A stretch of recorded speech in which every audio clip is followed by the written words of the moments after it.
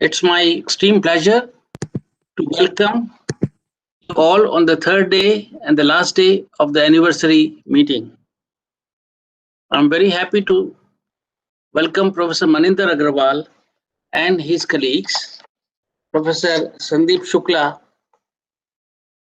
Professor Devadeep Mukhopadhyay, Professor Karnika Sheth, to tell us about the issues of cybersecurity in the current times.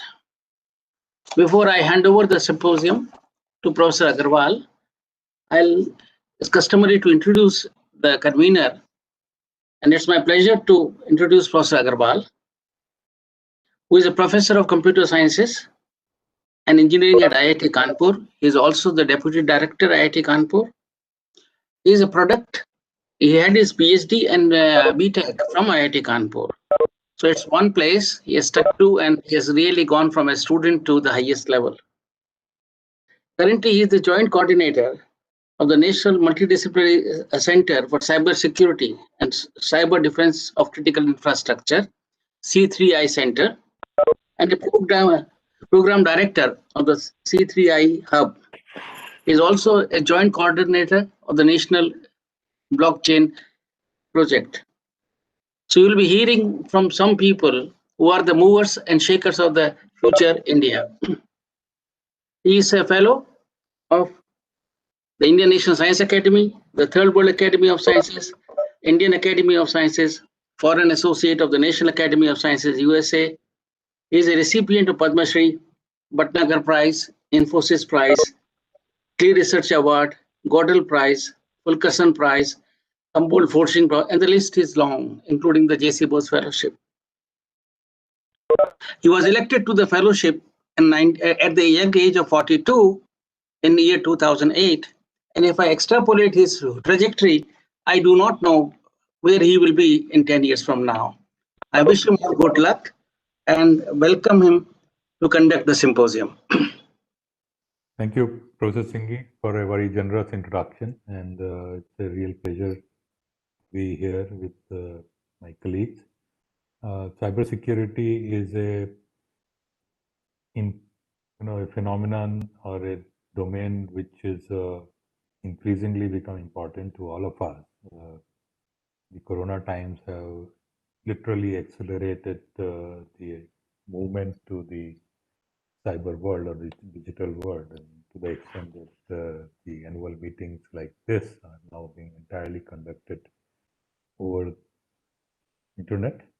And associated with this movement comes the issue of securing the critical information that is available and flowing on the net. So this session is about various aspects of cybersecurity and also the allied notion or the aspect of the laws which now are being put in place to govern the behavior of citizens on the cyber world. What are the do's and don'ts? What makes an act unlawful, and so on. So we'll have hopefully be able to give you a taste of all these aspects. The structure of this session has already been shared. I will start with giving a very broad overview of cybersecurity domain and also provide a brief introduction to cryptography over the next 15 minutes.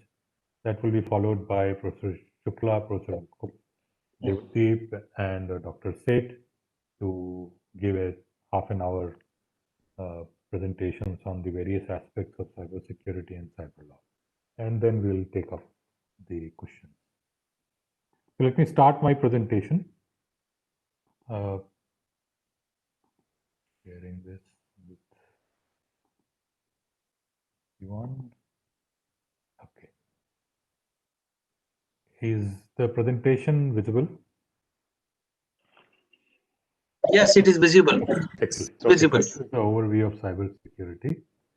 Well, let's start with the definition of cybersecurity. I think we all understand that, but it's anyway good to state it. Cybersecurity is about protecting unauthorized access to information in the digital. The information can be of any kind. It could be your some data that is of great relevance to you, your personal information, or some messages, or so many other possibilities of the information which is of certain importance to a set of people, and they would not like it to be exposed to others.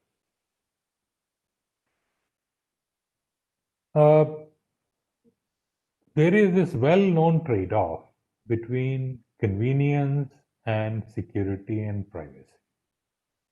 Let me spend a couple of slides on this. As we move on to digital domain, the reason for moving on to digital domain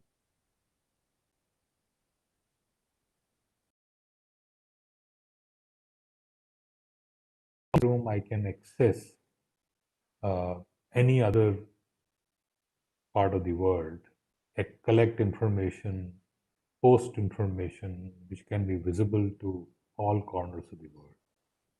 It's an extremely convenient tool for all of us to use, to get information and also to share information.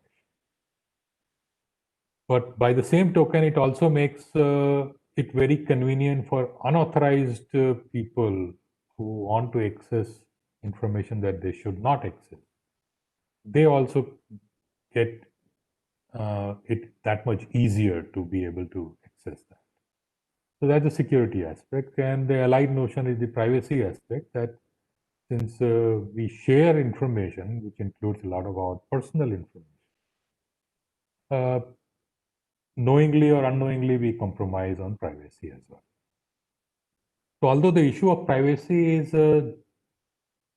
somewhat different from the domain of cyber security, since it is related, I will just highlight this in one slide, that many of us are very comfortable sharing all kinds of personal information on the social media platforms like Facebook, Twitter, Instagram.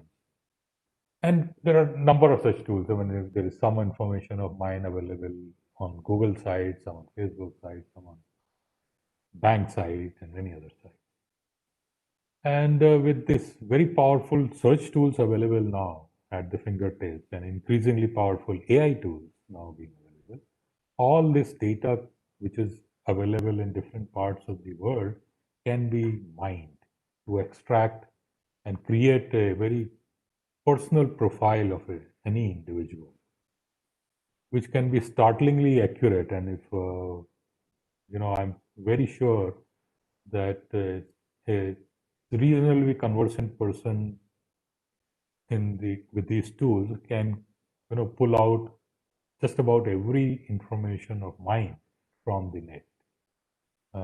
Address, office address, home address, phone numbers, email IDs, and so on.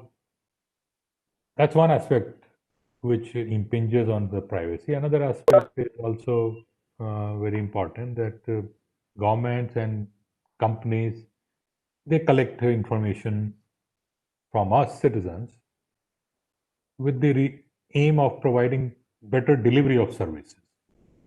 But this better delivery of services also goes hand in hand with compromise and personal privacy, because that personal information that we share with any other entity, that entity, or if the entity's servers get compromised, then that information can be made available or becomes available to many, let's say, not so desirable elements, and that can lead to difficult situations. So there is this perennial trade-off between convenience and privacy. I don't think we have as yet arrived at a comfortable equilibrium between these two. Hopefully we will at some point soon enough in future. And something very similar and something even stranger happens with the security aspect. I mean, when we talk about digital domain, because as humans, we have, we have evolved over thousands and thousands of years, and our bodies have become tuned to physical danger. So there are some nerves that start tingling if one goes to a let's say location when one is it's dark and there's nobody around. So there is a natural sense of danger which comes into us and we become cautious. However, the something similar doesn't happen when we are in the cyber world or digital world, because we are physically sitting in the comforts of our room. So there is no sense of or imminent sense of danger, but it could be equally or even more dangerous depending on which site or is you are visiting and which software is getting downloaded on your computer can lead to catastrophic consequences. So there is an innate, let's say, problem with our cybersecurity awareness mechanism. We are not naturally aware of this.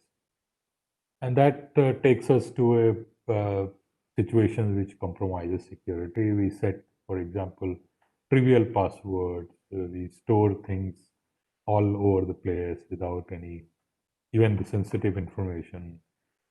People, create a password. Then, in order to remember password, they store it on a pen drive. Now, that pen drive can travel in their pocket or wherever to many locations.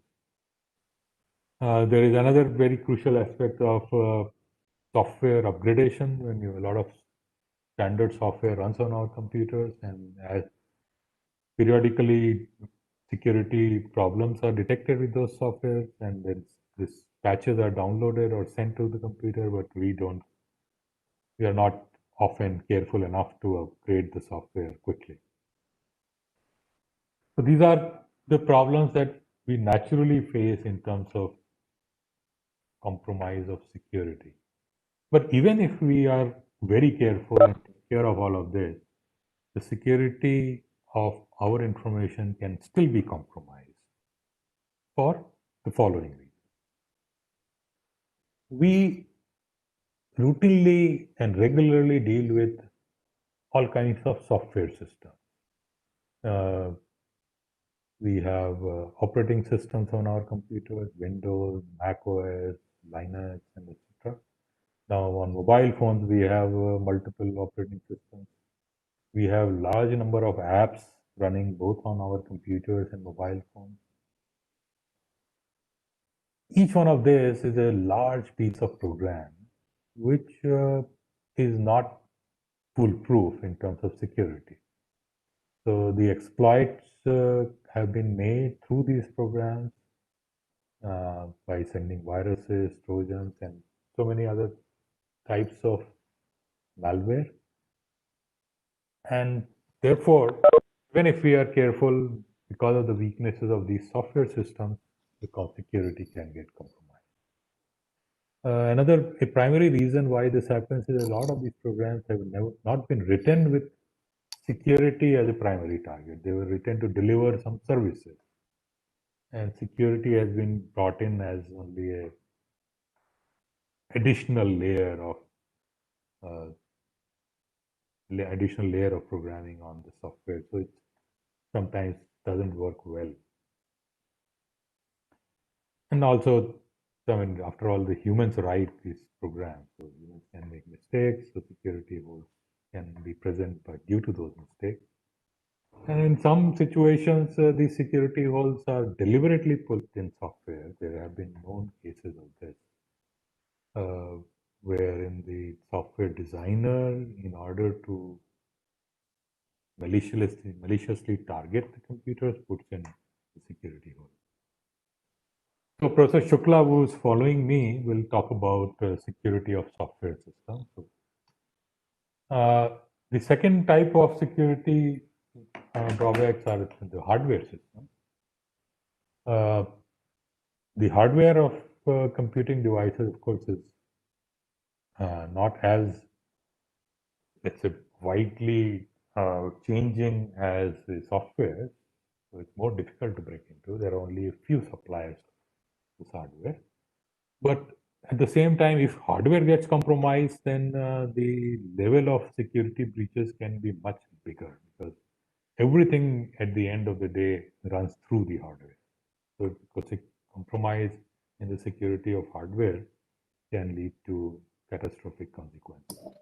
And again, some weaknesses in hardware are at times deliberately maliciously targeted. So Devdeep Mukhopadhyay will share with us the now, along with the securing software systems and hardware systems, we also have to secure the data or the information that is present. The tool that is used to secure data is cryptography. So cryptography techniques code the data that is stored in a certain way so that decoding it is not possible or very difficult for unauthorized. That requires knowledge of a secret key which is not available with the unauthorized. And I'll briefly run through some major aspects of cryptography. Now, finally, despite the best possible attempts to protect or not allow unauthorized access, there are always breaches that keep happening. And therefore, governments have now been making laws that makes such unauthorized accesses illegal so as to further deter people to do such a thing. So Dr. Karnika Seth will bring in that cyber laws aspect to our discussion. So that's a very quick overview of the entire cybersecurity domain. Now let me move on to the so this concept is ready. I have to transform it in the Arabic. Okay, so the cryptography is the tool, as I mentioned, to secure data or protect data.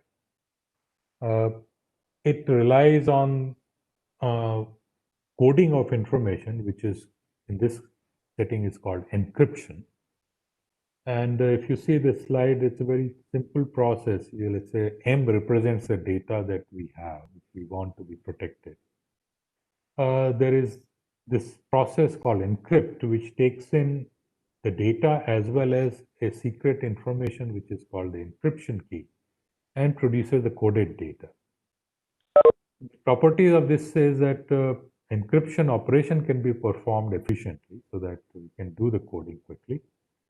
An encryption key will need to be changed regularly in order so that this information is not, even if key gets compromised for some reason, by changing it, we can avoid long-term damage to the security. The inverse of encryption is decryption, where you take the coded data, because coded data is not necessarily of much use, so one would want to decode it in order to use it. Then what we call is a decryption process, which we supplied in the coded data with the decryption key to produce the original data. What the essential requirement of this encryption decryption pair of operations is that without the knowledge of decryption key, the decryption operation cannot be efficiently performed. With the knowledge, it can be efficiently performed. And that's what distinguishes authorized versus unauthorized access. Authorized are those people who have the knowledge of decryption key, so they can access the data. Unauthorized people presumably do not have knowledge of the decryption. Now, the encryptions are of two broad types. One is called private or symmetric key encryption, and the prominent examples of this type are the algorithms called AES and DES. Here, both encryption and decryption keys are either equal or the same, simple transformations of each other. Therefore, both have to be kept secret because decryption key is the main thing that allows one to decode the data. So that has to be kept limited to authorized users. And if encryption key is a simple transformation of decryption key, it also has to be kept secret.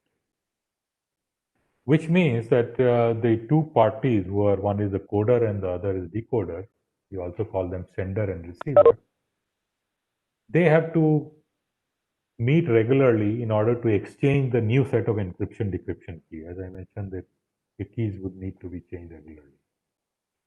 So that's a drawback of such a system, because this change of the key becomes a little logistically different challenge. The advantage is that these algorithms are extremely fast, so we can achieve very high throughput through private key encryption. In contrast, we have public key or an asymmetric key encryption. The examples of these are RSA and elliptic curve cryptography. Here, the decryption key is a very difficult to compute transformation of encryption. So even knowing encryption key, therefore, one cannot figure out what the decryption key is. This allows us the flexibility of keeping only decryption key secret. And due to this, sender and receiver no longer have to meet. They can just exchange the key remotely. And that's a huge advantage that public key encryption brings in.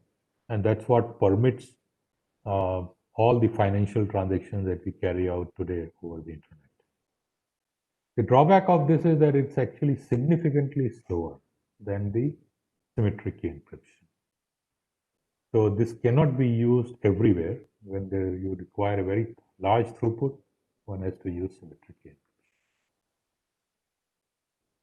Now there is a third type of encryption which has come up recently, not yet practical, but it's a very, very interesting methodology of encryption. It's called homomorphic encryption. So let me run through an example to demonstrate its power. Suppose we have some secret number 1, M, to be encrypted. This number, say for example, is a PIN number that we have or something important. So this is, suppose this number M is encrypted and is actually stored as coded number C. Now when we change the PIN, of course we have to change this number as well. Let's say, so I'm just changing it here, for example, to 2M plus 1. Now, in order to change it, this number to M to 2M plus 1, we need to decrypt C, because that number is stored as C to get M, multiply it by 2 and add 1, then encrypt it again and store it. Which means in the whichever device this process is happening, there is a small window of time when the number M is present unencrypted. And if in that period of time an unauthorized access happens to the memory of this device, which can happen through, let's say, breaches in software or hardware systems, then this unauthorized access will allow the unauthorized person to get the knowledge of both number M as well as 2M plus 1, which is undesirable. So the question here that has been asked is, can one operate on the coded number C without decrypting and change the number C to the encryption of 2M plus 1? And the answer to this was not known for a long time until recently, that is. Now a very recent breakthrough, it has been shown to be possible. This is what is called homomorphic encryption, that you can work or operate on the encrypted information to manipulate the data without decrypting it. Unfortunately, the algorithms to do it are still not practical because they take a significant amount of time. But there is a hope that in a short period of time, the researchers will be able to bring down this time and make it practically usable. So with the securing of data which is achieved by cryptography, a natural question could be asked that if we have secured the data, then what is, that's it. The data is of critical importance to us, so why do we need to worry about any other aspect? Well, clearly not so. Actually, cryptography is provides a very small part of the overall security of the system, for the simple reason that if the key gets leaked, then no matter what cryptographic techniques you use, it's all going to be useless. And that key is a small piece of like complex, hard to remember information, and that has to be kept securely, and which is kept securely also on computing devices. So breaches into computing devices can lead to compromise of all kinds of security with or without cryptography. And that is where the most attention is being paid to ensure that these breaches do not happen. Thank you. That's all I have to say. Now I'll request Professor Sandeep Shukla to share with us his overview or thoughts on software security.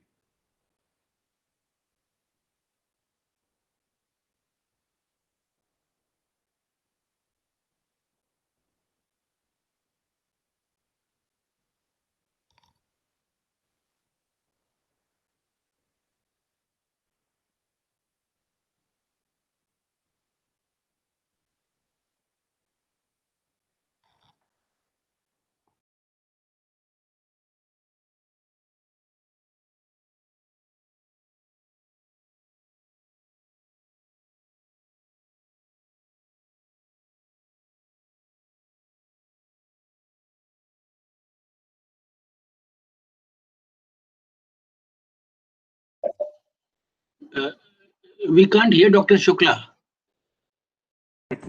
I have to unmute. Yeah. Can you see my screen?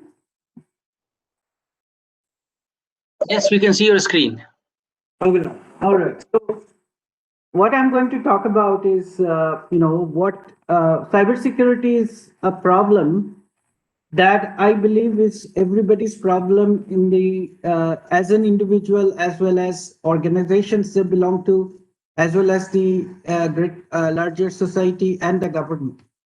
And that is what I'm trying to convince you in my talk. And the way I want to proceed is that I want to go into two parts. First part is threats to our own privacy and security. And as Manindra has explained, is what that means is that we don't want to lose the kind of information that identifies us or kind of information that we possess, or money that we possess, or any other kind of documents that we possess. And I want to say a few words on why is it so easy for hackers to hack us. As you might have heard yesterday, day before yesterday, that the US government is right now reeling from this extensive operation by the Russian intelligence on its Treasury Department, its Homeland Security Department, and so on. And which was first discovered by a cybersecurity company, which itself got compromised by this particular pretty sinister hack by compromising supply chain.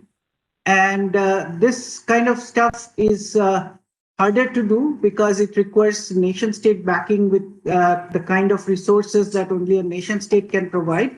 But in general, for individuals like ourselves, it is easy for hackers. Even a student can actually do this, and I'll tell you why.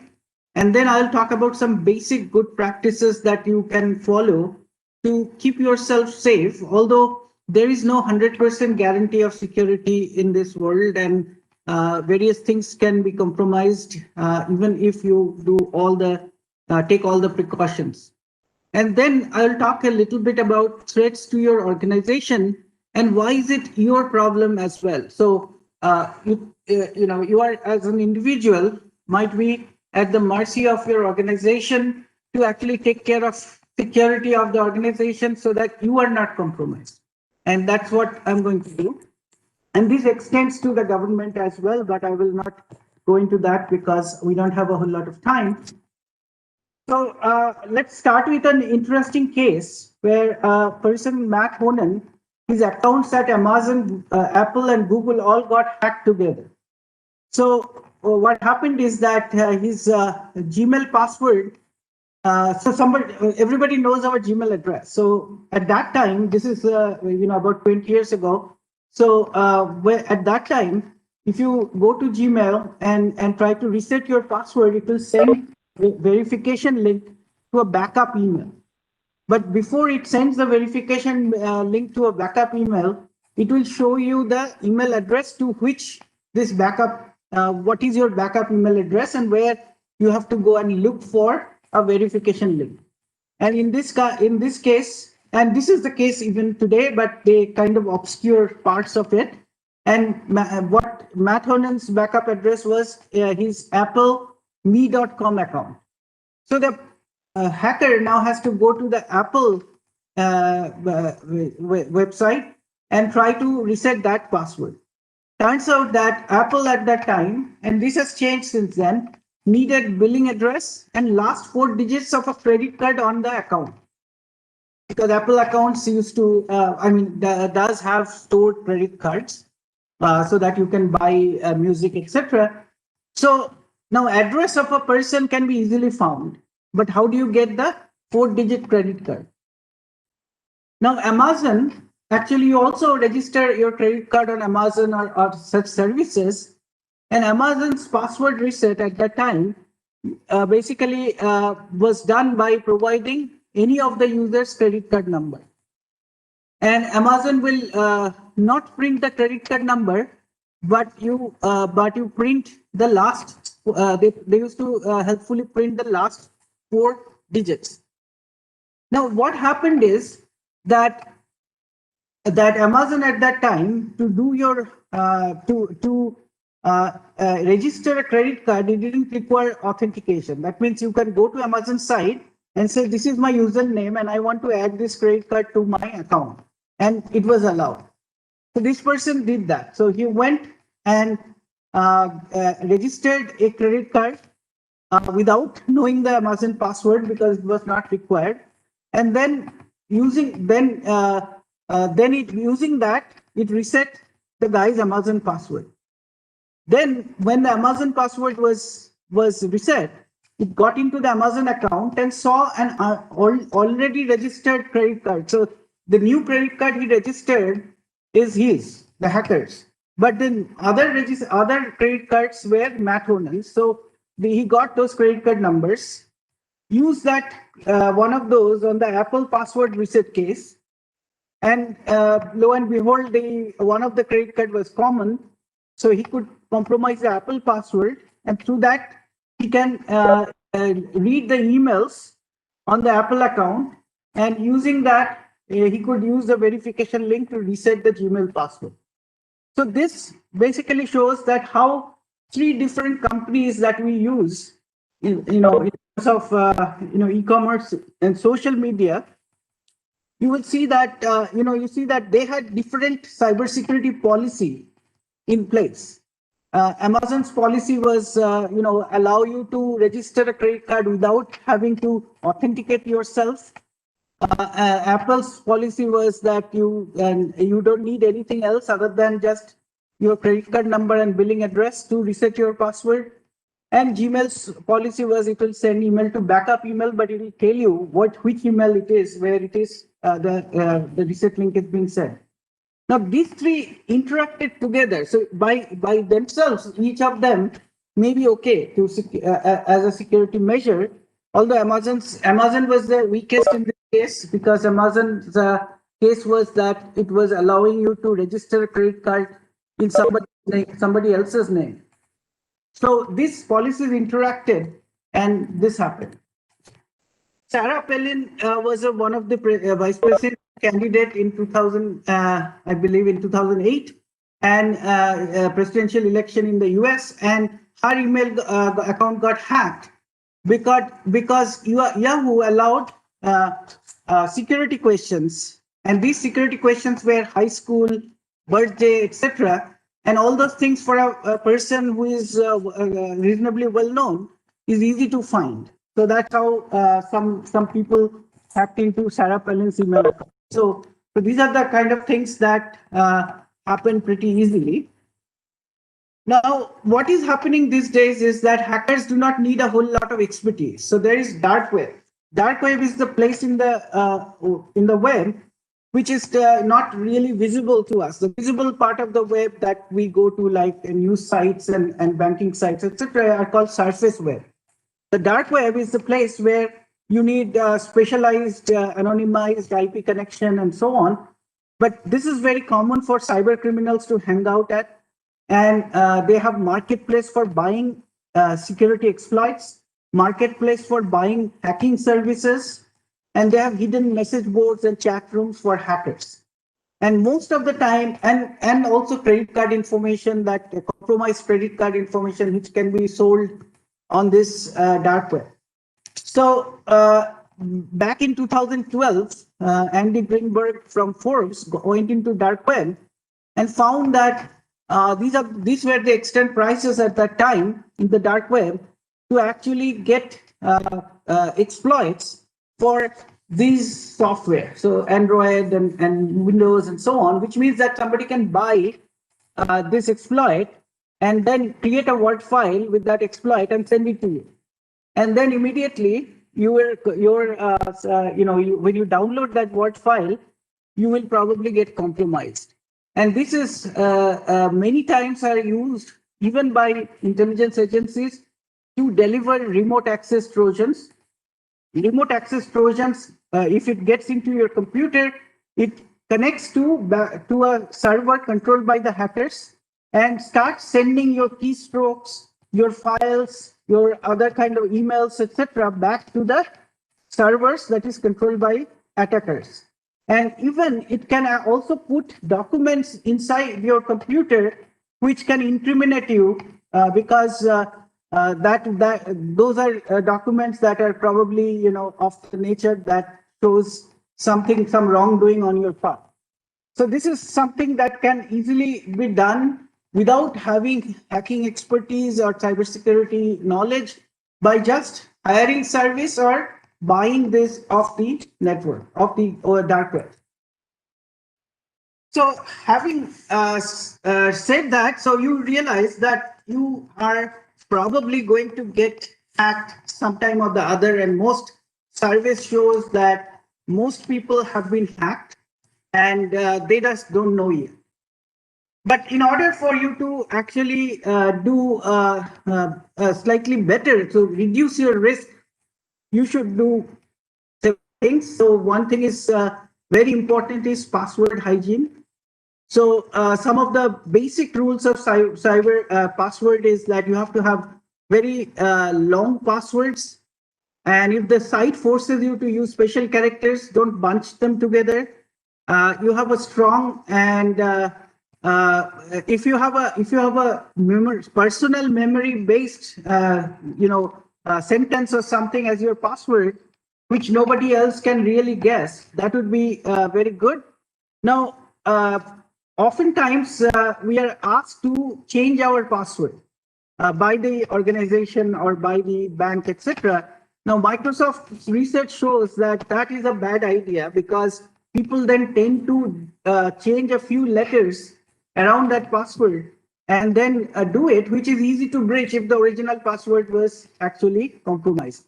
So it's no better than having the same password throughout than changing the password frequently, like in 6 months or a year, as long as you have a very strong and personalized memory-based password. Don't use the same password in 2 or more sites.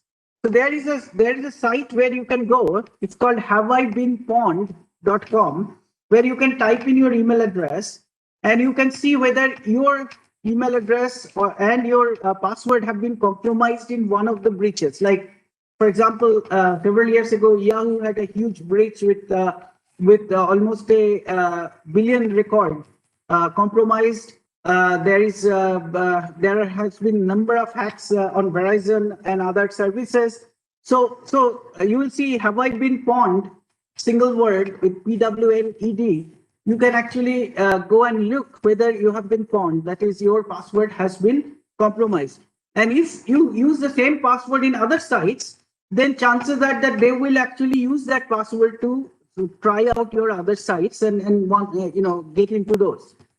And do not use your browser to remember your password. We often do that as convenience, and as Maninder said, that security and privacy is often a trade-off with convenience, and this is the convenience that browsers provide. But it is not a good idea if somebody gets hold of your browser.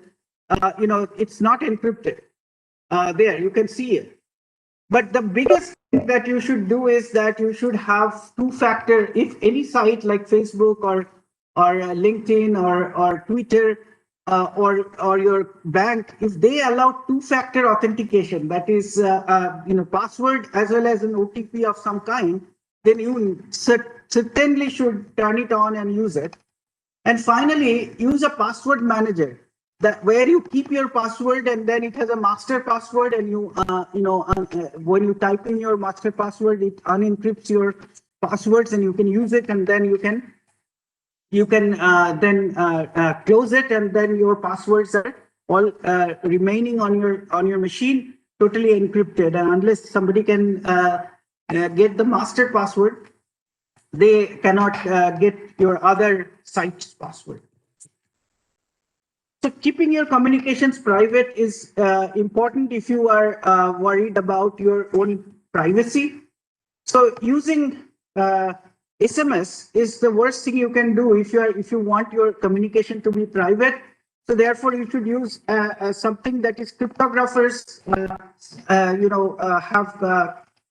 have told that this is secure, and this is the Signal app, which uses a end-to-end encryption, and it's more secure than WhatsApp end-to-end encryption. We know that WhatsApp could be compromised. At least it has happened with the Pegasus bug, things like that. Signal now, day before yesterday, some Israeli company has claimed that they have been able to even breach Signal, but I haven't analyzed that yet.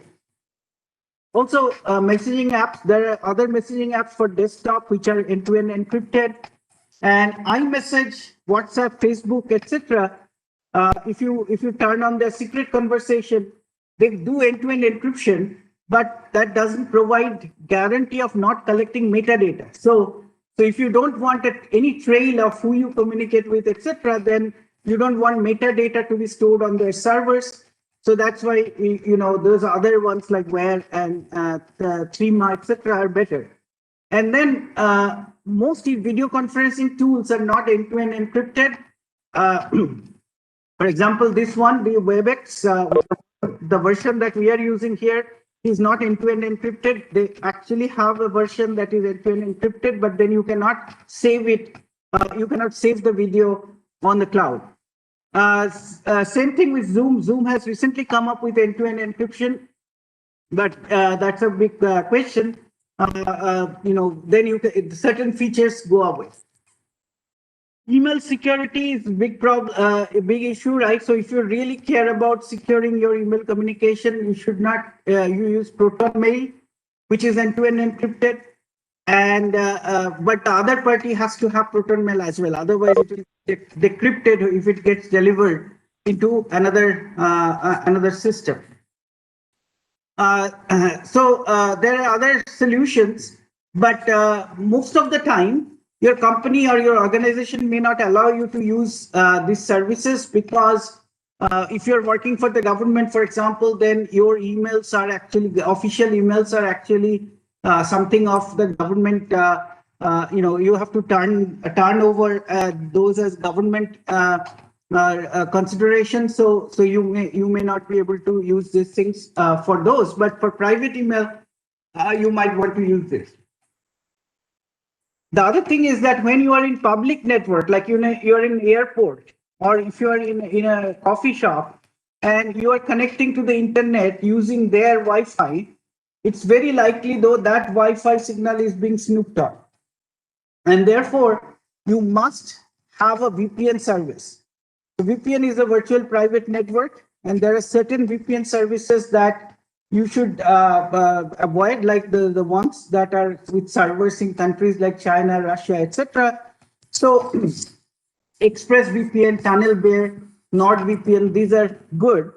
because this basically ensures that not only your data is not being snooped, the airport wireless may have a evil twin, or it might actually have a compromised DNS. So you might think you are going to your e-commerce site or banking site, but actually it will be a site that looks like those sites, but it will then steal your username and password if you type them onto those. So using VPN in a public network is very important if you want to do any kind of transactions, etc., while being out.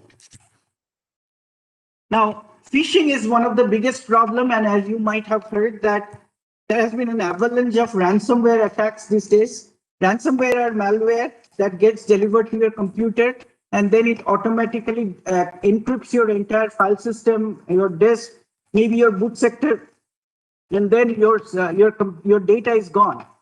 And unless you have good backup of your data, basically you have to pay cryptocurrency to the ransom to the hackers in order to decrypt your data. But even then, sometimes they don't actually, they take the cryptocurrency, but they don't do what they are supposed to do to give you that. So therefore, you must be very, very vigilant about what you click on when you get email, or when you get an attachment on, not only in email, in SMS or in WhatsApp or in Facebook Messenger, etc. You should certainly be always very suspicious before you do that. And then you should have daily backup of your data. So that, especially if you're doing something like you're writing a book, or you are writing code for a very large project, or you're collecting data from your experiments, and if you don't have a backup, ransomware attack can happen anytime, and then you might be without any recourse. And this has happened to very large government organizations like the city government of New Orleans, city government of in Germany, city governments in a multiple city government like Baltimore in the US, and so on. So they actually not only encrypt your data, they crawl through your network, and any computer that is connected to you will also be affected. This also happened in IIT Madras. So so importance of backup is to be emphasized here. Have a hard disk that is detachable from your computer, because if you back up your data and then keep the disk attached to your system, then if you get hit by a ransomware, it will also find the disk and also encrypt it. So you back up, you disconnect, right? So that's very important that you do. Second thing is that if you nowadays there is a new thing, that is not only they encrypt your data, they first steal the data and then encrypt it. The reason they want to steal the data is because they say that either they try to look for scavenge through the data and find out if you have bank information and other information, but also they want to actually hold you on ransom. So sometimes the ransomware may actually be so severe that they can completely destroy your machine, right? So they basically destroy the boot sector, and you will not be able to recover that machine. So in that case, to get the data, you have to give money to them. So backup is very important, and also keep your data itself in an encrypted form inside your computer. So therefore, you don't have to worry about if the data gets stolen.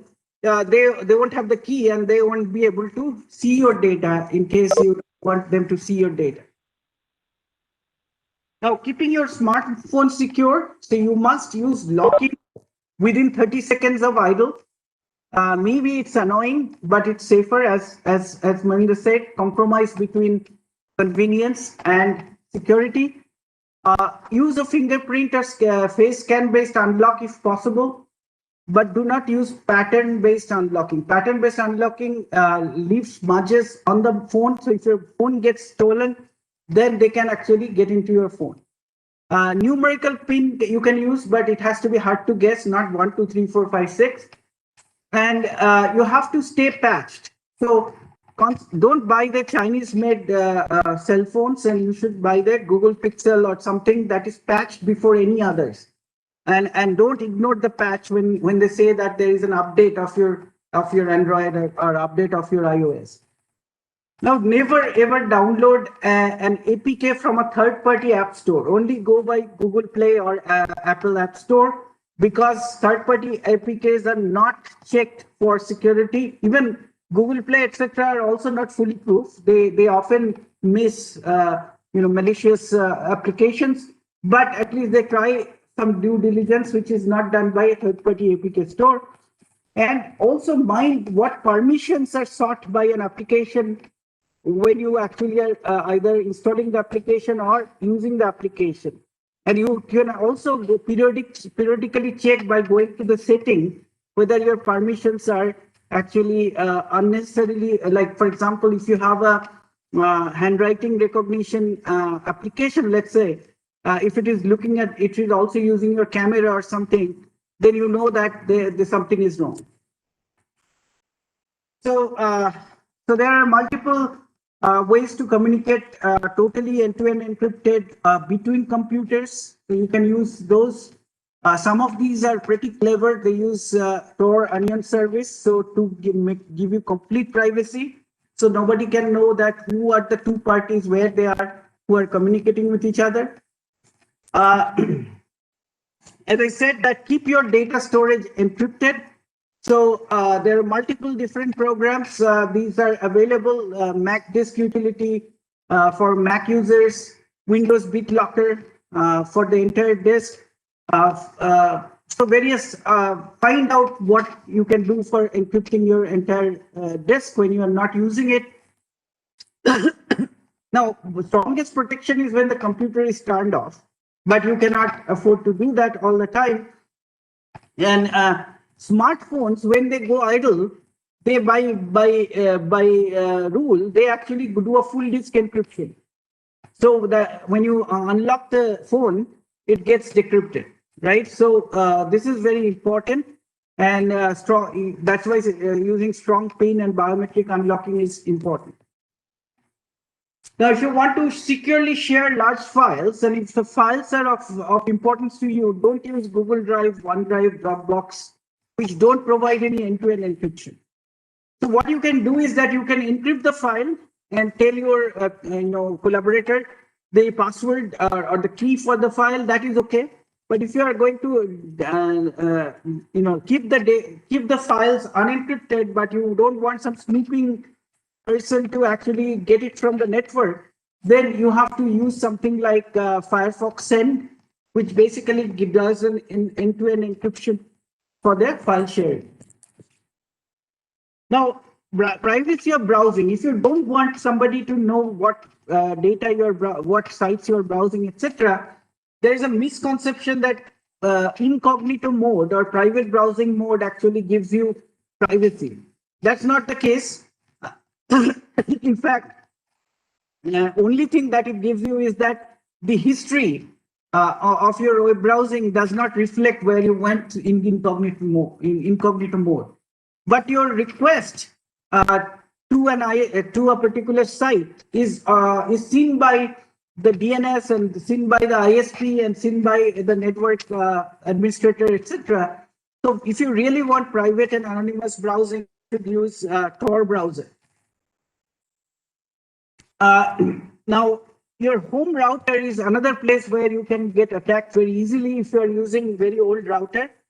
And another thing that often happens is people buy a router, bring it home, and then just connect it and start using it.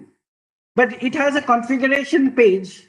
Every router actually can be configured by the user, and usually the factory set password is a password and admin and password. Now, many people don't change it because they are not aware of it. And if you don't do that, certainly some neighbor or somebody driving by your house can actually stop by and get a signal from your router and can actually reset the password, and then you cannot do anything.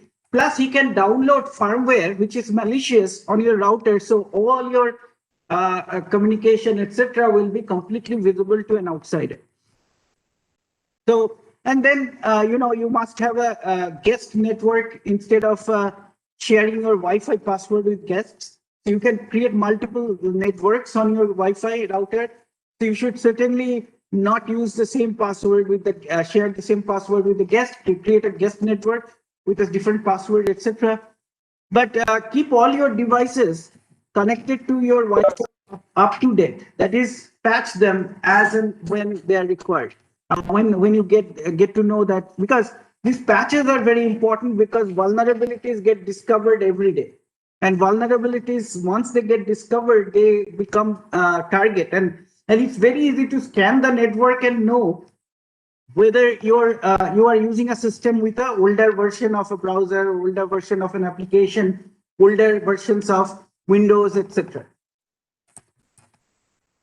Now I want to switch to the threat to your organization. I'm running a bit late, so I'm going to run very fast. So your organization actually can do a lot of stuff for you to stop phishing, to stop insecure email, insecure DNS setup, insecure Wi-Fi, insecure network, web, that the web requests that come to your website, intrusion into your network. And then if they don't have a security operations center, then there is a problem. So most importantly, if they don't have a watertight security policy or framework at the organization level, basically you have to depend on your luck for not getting attacked. So why should you worry? Because if the email server is not properly configured for security, your address may be spoofed to send emails in your name. If the DNS is insecure, you may get to attacker site instead of your bank and start typing password, etc. If the network is insecure, you can get attacked, so that when your paper is due, you suddenly get DDoSed, the denial of service attack. Insecure Wi-Fi means your intellectual property get theft, password theft. Firewall, not having a firewall means that attacks on your host, on your desktop, payload delivery, ransomware attacks. No firewall or intrusion detection means malware attacks, Trojans, remote access Trojans on your machine. Weak password would mean that, so the weak password is, although it's your responsibility, but organization has responsibility to enforce creation of strong password. If they don't accept a password that is weak, then that's an organization, policy.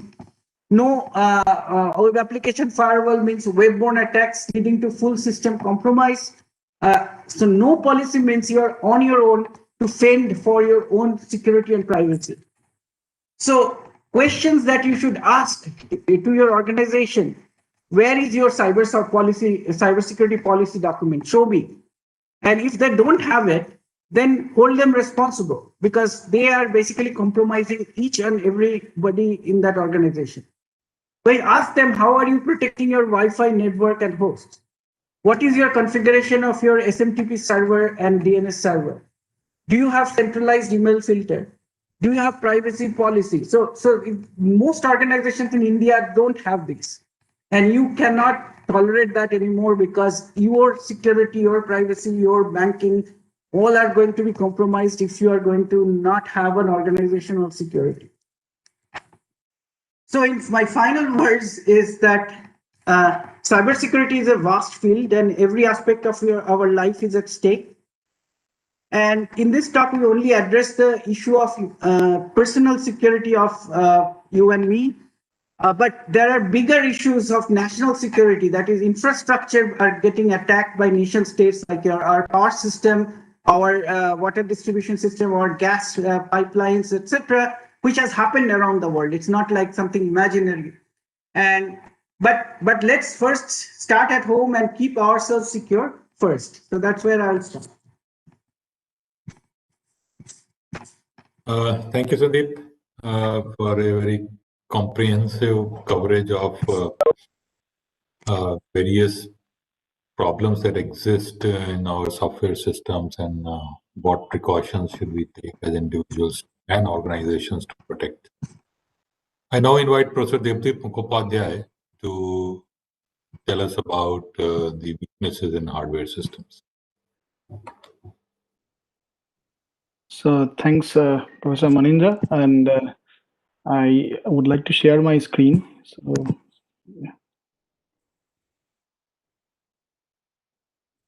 So is my screen visible? Yes. Yeah. Okay. So first of all, thank you to all the distinguished speakers and organizers for giving this opportunity. So the title of my talk is on hardware security in the world of IoT, from things to cloud. So as was already mentioned by Professor Manindra, hardware security is essentially a like a very I would say like an emerging area in the field of security, and I would say that it tries to address the gap between theory and practice.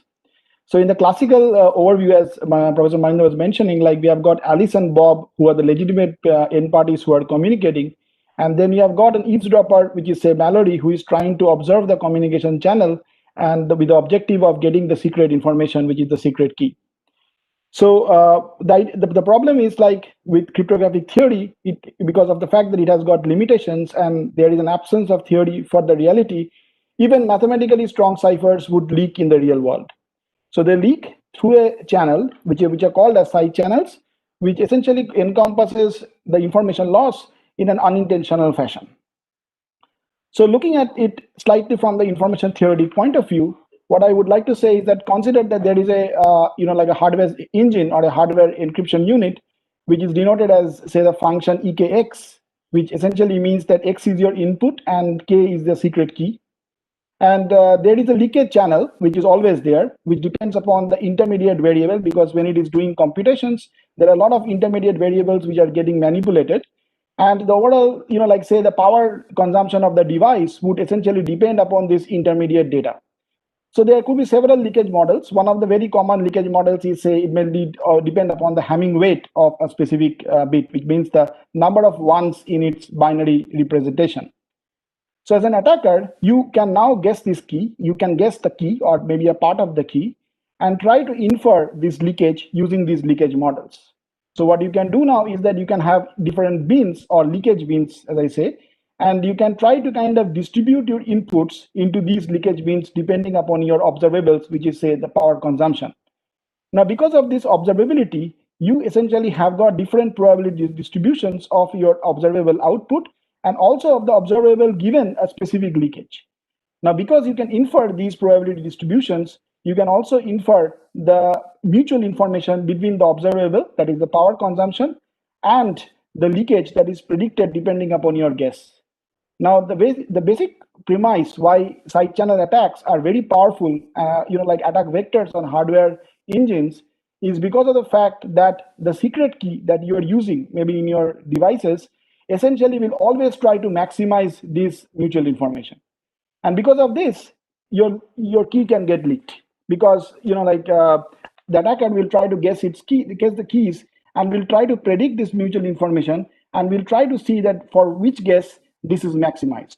So this gives an ability to the attacker to distinguish the correct key from the wrong keys, which is essentially the underlying principle or philosophy of like hardware attacks, which are called as side channels. So in order to investigate further at IDKGP, we have this laboratory which tries to look into the VLSI of crypto systems, formal verifications of finite field circuits, side channel analysis, post-quantum crypto implementations, microarchitectural attacks, Trojan designs and detections, physically unclonable functions, IoT security, machine learning for attacks and defenses, and finally cyber physical system security. So all of these are essentially some way or the other related very intrinsically with hardware security. And one of the very important aspects of this field of research is that whatever theory we try to develop, it needs to be ratified by experimental testbeds for side channels, IoT security, cyber physical systems, and hardware forensics.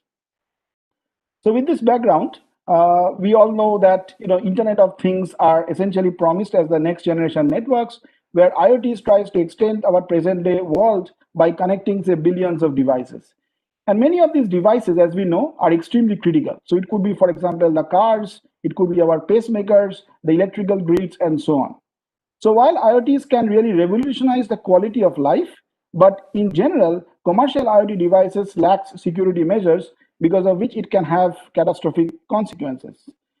So in the Indian context, I would say like IoT can have like several promising applications for water control, food control, governance, and pharmaceuticals, and so on. But if security, which is not addressed in the underlying hardware units that are being used in the IoT devices, it can have or lead to menacing threats. So I will try to kind of point out one of the threats which was pointed out in a paper which was written in IEEE Symposium on Security and Privacy, which is a premier event in this domain in 2017, where they showed that how IoT can go nuclear. So in these attacks, which was launched by an Israeli group, they showed that the Philips lighting systems, which are essentially home automation systems, which comprises of smart bulbs, are demonstrated, are employed, or are kept in or installed in the office premises in Israel, can be attacked. So these smart bulb systems essentially have got some kind of proximity detectors, which means that an attacker can only control them from within a distance. That means an attacker from beyond a distance should not be able to kind of control and command them. So what the attackers first wanted was to kind of update their firmware so that these proximity detectors are disabled. But it is not easy to do that because the firmware essentially is authenticated by a special checksum which depends upon a 128-bit secret key of the advanced encryption standard. Now, since the AES is very well designed, and since 128-bit means like 2 to the power of 128 space of the key space, and we cannot do a random attack on the random guess to know what is the secret key.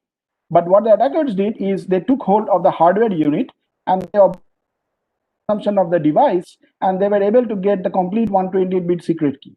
Once you get the 128-bit secret key using a technique, which I will try to kind of hint at during my talk, they were able to update the firmware and disable the proximity detector. And then finally, there is a very nice YouTube video. If you're interested, you can have a look, where they showed that they were flying drones in the city around the building, which were trying to control these lighting systems at will, displaying SOS and showing that they are completely being possessed.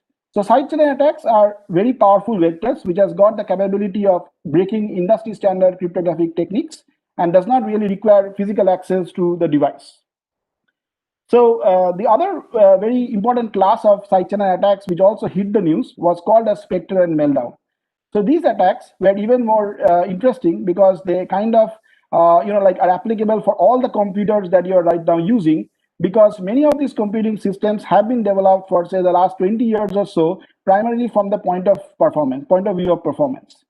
So what these attackers showed is that because of the microarchitectural features, they can be attacked, and the attacks are so devastating that it can reveal the, for example, your personal photos, emails, instant messages, and even business critical documents. So what is even more, difficult is how do you fix them? Because if you really want to fix them, you either require a patch that will result in a major performance hit, or it's extremely difficult because 20 years of evolution have gone behind these designs. So these powerful class of attacks are generally called side channels. And I would just like to mention that Intel stock fell around 5% because of the exposure of this security flaw. So side channel attacks, how do you counter them? So the idea that I would like to stress is that cryptography alone cannot do that, because what the attackers try to kind of sneak into is the fact that the cryptographic algorithms are not properly implemented. And that makes cryptographic engineer extremely vital if you want secured systems. So strong cryptographic algorithms are just the beginning. If you're using a smart card and if you're going a gas filling station with, say, an RSA kind of crypto system, and you're exchanging just the inputs and outputs, then the mathematics tries to give you guarantee against various kinds of attacks. But if there is a revelation of the side channel, like, for example, the power consumption or the EM radiation, then the secret key can be trivially divulged if there are no suitable countermeasures in your design. So this is how a side channel would probably typically look like. I mean, I just like to kind of show you, for example, the power consumption trace that we try to kind of capture in our laboratory when, say, an AES is running maybe on a microcontroller, which could be there in your smart card. And this is how the trace looks like. You can see that there are visible, sort of patterns in the power traces. And if you count, you will see that there are 10 jumps in this power trace, which corresponds to 10 rounds of encryption, which are there in the advanced encryption standard. So there are different class of attacks which have been developed. Broadly, they can be, like classified into simple power attacks, which tries to exploit the fact that the variations in the power consumption depends upon the various operations in your algorithm. Whereas there are also attacks which are called as differential power attacks, which tries to exploit the fact that the power consumptions actually depend upon the underlying data. So this kind of works was brought into originally in academics from around paper in crypto in '99. So this is a snapshot of how an attack on AES would look like. So all these attacks are based on divide and conquer techniques. So you do not kind of reveal the entire 128-bit key at once, but you try to look at a part of the key. For example, the AES algorithm will have 128 bits that you can kind of conceptualize as 16 bytes of the secret key. So this particular diagram shows you that the attacker is trying to observe or get one of the bytes of the key, and it is able to observe because of the statistical processing, the distinguishable spikes are kind of evident and telling us that this key is the correct key and are distinguished and are quite distinguishable from the other possible guesses. So how does the attacks work? I will not go into the details of the techniques, but I would just like to mention that these attacks are basically statistical in their in their description, and they are of the nature of what are called as divide and conquer attacks. So that means, like, even if I scale up the key length, the attacks will still be pretty efficient. So the attacks try to kind of exploit one key at a byte. So therefore, suppose you observe or concentrate to get one key of your secret key and maybe 1 byte, and you try to guess this key byte, and then you try to kind of estimate a hypothetical leakage or hypothetical power consumption, and you try to kind of match by using some kind of statistical techniques or maybe a like an ensemble of statistical techniques, and you try to see that whether the match is evident to tell you that this is that your guess is really correct. So these powerful attacks essentially have can be virtually used to break any mathematically strong cryptographic algorithm if there are no suitable protections. So these attacks have even been forwarded by other side channel attacks. So another very popular form of side channel attacks are what are called as fault-based attacks. So let me try to give you an overview behind that. So we all know that faults are menacing, but faults in the context of cryptography or security can be devastating.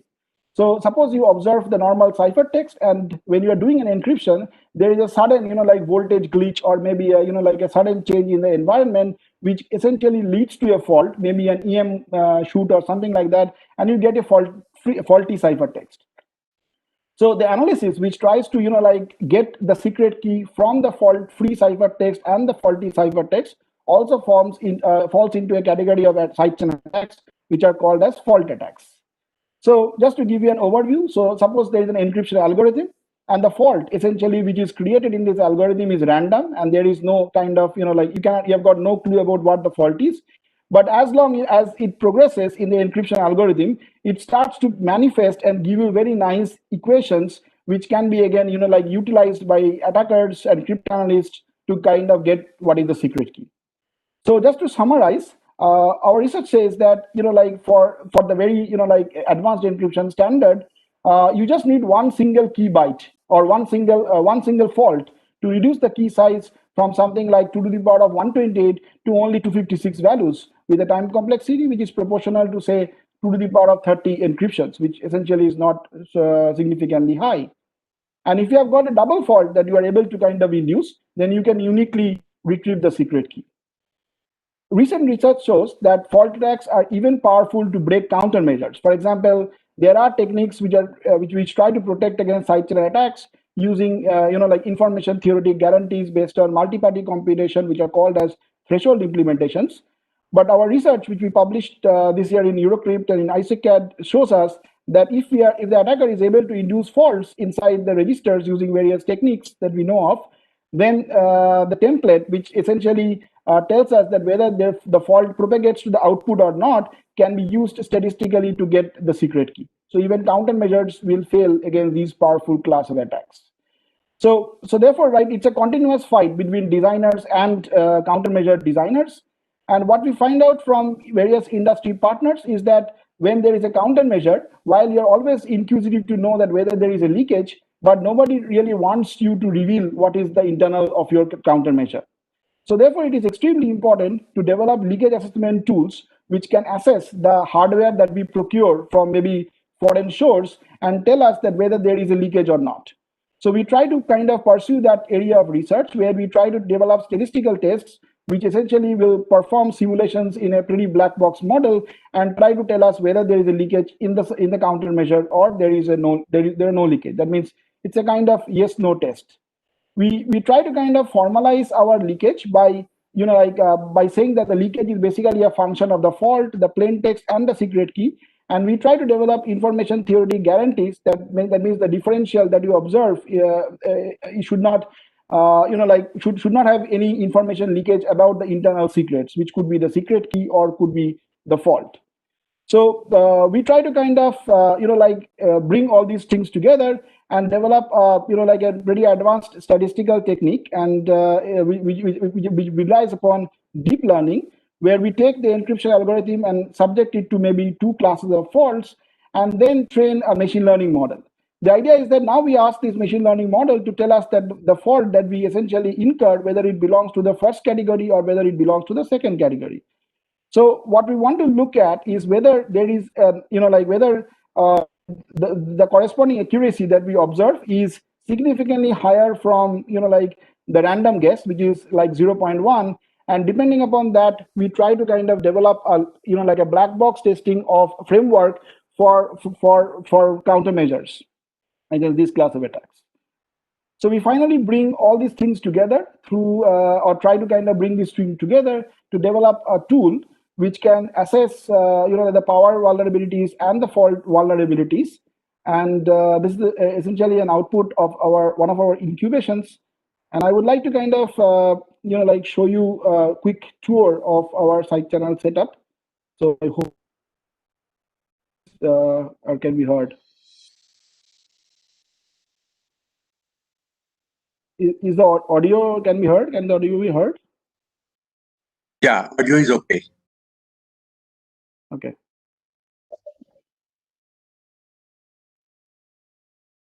Audio, video both are okay.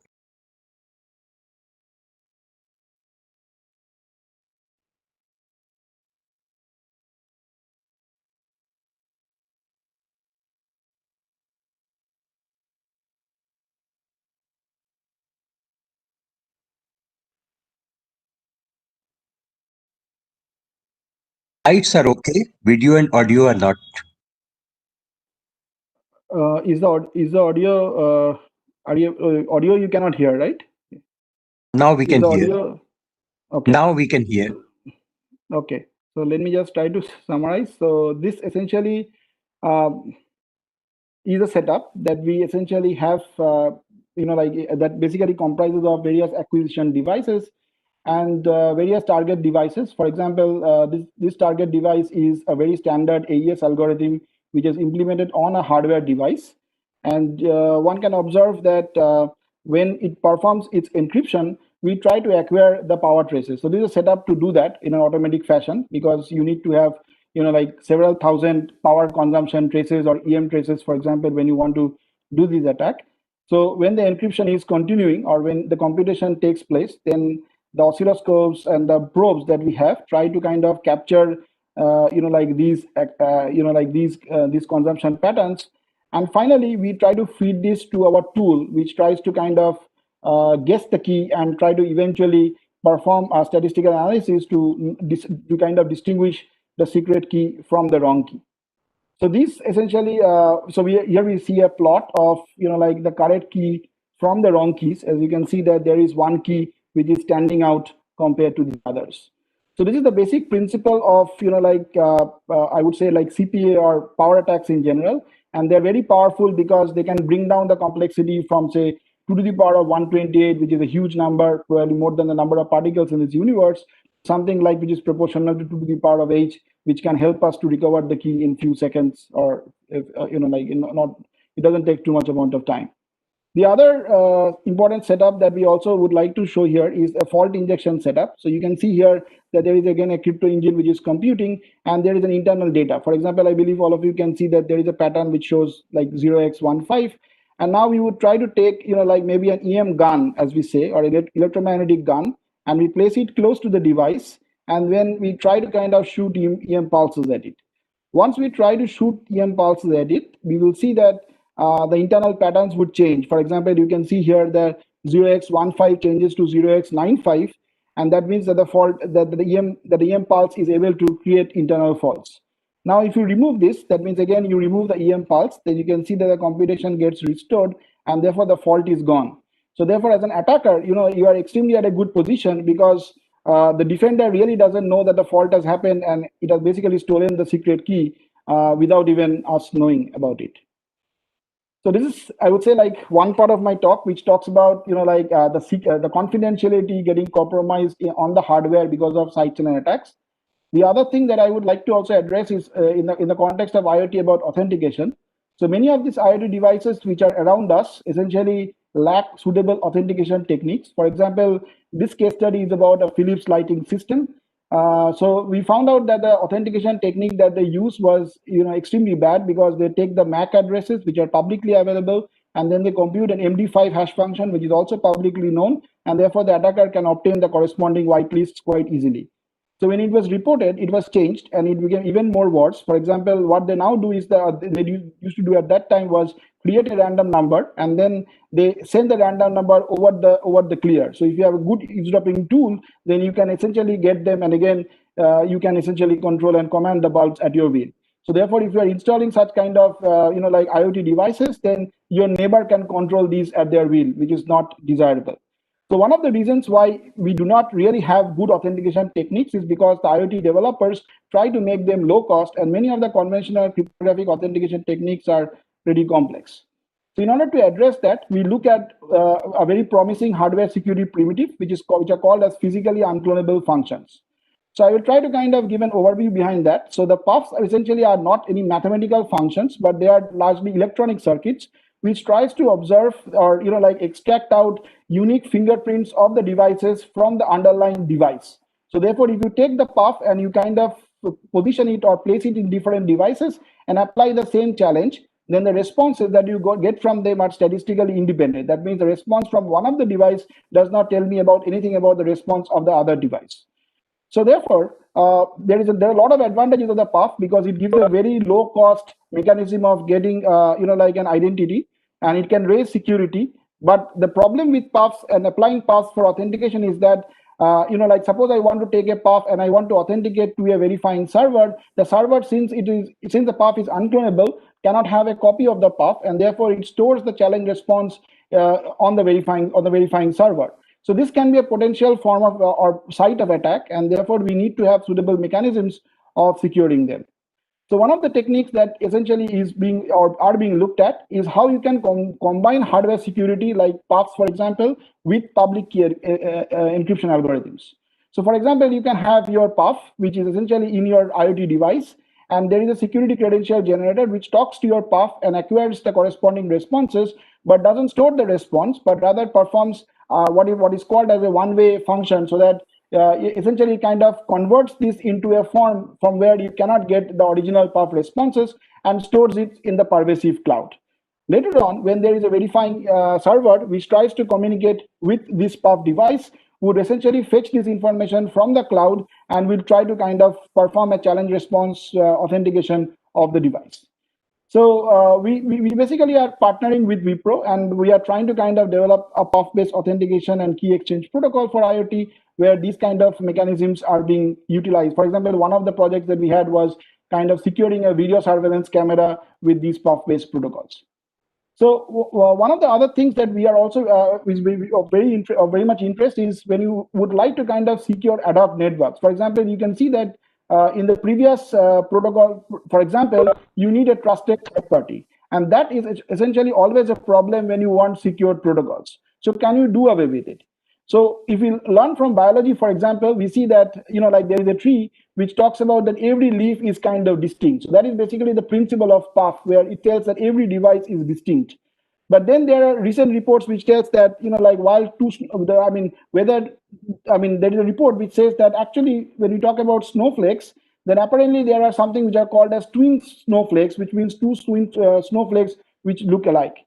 So taking this kind of cue from nature, can we develop, like something which are called as physically related functions, so that two hardware devices without any trusted third party would like to try to communicate with each other. So here is a very, very quick demonstration of that, and I will just be very quick here. So you can see that there are two devices and they are trying to communicate with each other. So the first device essentially sends an input packet and to the second device.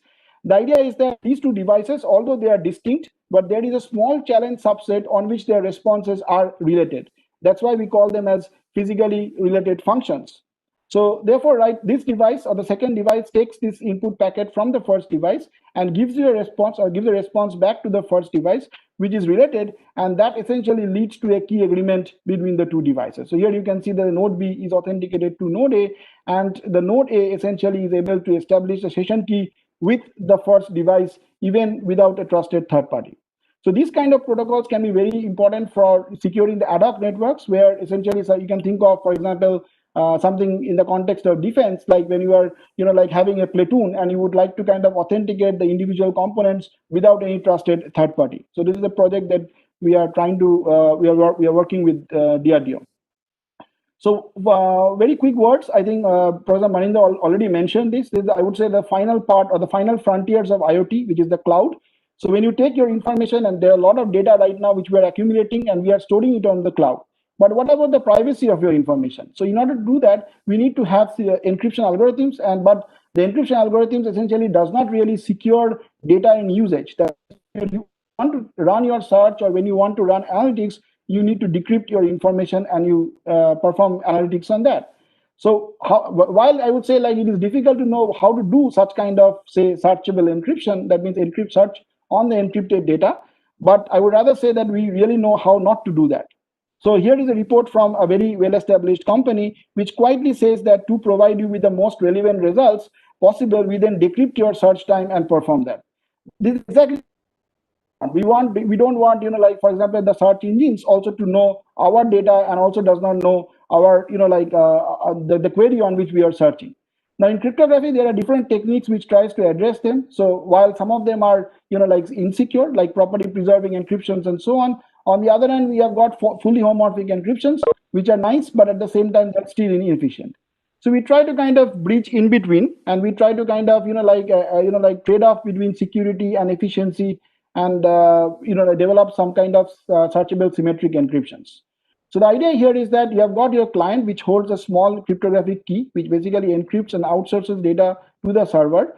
And later on, when you want to search, then you develop what are called as encrypted tokens. And using the encrypted tokens, you perform your corresponding search, so that even the server does not know anything about what you are searching for. So in crypto in 2013, there is a very nice paper which tries to talk about such a technique.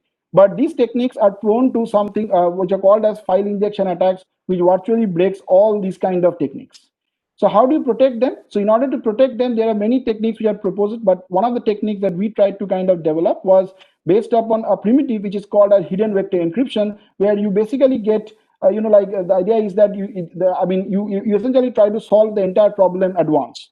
So the idea is that in a hidden vector encryption, you take the attribute, there is an attribute which you also encrypt, and there is a predicate which you also encrypt, and then you essentially return a 1, or a Boolean predicate is returning 1 when there is a complete match. So I will not go into the complete details of this, but I would just like to say that many of the hidden vector encryption techniques are based on public key encryption algorithms.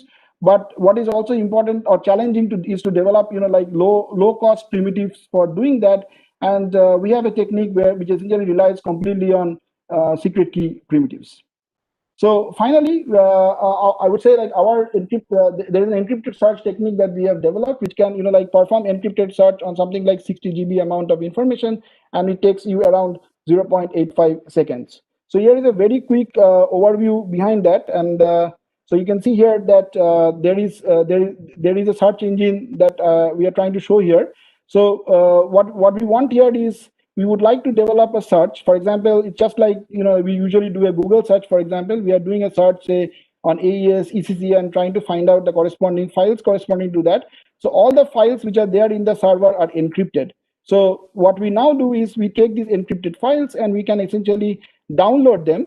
And once you download them, you essentially can, as a client, you can now decrypt and go ahead with your data. But the server really doesn't learn anything, because from the server's point of view, the database is encrypted and the query was also encrypted.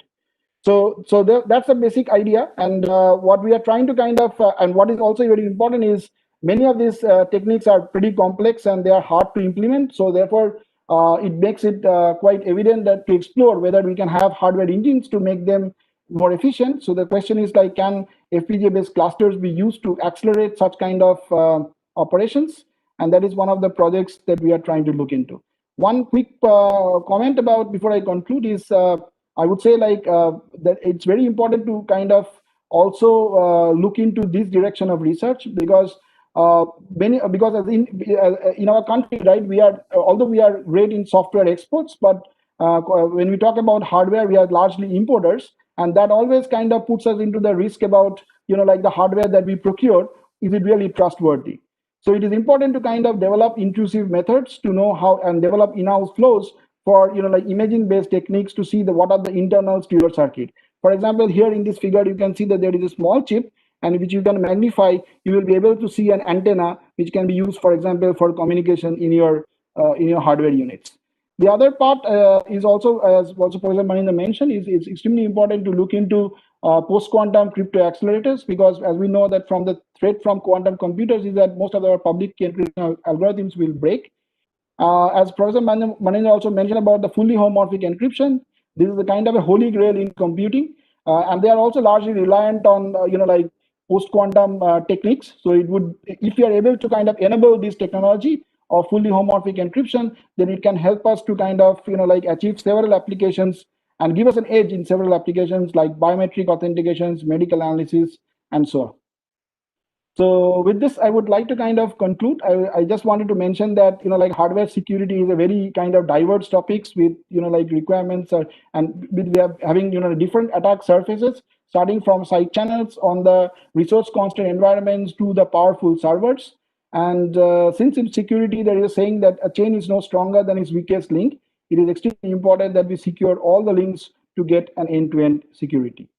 So with this, I would like to say thank you. And if there are any, so this is a like a hardware security conference that we do in India, and interesting, it is right now running. So if some of you are in, please have a look at it. There are exciting talks from leading researchers. Thank you for your attention. Thank you, Professor Mukhopadhyay. It was a very fascinating description of how, even with the best of hardware and best of intentions, small errors in computation can lead to very catastrophic consequences like leakage of the key and so on. This brings us to the last quadrant of this session, and I'll request Dr. Karnika Seth to enlighten us about cyber laws and what they are, where they are going. Of course, the need is very clear, but exactly where we stand with respect to them today is something we would not like to hear from. Dr. Seth. Thank you, Professor Manindra. I hope I'm audible. Yes, you are. Yes, very well. It's indeed a matter of great pleasure for me to be here today at this annual INSA meet and speak on such an pertinent topic, cyber law and cyber crimes, which is, obviously reaching a huge, paradigm shift, especially during the COVID times. I do intend taking you through, the current spectrum of what are the current laws and the legal framework we have in terms of cyberspace law today. Not just in India, but I will also like to touch on a couple of recent trends and developments abroad. Now, as we all understand, especially during COVID, cybersecurity has been, at the helm of affairs, and the basic threats to cyber, in the cyber domain, to people, to property, to national secrets, or otherwise, has immediately, assumed great importance because a lot of online crime has risen during the last few months. And having said that, if you look at the statistics, almost 85% crime rate has increased in the cyberspace arena, as per the MHA figures also. And 44,000 1,000 or more, cyber crimes were there in year 2019. And that was, almost doubled from what was seen in 2018. And I'm sure with the current rise, I think it's almost threefold the rise during the last, 2020. Now, with this sort of increase, when we look at the kind of crimes which have percolated around this time, fraud is number one. Fraud specifically to do with corporate frauds, and either arising out of phishing attacks or ransomware or otherwise. It is mainly to have unlawfully, illegally gain financially. Now that could be done through various modus operandi, or the method of committing crimes could be use of mobile, or could be internet. However, Trojans or other I would say softwares or onion routing to hide their real identity are often used by cyber criminals to commit such crimes. Now, this, that's not the only, worry, because right now 60% of our crimes in India, cyber crime space, is by virtue of these financial crimes is the main focus or the agenda. The others being, defamation is number one also, and number two, blackmail. With women and children, harassment, online harassment to them has risen in the last few years in India. Now, kinds of cybercrimes, if we try to segregate them, they could be crimes against nation, for example, cyber terrorism. We have seen how critical infrastructure of a country, maybe a power grid or otherwise, can have be separately attacked by a cyber criminal or a terrorist racket, and can create havoc, in terms of creating havoc in the affecting people at large, masses, in terms of masses. Now, if you see the kind of scenario in that regard, that will amount to cyber terrorism, and the punishments given under our current IT Act are almost to life imprisonment. That is the extent to which the deterrence is there in terms of the Information Technology Act we have today. Then comes the other kinds of offenses, like crime against property, where data, for example, or a computer system or a server could be hacked. And then comes the say humiliation or harassment or trolling done to a particular individual, defamation. Those kind of offenses, crimes are also there. So if you see the kind of paradigm, there is a huge I would say spectrum of where one can create kind of I would say effect in terms of cyber crime can have on people, on property, on nation at large. Therefore, the relevance of cybersecurity in today's times is quite apt, and it's quite imminent, given the fact that a lot of crimes are percolating through cyberspace. Now, with this, I would like to just touch on a few cases. For example, when we talk about man-in-the-middle attack or a phishing attack, there have been a number of cases where phishing has been particularly used. If, for example, if there was a buyer X in a country and a seller Y, in another country, and there could be an insider maybe, or otherwise somebody who knows the connected email IDs which are being used to conduct a transaction. And that is spoofed, a new identity is created by making a slight change in the email ID.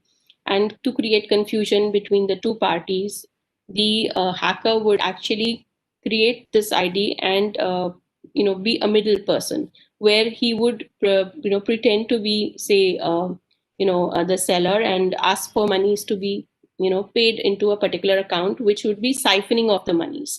So these are quite rampant, these kind of cases. And in large number of cases, a fake identity which is created by using those tools or software may not even be detected. Sometimes a person he's sitting in a third country and using sophisticated tools like onion routing or Tor, by which you're not able to detect if there has been a crime or not, and from where.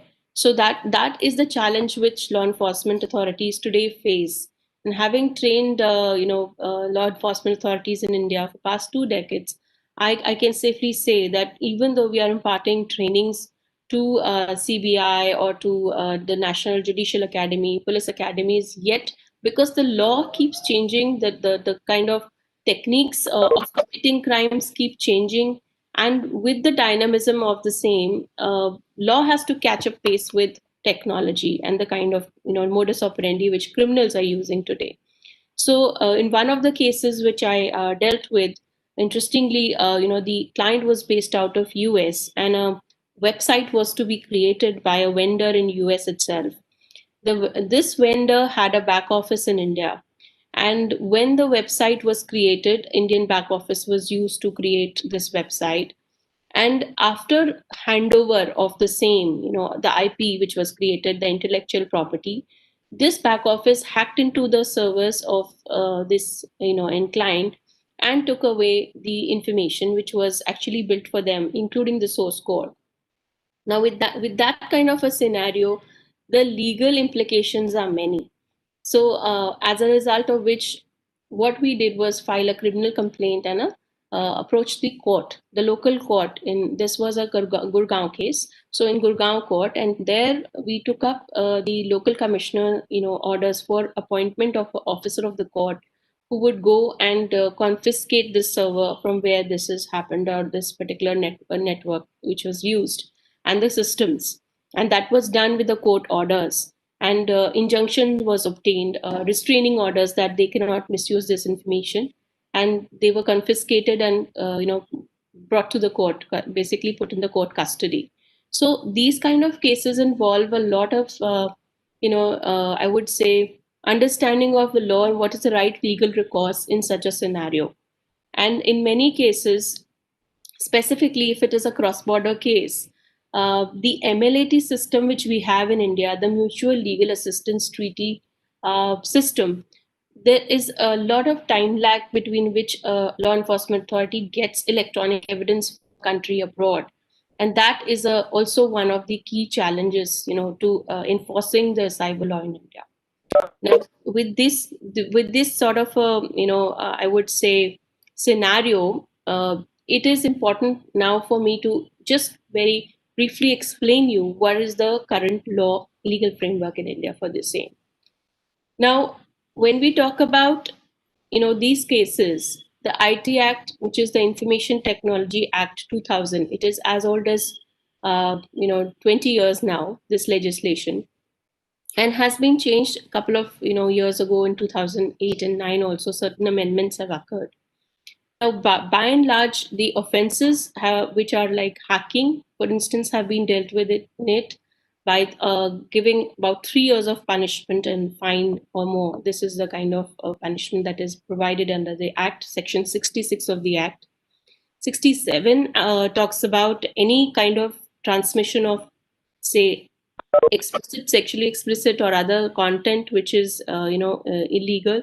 If it is transmitted, that is a punishable offense. 67A again talks about the same.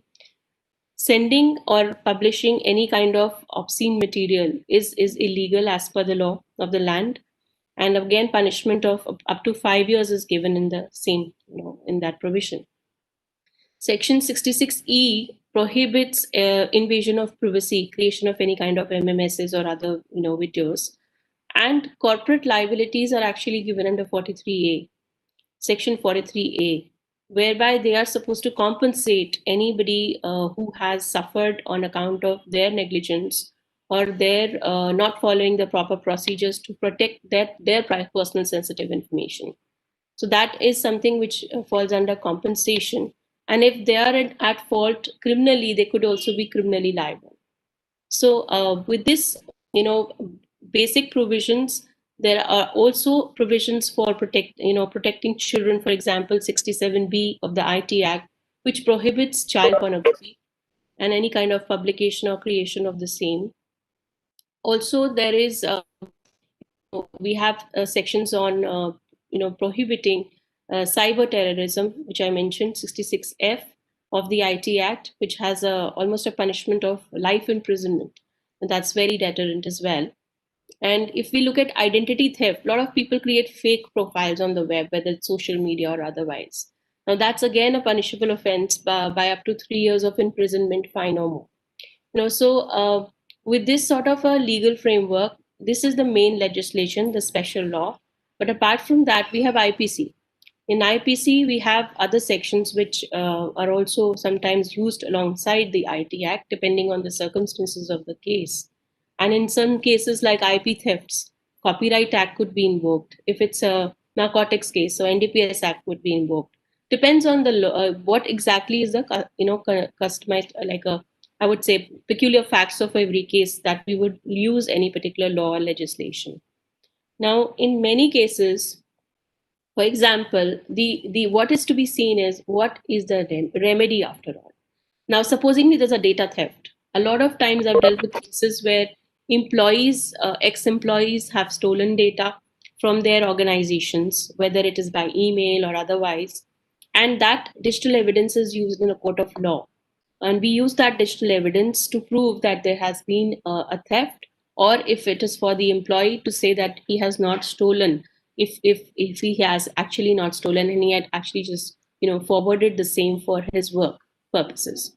Now, with this sort of a framework and this sort of a scenario, now when we talk about employee frauds, in courts these cases go and digital evidence is considered admissible. And there is a section 65B of the Evidence Act, which requires an affidavit to be given by the court in the court to say that whatever emails, for example, have been produced, or the electronic evidence has been produced from the computer that is being like storing this information on a day-to-day routine course, and is not malfunctioned during the relevant time. And the CTO, the chief technology officer of the company, normally gives that undertaking, and that is admissible. That makes the digital evidence admissible, and based on that the court decides the matter. So in number of cases, we have to see what is the remedy that we want. Is it compensation that we seek? Is it restraining orders that this IP has been disclosed or leaked should not be misused by the employee, for example, or a competitor who has got hold of that information has to be stopped from you misusing it and give back this property. So this is important. We have to see the remedy. What exactly is the main relief that we are seeking? Also, in many cases of IP, the delivery back of the goods which are taken. Like, for example, if it's electronic data, this is maybe saved in a hard disk or otherwise, should be handed back to the company. So in that scenario, that is also sought. Damages are sought. So it depends on the main situation, what exactly is being asked in that particular scenario. Or if it's a information which is defamatory, that needs to be taken down. So a takedown order has to be taken from the court, where the court will basically direct that information has to be taken down from the website or a particular page which is maintained by a particular person. Now, with this, the kind of courts which are there today, obviously, when we look at criminal law, we have a criminal justice system where criminal courts are in function, and then there are civil courts. For example, if we need a restraining order, we go to the high court. We go for original site jurisdiction. And if compensation is needed, for example, a data theft case, compensation is needed, we also go to adjudicating authority, in order to get that compensation. Having said that, now when we talk about the current scenario, how effectively are we able to tackle these problems? I do agree that to a lot of extent, at this present moment, with the trainings and with the investigation authorities which are currently being trained, we are able to track a lot of cases. However, there is less reporting. There is less reporting because of the fear of whether we'll get justice or this whole recourse, how long this will take, because there are backlog of cases, and we all know that we are well seized with this issue. And therefore, the need to create more, I would say, not only laws, for newer issues like fake news or otherwise, but we also need more courts in order to make this whole process more effective. And there is definitely need for more structured trainings, and that's what needs to be highlighted, that we need new laws to protect data and privacy. And that's why PDP bill is being debated. Currently, the Justice Puttaswamy case has brought the Justice Sri Krishna committee has given this recommendations, and the bill is being debated. And I was happy to see that a lot is being done in that area to safeguard personal information of people and of companies also. I've now also realized that there is a new law which is going to be created also for non-personal information, which will go a long way in protecting organizations' data as well. So with this, cybersecurity is also is being debated a lot. The national cybersecurity policy currently is being framed in the country, apart from the PDP bill, which is being debated. The e-filing process has already been established in many courts, and I was happy to be a part of that as well, where we worked on every court, like a district court, 18,000 more courts can now have a software by which anybody can file a legal case through online means, which is a huge tool to give to every citizen of India. And if the courts have adopted that, this can actually play a very important role, and a pivotal role even in rural India. If anybody can actually just access this software and use it to file any case, which is needed.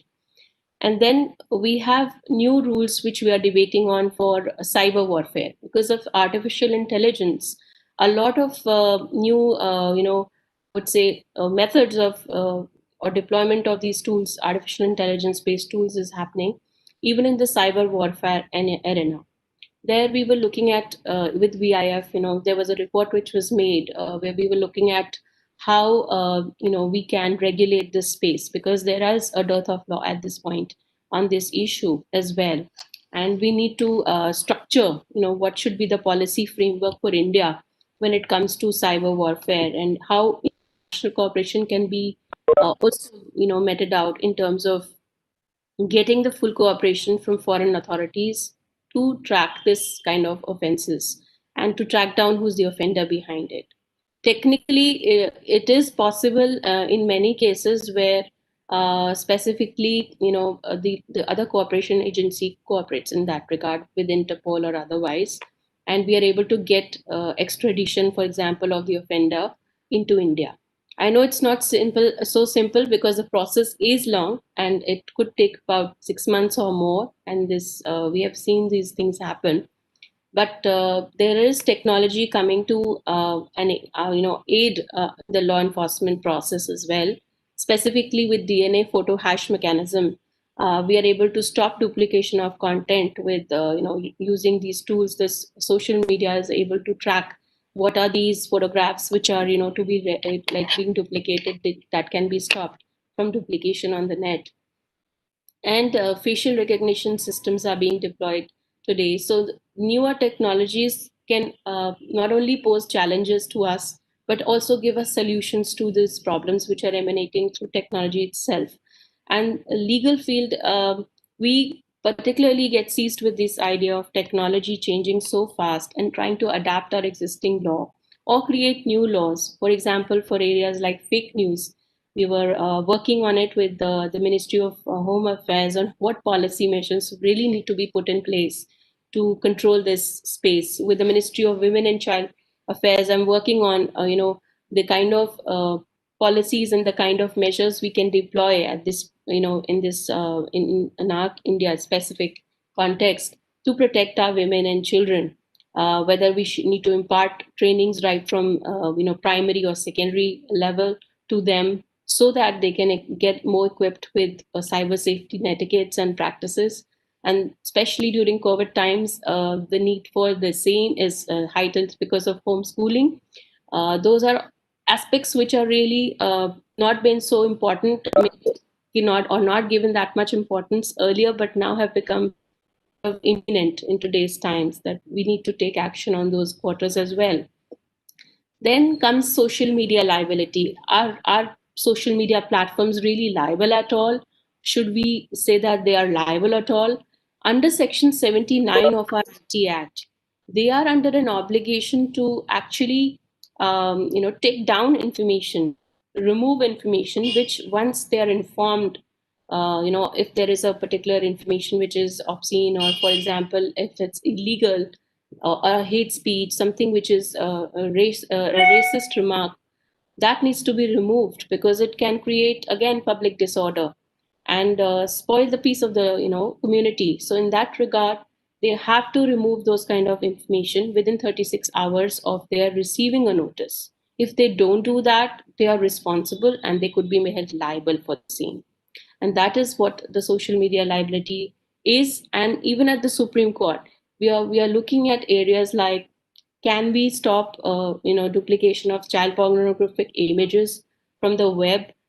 How safe is it for the children? It isn't. We are aware of this, and that's why we are trying to tackle these issues. In a case like Kilasha Swani's case, we were discussing these issues, and even the Supreme Court has given directions to block child pornographic and other materials from the web.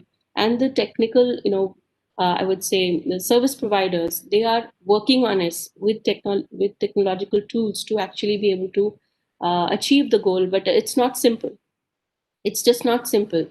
And therefore, our law is also evolving with times. Earlier, the orders of the court used to be ban a website, stop a website, but that doesn't happen.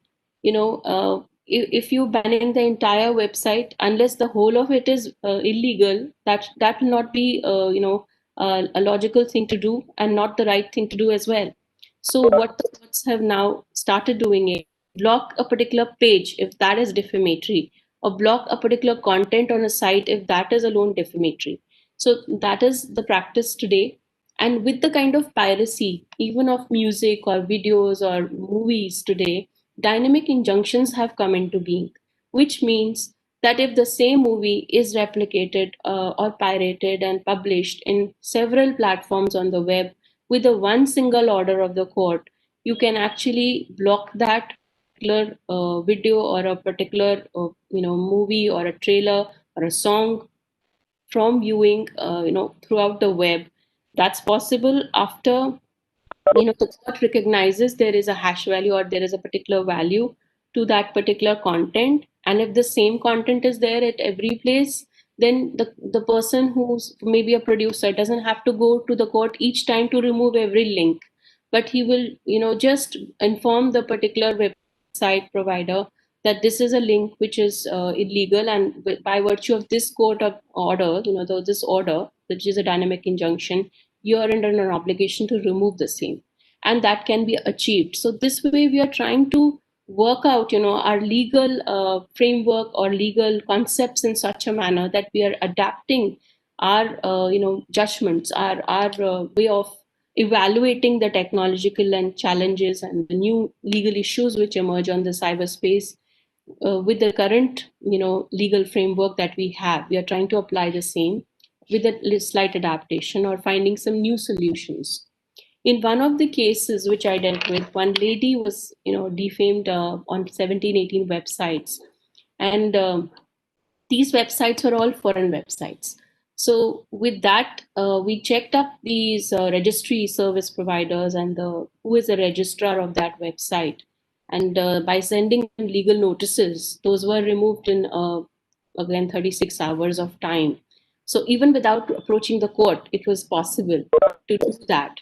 But it may not happen in every case. So depending on the situation, first we send them a legal notice. If this works, fair enough. If it doesn't work, then we sue the particular parties involved who have not acted as per the law. So with this sort of a practice, we are able to get results for the clients. So the idea is to understand the problem, and then we apply the technological challenge. We understand that, and then we apply the law which is currently subsisting in the country, and we try to adapt the same, or we try to create some new laws. Definitely, as we stand today, in the times that we stand today, I think our greatest challenges will be to address things like fake news, things like trolling, we have seen a huge trend even with the Me Too revolution. How much internet, what role it plays in today's times, and how it can affect the lives of everybody. And it is a challenge, definitely. So using technology for the right means, and using the law to protect the rights of people is today, it's a huge challenge because of the dynamic technology itself. And we, from the point of view of the legal enforcement and lawyers, expressly we are working on the enforcement challenges. We are working to build, for example, rules to make digital evidence admissible in a court of law. We are working on trainings, public awareness, and also advocating the creation of new laws and new courts to make our justice delivery system more robust, more I would say effective in terms of getting redressal for people who it's trying to protect. I think with this, I'd like to conclude by saying that in a line that the regulatory framework we have today is always work in progress, because there's lots to be done with the changing technologies today. We are working on this constantly, both at the from the point of view of creation of laws and the enforcement challenges, and the new technological, I would say, issues which are emerging are helping in the evolution of law itself to protect the people of the country, and work towards better international cooperation in combating cybercrime, which is not just a domestic issue, but it's a global issue and a global phenomena today. Thank you. Yeah, thanks a lot, Dr. Seth, for educating us about various cyber laws that exist today and what are the deliberations happening, covering other aspects that are at present not there. Also, the challenges that are there to define this law, because there is always this trade-off between the protecting one individual's rights versus allowing freedom of expression to another individual. So it's where one has to treat very carefully, and the problem becomes more difficult with the social media and such platforms. So that brings us to a conclusion to this session of talks. If we have some time, we can answer a few questions. I see in the chat box a couple of them. We can do for 5 minutes, 5-7 minutes. We can do. We have 5 minutes. So there is one question for Dr. Seth, that in e-filing of cases, are the court servers secured enough so that evidence is not tampered with or doesn't leak from there? Yes, absolutely. There's no doubt about that. There is a whole team of technology experts who work on it, and NIC, which is also the main body which worked on the e-filing rules with us. The e-filing technology, it's all sound, it's all encryption based, and we are at the moment also working on having new laws for digital evidence, for taking digital evidence. For example, if you file a particular drive or a pen drive or other I would say gadgets, or maybe a mobile is put in the custody of the court, would that be remaining there, or would it be just a hash value and a soft copy of the same created? So working on that whole system, it's an ecosystem which will have to work, because right from the time of production to verification, and then retrieval, and then destruction, everything has to be looked into. And that's something, technologically, without deploying these measures, it will not happen. It's foolproof encryption that will be used, as a zero tolerance level. Absolutely. Thank you. One question which also Dr. Shukla has already answered on the chat box, but still it's important to highlight this point, that awareness about pitfalls of the digital domain It's a huge challenge because from children to senior citizens, everybody is these days making use of the cyber or digital platforms, doing a lot of activities there. Even these days, purchases are happening through. There is always a serious risk of financial misappropriation, which one does hear about these cases. Apart from this, traditional emails that come from Nigeria and other places offering very large sums of money, but that's probably has become a little stale. But the new types of enticements are always coming in. People hack into the machines, your device, encrypt all the data, as Sandeep said, and then you have to pay in bitcoins to get them back. All of this requires proper education of citizens of the country, what they should be careful about when they are in the digital space. And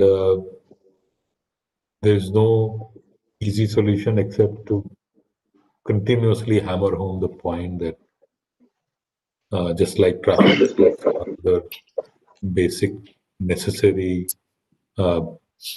types of behavior that everybody needs to be educated about is continuously and Yes. told about. I'd like to share something that I'm very glad about.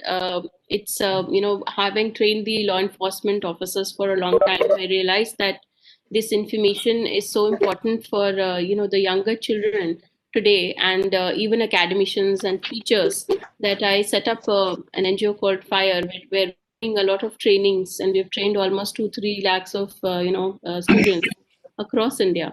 And that's just a not-for-profit initiative, but it has done really well, especially during COVID times, where we close to about 50 sessions have been delivered just for free, to children who are being updated on what are the best practices when they're using computers to do their schooling today. So that's something which is interesting to also share with you today.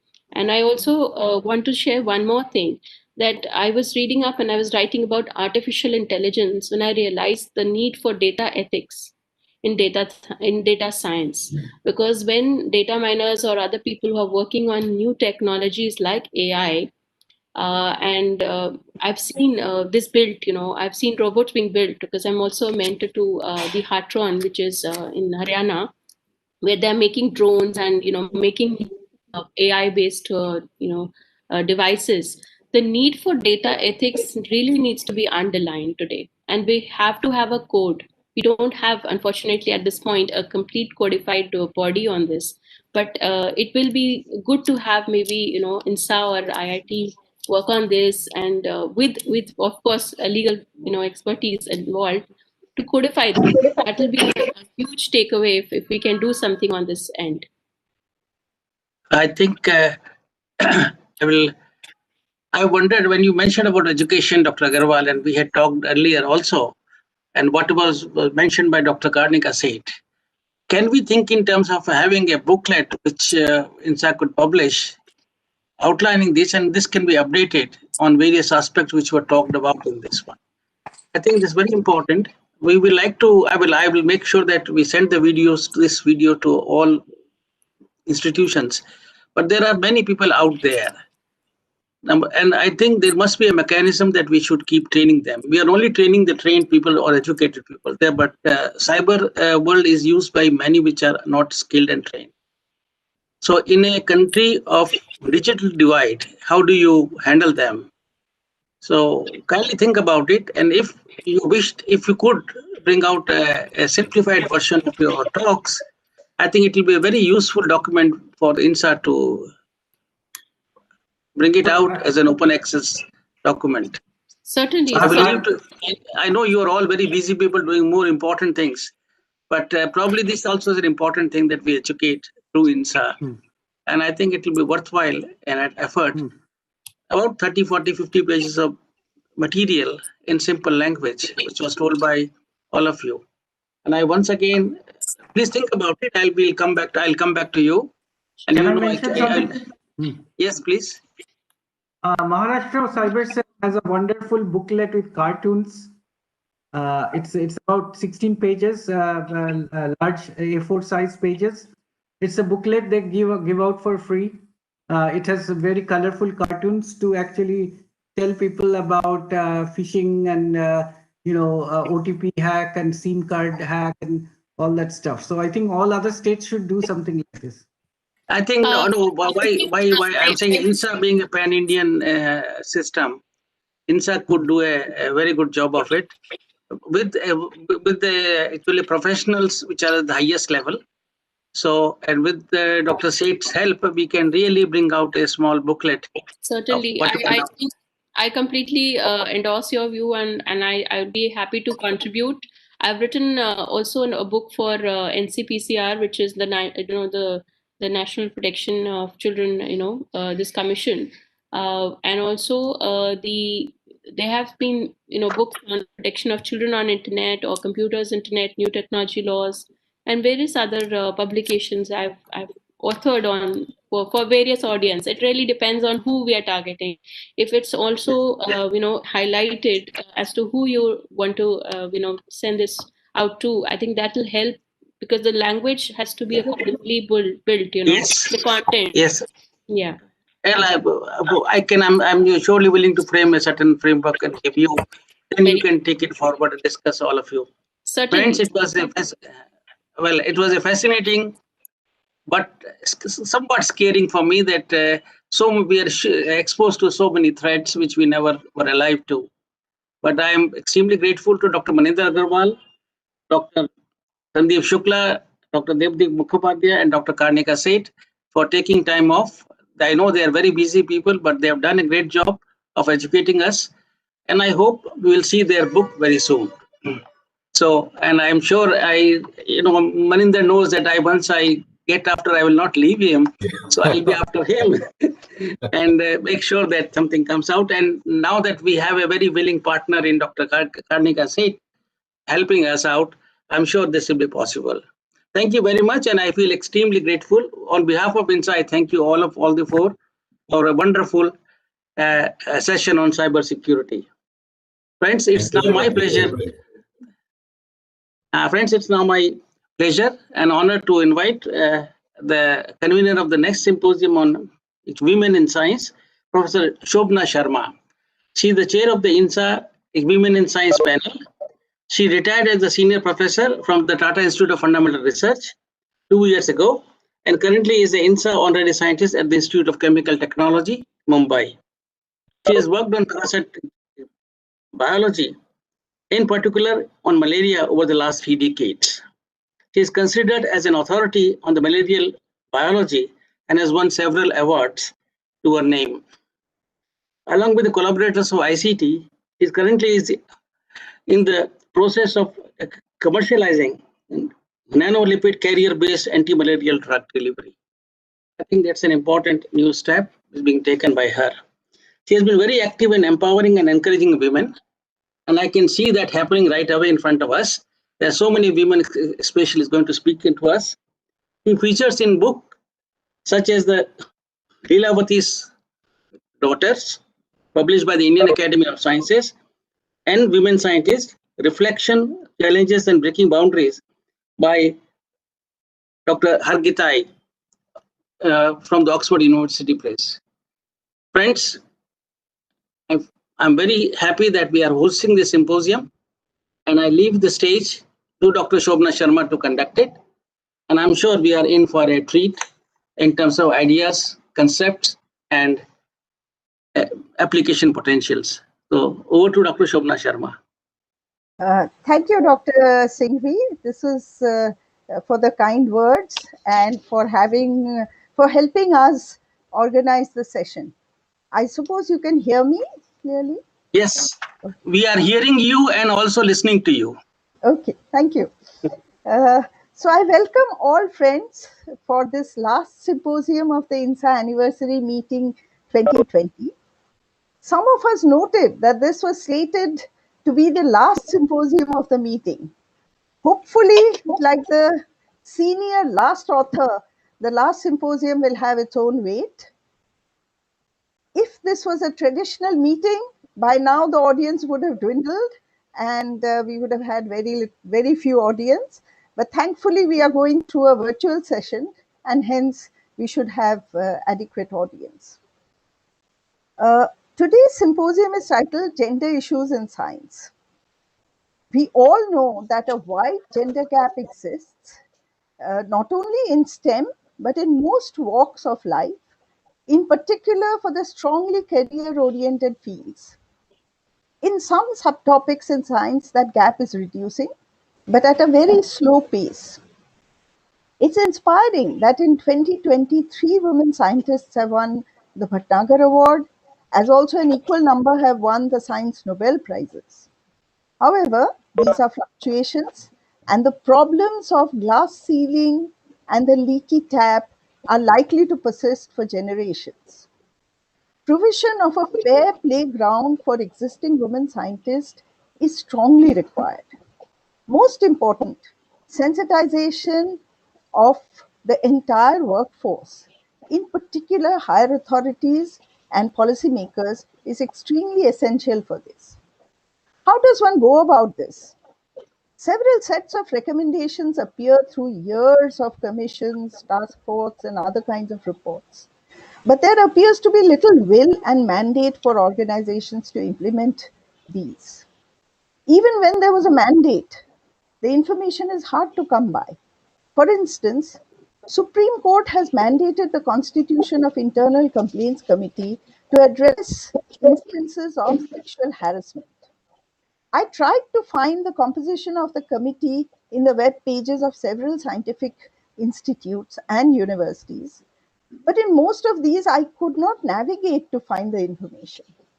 This implies that a victim of sexual harassment is likely to face the same problem of navigation, has to approach higher authorities to find the information, and cannot approach the ICC members directly for any complaint. I urge the heads of various organizations to introduce a headline of women in your organization on the web page, which would provide various information, achievements of the women of the organization, along with the complaints committee details. The INSA Women in Science has recently set up a web page under the new initiatives, and hopefully this will also move to the main page shortly.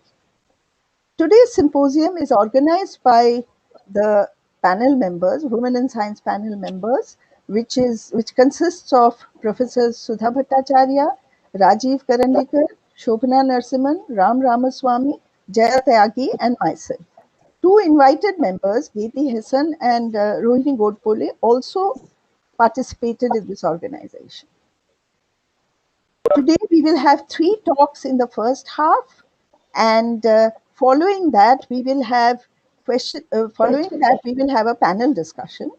So the 3 scientists will take us through the journeys of their life, as also present hard data on the gender inequity. The first speaker today is Professor Shalini Arya, and Shalini, while you share your screen, I will just introduce you. Shalini Arya is currently an assistant professor of food technology at the Institute of Chemical Technology, Mumbai. At this young age, she has received several prestigious awards and recognitions. To name a few, she is a member of Executive Committee of Global Young Academy, Indian National Young Academy, recipient of CNPQ TWAS Fellowship, etc. She has had an extraordinary journey through her career.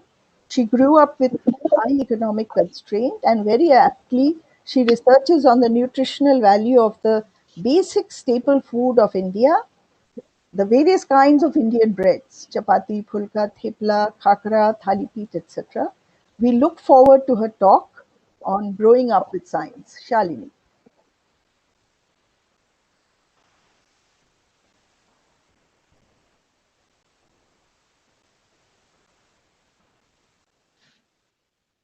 Can you make it full screen, Shalini?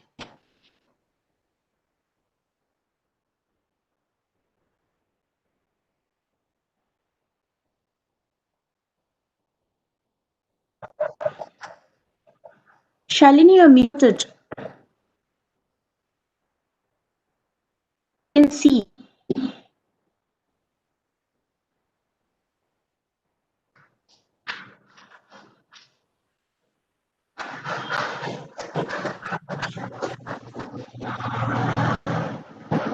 Screen is here, but we can't hear you. It's gone. Hear you, Shalini. Her connection has stopped, I think, because she's. Try not using your headphone, maybe.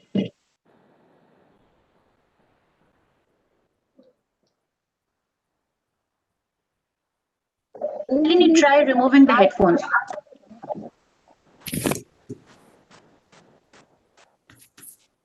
Disconnect phone.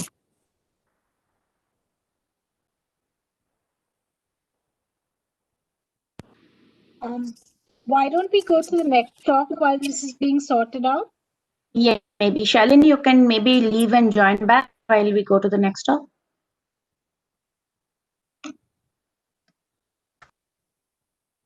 Yeah. So we will have, is Vaishnavi there? Is she ready with her talk? Yeah, I should be ready to go. Okay. So let me introduce Vaishnavi while she is sharing her screen.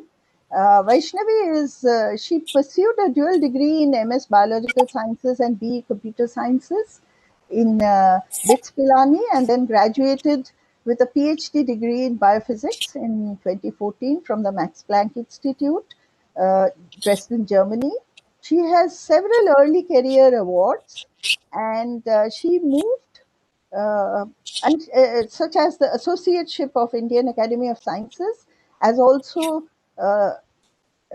Fellowship of European Molecular Biology Organization as a young investigator, and many others.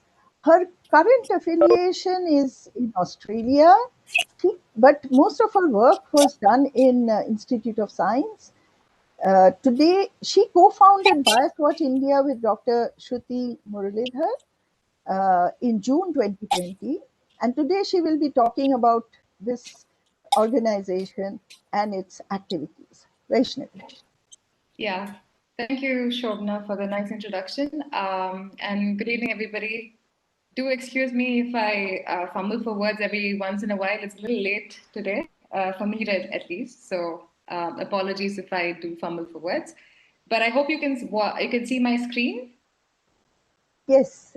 All right. So yes, we're going to talk today about BiasWatch India. This is an initiative that we co-founded in June 2020, like Shobna mentioned.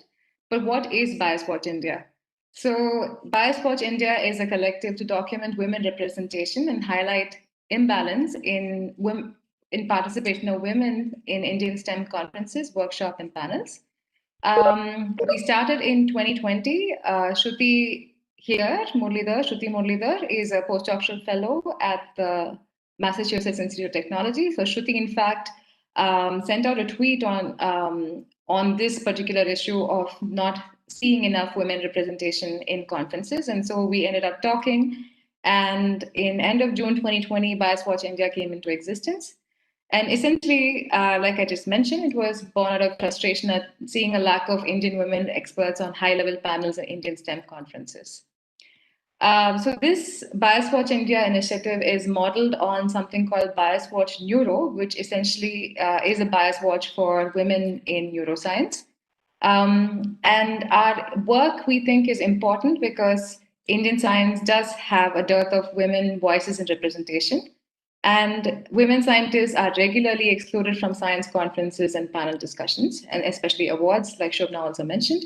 So what we've done, what we hope to do with BiasWatch India is to highlight these inequities and provide real-time actionable data as a basis for future remedial steps. Our mission is to increase awareness of women underrepresentation in Indian conferences, to empower students and other academicians to call out all male panels, or otherwise called manels, when they see them, and to document the lack of women representation in STEM fields in Indian academia. We hope to also provide up-to-date data on base rates for future policy making. I'll tell you what a base rate is in just a bit, but I'll now just take you through how we do our data collection. So we rely primarily on our Twitter feed and our followers on Twitter to get information on conferences that are being held in India. So this is an example it's essentially a poster from a conference that we did document. So we go through the speakers list and look up the names of these speakers and find out how many women speakers are in a specific conference. In this case, it turns out to be 6 out of 18, which is 0.33. So this is the women speaker ratio for this conference. This is 0.33 or 33%. In some instances, we of course do a simple Google search to find out if there are any conferences that are happening in India. Of course, in the past few months, there have been quite a few online meetings. And in fact, if you look at all the meetings we've covered since we came into existence, which is June this year, all of these have been online meetings, of course. But essentially, for us to make any sense of the number that we get, which is the women speaker ratio, we need something to compare it against, which is something we call a base rate. So the base rate is essentially the number of women scientists or faculty members divided by the total number of scientists or faculty members. We can do this by institute, by field, or for all of Indian academia. For instance, what we've done to begin with is to look at top-ranked Indian universities and institutes, such as the Indian Institute of Science, which is where I used to work. We visit the individual departments of the institute and essentially count the number of women faculty members in each of the departments. So we can get base rates for biology, chemistry, computer science, earth science, and so on. And we can also get a general science base rate by when we put all of these numbers together. And so when we do this, we get something that looks like this. So this plot is essentially telling us what the proportion of women scientists is when you look at different fields of STEM in India. So this is collating data from 43 top-ranked Indian universities and institutes. The number here represents a number of universities that had, for instance, a biology department, which is why not all of them have 47, and that's because some universities don't have a biology department, some don't have chemistry, and so on. But what you can look at with the data here, the white dot represents the median base rate for the institute, and the entire base rate for biology comes out to be 0.23. So these red numbers here represent the overall base rates for each of these fields. So as you can see here, biology has the highest base rate at 0.23 or 23%. For the rest of the fields, it ranges from the lowest of 0.08 for engineering to about 0.15 for math. But overall, as you'll see, the base rate is rather low. And in fact, if you look for all of science, the base rate is only 0.11 or 11%. So essentially, of the scientists working in all of these fields in engineering, we have only 11% of them being women in this overall in India, essentially. But now that we have a base rate that we can compare against, we then went back and looked at all the conferences we had documented. So between June and October is the data that we're looking at today. We've had 167 STEM conferences. And again, what we've done first is to categorize them into the same fields that we have base rates for, just so we can do a comparison. And we look at the proportion of women speakers, like I had shown previously. The red dashed line here is the base rate that we just saw in the previous slide. And the white dot here is again the median base rate, proportion of women speakers at these conferences. So you have about 65 conferences for biology that took place in this period of time. You can see that biologists have been very prolific in conducting conferences, and we've got a bunch of other conferences in other fields. You'll notice there is a science category here. So this is essentially those conferences that were general in nature and could not really be classified into any of these other fields that we have here. Coming again to the example of biology, what we see here is that the median proportion of women speakers is in fact quite close to the base rate. This is also true for general science conferences as well as engineering conferences. Here, what we also see, though, is there are in chemistry, computer science, math, and physics, there seems to be underrepresentation of women speakers because, as you can clearly see, the median proportion of women speakers at these conferences is quite low when you compare it to the base rate. In some kind of an anomaly, we do see that there is a higher proportion of women speakers for earth sciences than the base rate, but this is likely just because we have few conferences, and as we get more data, this might even out. But to reiterate, for most of the fields, we see that there is an underrepresentation of women. And one thing that you might also have noticed is, are there really no manuals, just because we see that most of them seemingly are close to the base rates? If you have a keen eye, you probably have already noticed that there are all of these dots at the 0 line. These are indeed those conferences that feature 0 women speakers or are in fact manuals. And so manuals do exist. How many of them exist? So what we did was to go back and look at our data. And again, if you look at the example of biology, we see, of course, that the base rate was 0.23, which is the red numbers represented here. But on the y-axis here is now the proportion of conferences. The hollow black circle indeed represents the proportion of conferences that had 0 women speakers. And the blue triangle here represents conferences that had women speaker ratios below the base rates. And even for biology, which had a median proportion of women speakers close to the base rate, we see that 30% of conferences had absolutely no women speakers, and about 40% of the conferences actually underrepresented women, because these are the proportion of conferences that had women speaker ratios below their actual base rates of that field.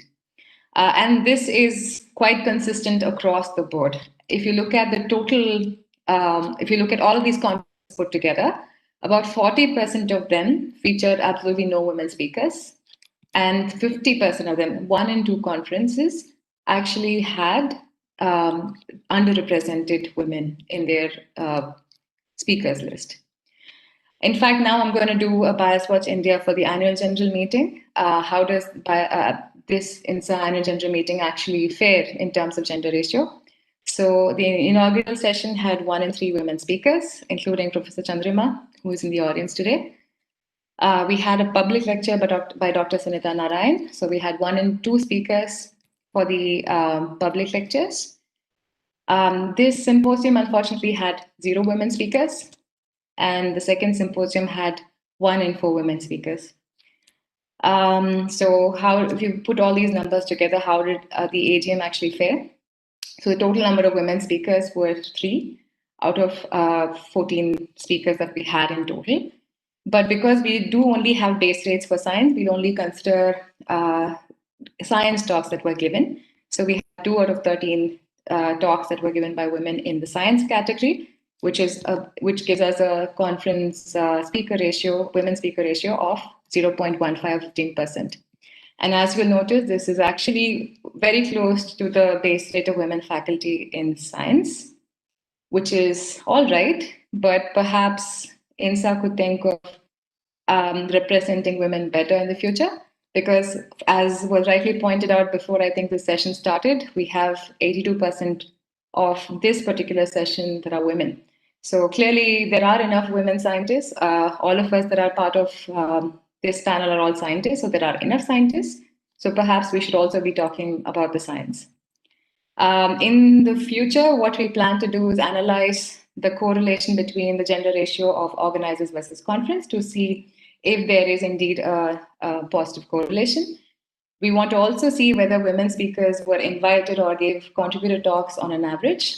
And we'd also like to look at career stage of women speakers and whether plenary talks were given by women, just to see how the seniority of women scales with whether they were invited to give the talks or whether they were invited to give the plenary talks. We hope to fund women students to take up summer internships in women scientist labs. This is something we hope to do starting in 2021.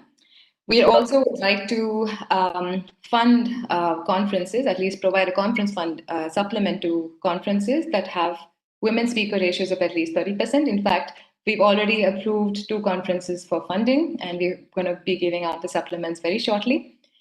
And finally, we'd like to conduct conferences that feature only women speakers to showcase talented women scientists. And this is, of course, not to say that we will have exclusively women conferences. We hope that we will have audience members who are men, women, and other genders. But the speakers will be women and other genders. And the first of the series is Neurofun India, which will be held in April 21. And we are in the process of organizing this conference series. With this, I'd like to end by acknowledging our volunteers, Liba, Mithali, Joel, and Harsh, who are instrumental in helping us collect the data, and Abhishek for his advice as well as his data collection. And I'd also like to thank the EMBO Young Investigator Program. In fact, this was the Young Investigator funding that was provided to me. I'm using this for funding BioSpotch India. We are at BioSpotch India on Twitter, and we do have a website. Do visit us. We have tons of data on our website, as well as some resources to data on women representation in different areas. I'd like to end here, and I thank you for your attention. Thanks, Vaishnavi. Thank you very much for this crisp presentation. There might be questions for you. We will collectively have all the questions together. So I will move on to Shalini. Shalini, are you there now?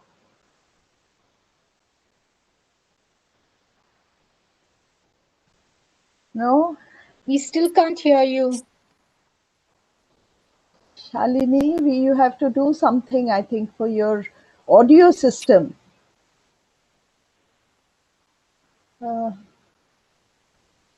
She had a problem other day. She removed her headset, and that worked. So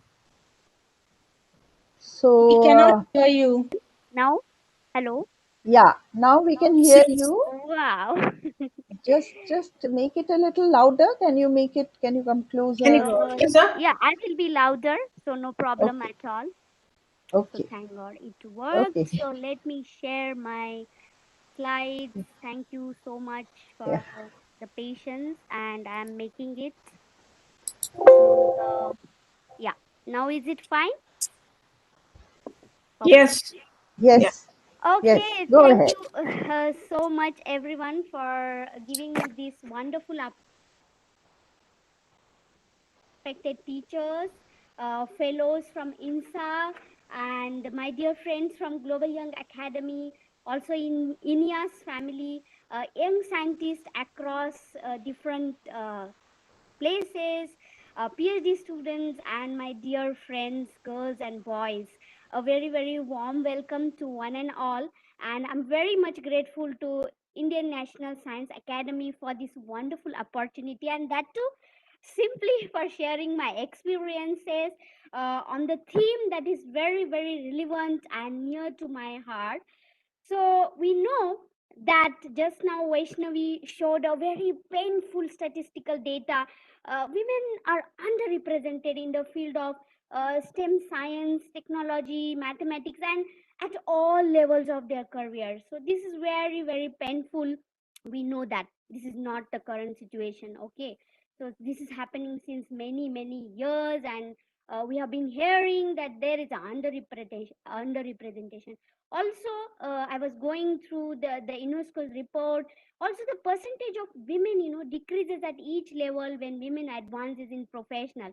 Thank God, I am not part of one of these dropped, and I am in the pipeline. So I am thankful I am in that pipeline because I have a story of struggle in which I faced poverty, I faced hunger, malnutrition, gender stereotype, prejudices, ambitions, and many other things. And the underrepresentation, you will get answer to the reasons for this underrepresentation through this true story of my life. So here I would like to quote that in the middle of every opportunity, every middle of difficulty lies an opportunity. So as I said, there was poverty, hunger, stereotype. Recently, I published an interesting story of my career in Science magazine, and it became so famous that different countries scientists contacted me, and they said that, oh, your story resembles to ours, and they appreciated that. Yes, so an eagle earns its own honor from the storm it endures. I think all difficulties helped me to reach at this level. So I know that I had a passion for learning. So I had many interesting stories in my life. So one I would like to quickly share, because there is a less time, and I'm sure others must have listened to me on other platform. So I liked school very much, but my father was a laborer, and my mother also helped him in all kind of labor work. So therefore, and the area in which we lived, a small slum area in a poor village in our country. So in that area, no kids went to school. Okay, so my father, mother, my parents did not admitted me to school. So I'm not blaming them, because that time the environment was like that. So I did not go to school because they did not admitted me. Actually, the environment is such that school kids will not go to school. They will roam aimlessly, they will play, and however, my father knew that the importance of schooling. So my brother used to go to school, so I was always jealous of my brother when he set off to school each day. So one fine day, when I remember today, I become like courage. I think that how courageous I was. A small child, 5 year or maybe less than that. I followed my brother to the route of the school, thinking that I will go to the school. I didn't knew that school you need to get an admission. I was so, and my brother was not allowing me to go, because he was also very small child, a kid. He was thinking that how my teacher will scold me if she finds that a small little girl has entered into the school, and so he was not allowing me. Whole route he was beating me. My hands and my cheeks were red and black. In spite of that, I followed him, thinking I do not know what. I just wanted to go to. I was crazy. Today I remember, and I shared this story, and my daughters appreciated so many times. They wanted to listen and listen this story. So I followed him. I went to the school, and the school, in the slum area, what kind of school it will be? It is a small room near the slum, and no desk, nothing. All kids will sit on the floor, and there was only one table and chair for the teacher, and then teacher used to sit. So she didn't come. We because I reached early, and then I hid under the desk, and then my brother was far distance, and he's making funny faces, and he's telling that, okay, you come home, I'm going to kill you, or I'm going to beat you. So he was making funny faces, and I'm hiding and shivering, thinking that no, I do not know what will happen. Let me see. And I went to school, and I'm hiding. So somehow teacher noticed that, oh, there is somebody under the desk. So she didn't get angry. She took me in her lap. She loved me, and then she made sure that I'm gone home safely. And then the next day she called my father and told him that I should be admitted in the school, and that's how I went to the school, and I was on the ninth cloud. I was the happiest person in this world, and I liked school so much. I was so crazy. Even on holidays, I went to school. On Sunday, I used to go, and I waited long. Why teacher is not coming? So that's how I loved school. I loved study. Of course, there were a lot of difficulties. Hunger pain was there. There was severe poverty. There was even because in spite of that, because I liked school, I studied, I was always top in my class, and I experienced different kind of challenges during my schooling. And there is one quick story of ladder, because I said my father was a laborer. He used to sell fruits, vegetables. So we had a very small room wherein we used to live in that small room, and another room whole mangoes, and when people used to buy, there used to be a lot of crowd and noise. But I wanted to study, and then my father said, okay, you climb on the roof and you study there. That was not a very strong ladder, but somehow I used to scramble, and I used to climb on the ladder to study there for a long hour. Whenever I climbed on the ladder, I saw how butterflies fly, how an eagle takes swift, how slum look like from the top, how the breeze changes its temperature. I was so curious how pigs eat different kind of food or insects. So I used to always wonder what all those things whenever I climbed. And of course, when my mother also went to the work to help my father, there was always one important task that I had to do, was cooking every day for my family. And after cooking and household work, a task that was my daily responsibility, I would like to tell you that in the slum area or in the poor family, study is never an important task. Even if you have admitted your children, study is not important. Doing household thing or earning for bread and butter is more important than anything else. So cooking for the family was my utmost important task. And that's how whenever I climbed on, because I had very little time, after cooking, after finishing all the cleaning household thing, whatever time was there, I was so focused, I was so concentrated to study. But basically why I climbed, I told you the reason. Also, we did not have fan, we did not have electricity, we did not have enough lamp. But of course, that routine to climb on the roof and study for long hours made me quite a good student. And that became a ticket to career as a scientist. And another story, like that's how in the school I finished my schooling, and then 10th and 12th standard. After 10th standard, I wanted to take in India, we all know that there are different branches like art, science, one can opt. So I wanted to take, like my father knew that science is a better stream because there are more opportunities. So because I was very good in science, also I was very good in study, so he thought that okay, he admitted me and gave me in the science stream. So but in the science stream, we all know that one has to use the microscope, look the cells. So I was very good in theoretical aspects. But then the college or the university, the college I went for 12th standard, the tops, where these microscopes were kept, was very high. And because of my short height, I have a unfortunately or fortunately, I have a very short height. So I couldn't reach. So I used to feel very, very embarrassed that all the children or all the students are very tall, and they quickly go, they see the microscope, and then they move, but I cannot. So I told my father that okay, science is not good for me because I'm not able to see microscope, and there are other biological experiments were also there, which needs to be performed on the very heighted top. So my father said, okay, what you are because he was very, very like he was thinking that I should become a doctor, or I should, because I was very good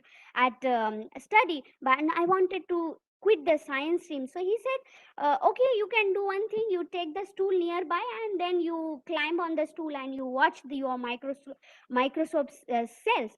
So I thought okay. So then next day I went to the laboratory, and I was thinking to locate the stool, but it is not very easy to take quickly stool, because like maybe that time I was mentally not strong, I was not very good. I was always thinking that somebody is watching and somebody is always laughing, or students are laughing because I have to take the stool and climb, and there is lot of always hard work involved in that task. So I was feeling very, very odd in that. So I also, because I came from such area or background that people did not, or student did not talk me, or they treated me very differently. So I also suffered embarrassment in the biology labs because I couldn't reach. And then one fine day, finally I took the decision that okay, I'm going to quit the science stream. And then I told my father, okay, change my stream, and I want to go for the art and because art only studies, there no science experiment. So my father said, remember, you can quit. Okay, I will put in art, and then you will not have the science experiment. But remember, you know, in Marathi, you say that hastil त्यांचे दात दिसतील, means the one who laughs shows their teeth. And then I also thought that, you know, if I quit, you know, my poverty is not going to go away. And if I study well, only study is going to give me a new life. My family is going to get a new life if I study. Only study and education can change our entire life. So that's how, you know, I thought, okay, let me continue the science stream. And then you know, I always tried as hard as I could, because if you have lot of hurdles, challenges, you know, you give in your 100%, and that hurdles, challenges, you know, made me more perfect, made me more very perfect, you know, in study or whatever, in time management or in communication or whatever I did. So I always remember, and today also I remember, that if people are not laughing at you, that means your dreams aren't big enough. And I kept ignoring, and today also I keep ignoring. Whosoever laughs, let them laugh. So after completion of my 12th standard, I had a very good score in mathematics, and I wanted to, you know, pursue engineering, because during 12th standard, from some of my teachers to friends, I heard that engineering has a lot of avenues. You get a very good job, because in a slum or a poor family's kid or a child, the person will always dream for, you know, becoming a good job owner. So and that time we did not have science outreach program the way today INSA, INIAS is doing a lot of science outreach programs, so that even 5th or 8th standard child knows what is to be done in the future. But that time, during 90s or 80s, that was nothing like that. So after 12th standard, I wanted to become engineer, but my father said, no, you cannot take engineering. Either you can take B.Ed, that is Bachelor of Education, and become a teacher of a school, or you can do something, you know, wherein you get a good job. Mostly he said that, you know, in B.Ed you will get a very good like job immediately, and your score for 12th standard is very good. But then after I had a very good score, you know, one fine day, I because there was a counseling, and I went, and I got one of the very very renowned engineering university in Marathwada, government engineering, and getting into that is like a dream. And I got electronics, and I was getting any branch. So mechanical, I thought mechanical is not very good, because of what I will do. So I took electronics and telecommunication, and I took admission, and very happily I came home and I'm telling, oh, I got admission in electronics and telecommunication. Everybody was so sad in my home. And then they said, no, you cannot do engineering. My father said, okay, today you are very good in mathematics, you have got admission, you will study also, because you are very hardworking, you will complete engineering. But listen, after completing engineering, because in the industries or wherever, they do not give job to the girls, and the engineering is for boys. And then they insisted. I was crying, I was alone, nobody listened to me, there was no ears to listen to me. And that time my my dream of becoming an engineer, you know, shattered. It broke down.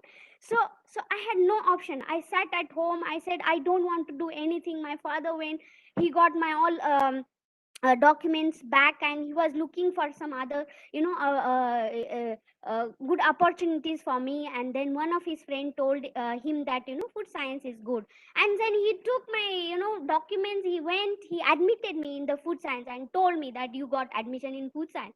I said, no, I am not going to go for the food science, because the whole life, whole childhood have gone in cooking and making chapatis, curries, bhajis. I don't, because I hated most cooking, because, you know, always cooking was the one thing which was a hurdle for my study. I wanted to study, I wanted to do things that I liked, but then always this cooking came in between. So the most hated thing was like cooking. So I told I am not going to go for food science, and I sat 3 months at home without joining the university. And then after sitting at home, I became so lonely, depressed. Later on, I thought that what I'm going to do sitting at home again, I will have to go somewhere and clean utensils at somebody's home. It is so poverty, I cannot leave that life. So I said, okay, let me go and see. And I told my father, because he kept convincing me that okay, you just go and join and see what happens, and if you do not like, just quit, and then next year you take admission in engineering, we will not stop you. Okay, so that was my like satyagraha. And then he gave me that option. I liked that option. I said, okay, let me go and join. And then when I went and I enrolled in food science, and then I started attending laboratories and studying. Wow, I quickly discovered that food science wasn't so bad after all. It was real science. It had engineering, it had mathematics, and something akin to chemistry that involved hypothesis testing and experiments. And I was soon enough hooked, and I liked it so much. So that's how I decided that, oh wow, I'm going to study. And then because the program was little away from my hometown, my father secured some loan so that I could stay in the hostel. So in the hostel, for the first time, from a small jhuggi jhopdi, I went to a building where I saw the cement made room, I saw the fan, I saw the light, and I thought, wow, so good facilities I have. While attending university, I lived in this beautiful room wherein everything was there. So my room had lamp, my room had fan. I was thankful every night that I had light to study under. Something I have learned, and I haven't taken that for granted ever since. So in the followed years, I received a PhD in food engineering, and I was appointed to a faculty positions. I thought that is a milestone that I have achieved, a milestone that felt removed from my beginning in the slums.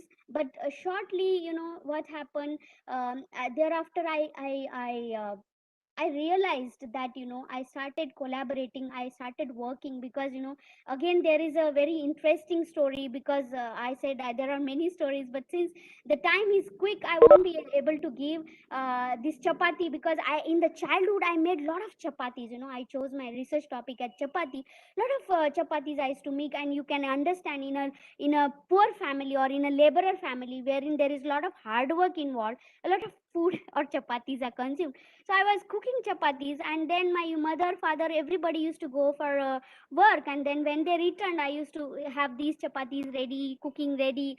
And then whenever there was like chapati quality is very important. It has to be soft, it has to be circular. If you do not look at the timing of cooking, it will burn. Okay, so it needs to have those blisters or puffed 2 or 3 layers. It should not be chewy or leathery, so that your jaw should not pain. The thickness should be appropriate. And then I was cooking using chula, so all the smoke used to go in my eyes, nose used to become red. And after that, so much of hurdles, I used to prepare chapatis. And then my mother used to criticize that this is not good, improve upon this, thickness is not good, do this. So there was a lot of criticism. So this criticism helped me. I used to really get angry with my mother. But later on, for my PhD, when there was a choice for choosing, or master choice for choosing the topic, I chose chapati. I thought that okay, there is nothing great in chapati. But then I had, I thought that okay, there is no paper, and if there is no research available, that means there is a lot of scope to work upon this topic. And then I was very good in making chapatis, because this entire life training was there. And whenever I made a very good, consistent quality chapati, my results came so good. And today I am so proud that I am working on the chapati, which is a staple consumed by more than 90% of the population of country. And whenever I'm developing, modifying the ingredient of this staple, I always think, because of my background, I always think that how can I reduce the cost. I'm working on traditional foods, various type of, like any traditional food, you take a name, and then how can I modify the ingredients so that they are cost effective, yet they are affordable to poor population, yet they are nutritious. They also follow the sustainability, so that the poor farmers, everybody gets benefited, and that's how my work is focused on that topic. And fortunately, with blessings from everybody, my work has been recognized. And I remember the work on chapati. Initially, I faced hurdle, but the first international, very prestigious reward was won on the foreign land where chapati is not eaten. So my journey of award started from foreign land, wherein they appreciated research work on chapati. And today I work on SDGs. 17 SDGs, the top 3 SDGs are my top priority. And I feel that you give your best for today, you create a greater tomorrow. I had a lot of difficulties, hurdles, challenges. I remember I was always top in the school. I was best in handwriting. I was very good in mathematics. I was a very good orator. I was a very good in science. I was very good in singing. I was good in everything. I did not get any training. Neither I went to any tuition class, anything. But I always thought that to give my best. So I would like to give this message to all the juniors or the students, that do your best. What you plant now, you will harvest it later on your life. So success comes after a lot of failures. It is not a quick trip. It is a continuous journey. I'm very thankful to all the people that came in my life. It is not because of me. It is all because of the society, my parents, my everybody, even those who laughed at me. I think I'm very grateful to them, because if they would not have laughed, I would not have become so angry, and I would not have thought of changing the situation. So I'm thankful to those who laughed at me. I'm thankful to people from elite class who guided my father, who guided me on every step. There were many people who helped me financially. So I'm very, very grateful that without them, I would not have reached at this level. So there are a lot of great scientists who have influenced me. I listened to them. So I think that all the barriers acted as a facilitators. There was a problem of money, but fellowships, government of India has a very good fellowships for women, and all these fellowships helped me. There was a lot of discrimination. People laughed, but there were people who were very good, who were supported, who motivated me, who encouraged me whenever I felt lonely. So I like to quote that I lived through 3 SDGs, but today I dedicate the circle of my life. I want to complete by saying that I lived through 3 SDGs in my life, but I now live for 3 SDGs. So what next? What is the next? So women in science, there is a lot of stereotypes. There is a lot of prejudice. Women, they think that women are not ambitious. As I said, that due to the stereotype, everybody said that I even if I'm good at mathematics, nobody encouraged me to do the mathematics. Always there was pressure that okay, mathematics is not good for and it's not for girls, engineering is not good for girls, or you will not get jobs. So there was no encouragement. Instead, because of the stereotype, I could not go for, otherwise I would have something else. So always they think that girls are not good. I have seen, I have experienced that. But through ambitious, and that is how many times there was a point wherein I myself was like low at confident. I was thinking that okay, they are saying that I am not good or girls are not good. See that now when I am with the international organization, I get so many trainings. I realize that it is a stereotype or it is some prejudice. But then when at that point of time, you'll think okay, you will accept, okay, engineering is not for women, okay, I accept it. Okay, I cannot do math, okay, I accept it. And then you are always low at confident. And I think today also the situation is not changed. And I hope that on gender stereotype, the government, the various organization, what they can do, it is on my own, it is suggestion that policies implementation, wherein women participation can be promoted, especially from the poorest of the poorest society or labor force, as well as in science, innovation, every place the women participation should be encouraged, making sure that the science and education system is accessible to both at high quality as well as at affordable rate. In fact, I would suggest make education free for girls or women until PhD. Okay, let them, why there should be fees?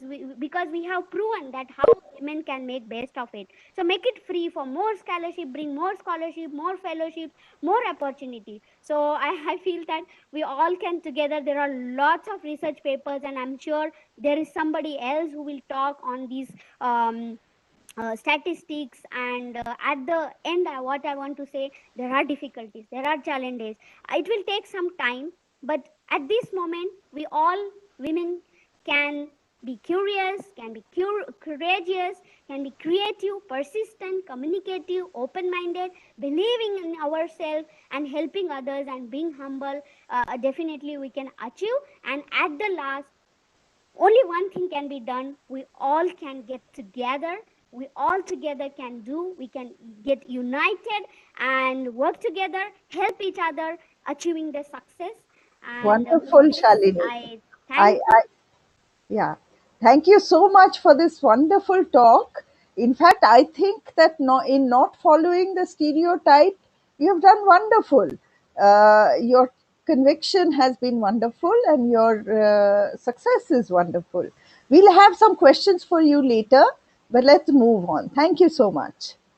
So the next speaker will be Professor Silvina Pons Dawson. Silvina is a full professor, University of Buenos Aires, Argentina. She's a researcher on the National Research Council of Argentina. She is currently the acting president delegate IUPAP and a senior associate of International Center for Theoretical Physics, ICTP. Silvina's main research interests are in biological and statistical physics. For the last 20 years, she has been actively involved in numerous activities to help reduce the gender gap in physics and science. So there have been various positions, and it's all summarized in the abstract book. So due to shortage of time, I'm not elaborating it. But one thing I noted that she mentioned that she is the mother of two and grandmother of another two. This last statement is a pointer that it is possible to achieve a work-life balance in a scientific career, and thus providing role models to young women. Silvina, please. You are muted. You are muted, I think.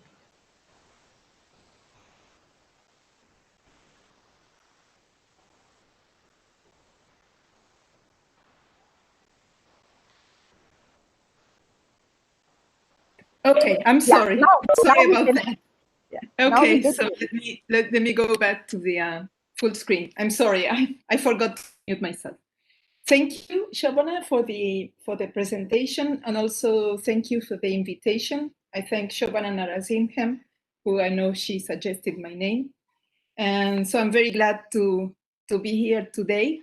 And I'm very moved by the account, what we just heard.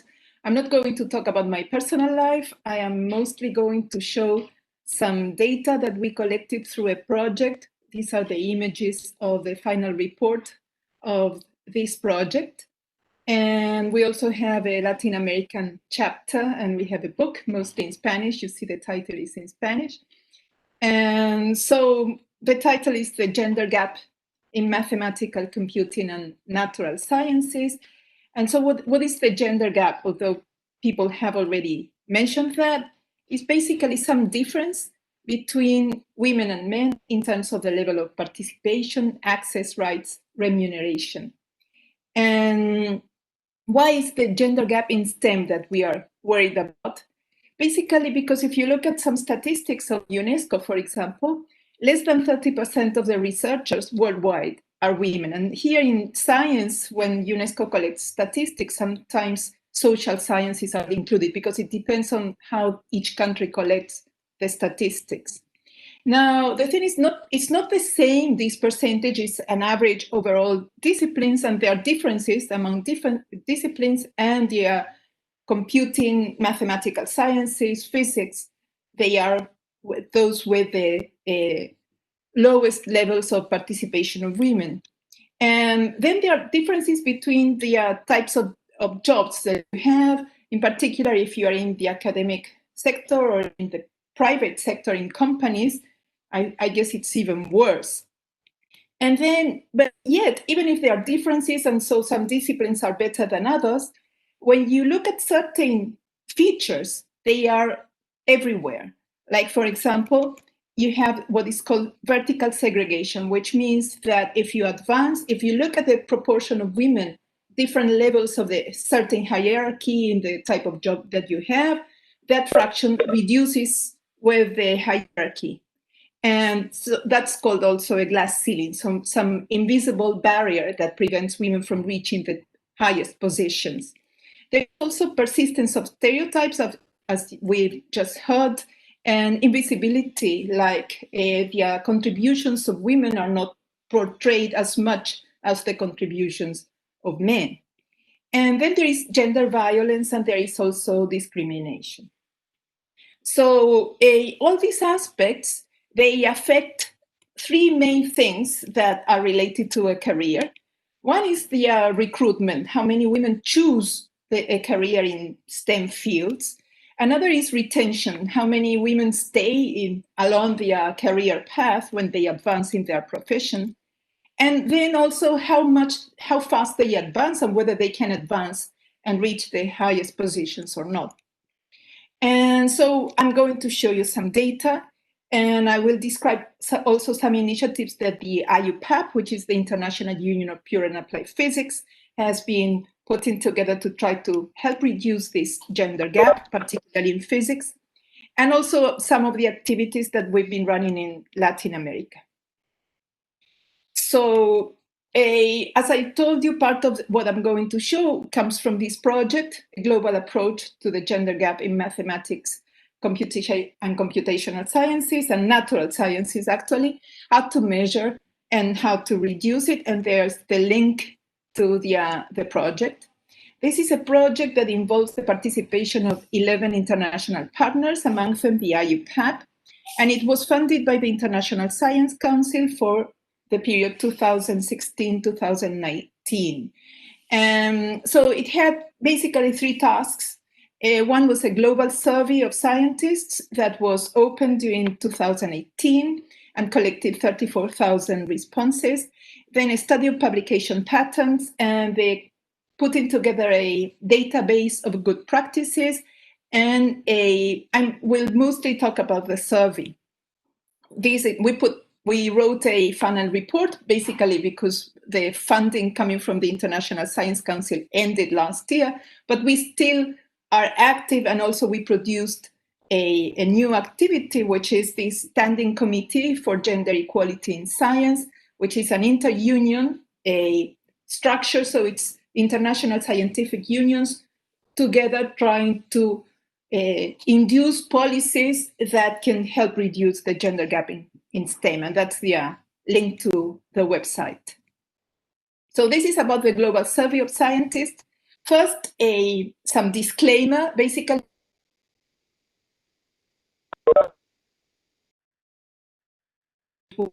We sent out emails, and we advertised, and people voluntarily responded to the survey or not. So it's not representative of the population, with a fraction of participants representative of the structure of that community. But it's a good indicator of what's going on, and particularly how people who responded to the survey feel about what's going on with their lives. And it was responded by scientists.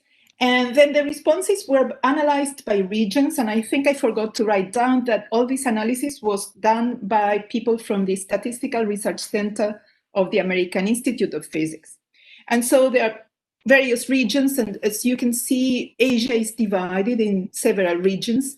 And so there you have, the name is Central and Southern Asia, where India is, and Latin America is divided in two. One is one has the Caribbean as well, and Central America, and then South America.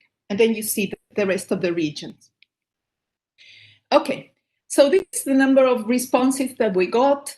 And actually, since we wanted to look for some correlations of different things, some of the analyses were not run over the whole number of responses, which was 32,000, but over those responses that we could analyze these correlations, so it's a little less. And this is the number of responses we got from some of these regions. And what is the percentage of responses we got compared to what we expected? So Latin America and Caribbean did pretty well. And this is a list of disciplines. You can see its fields in STEM, basically. So overall,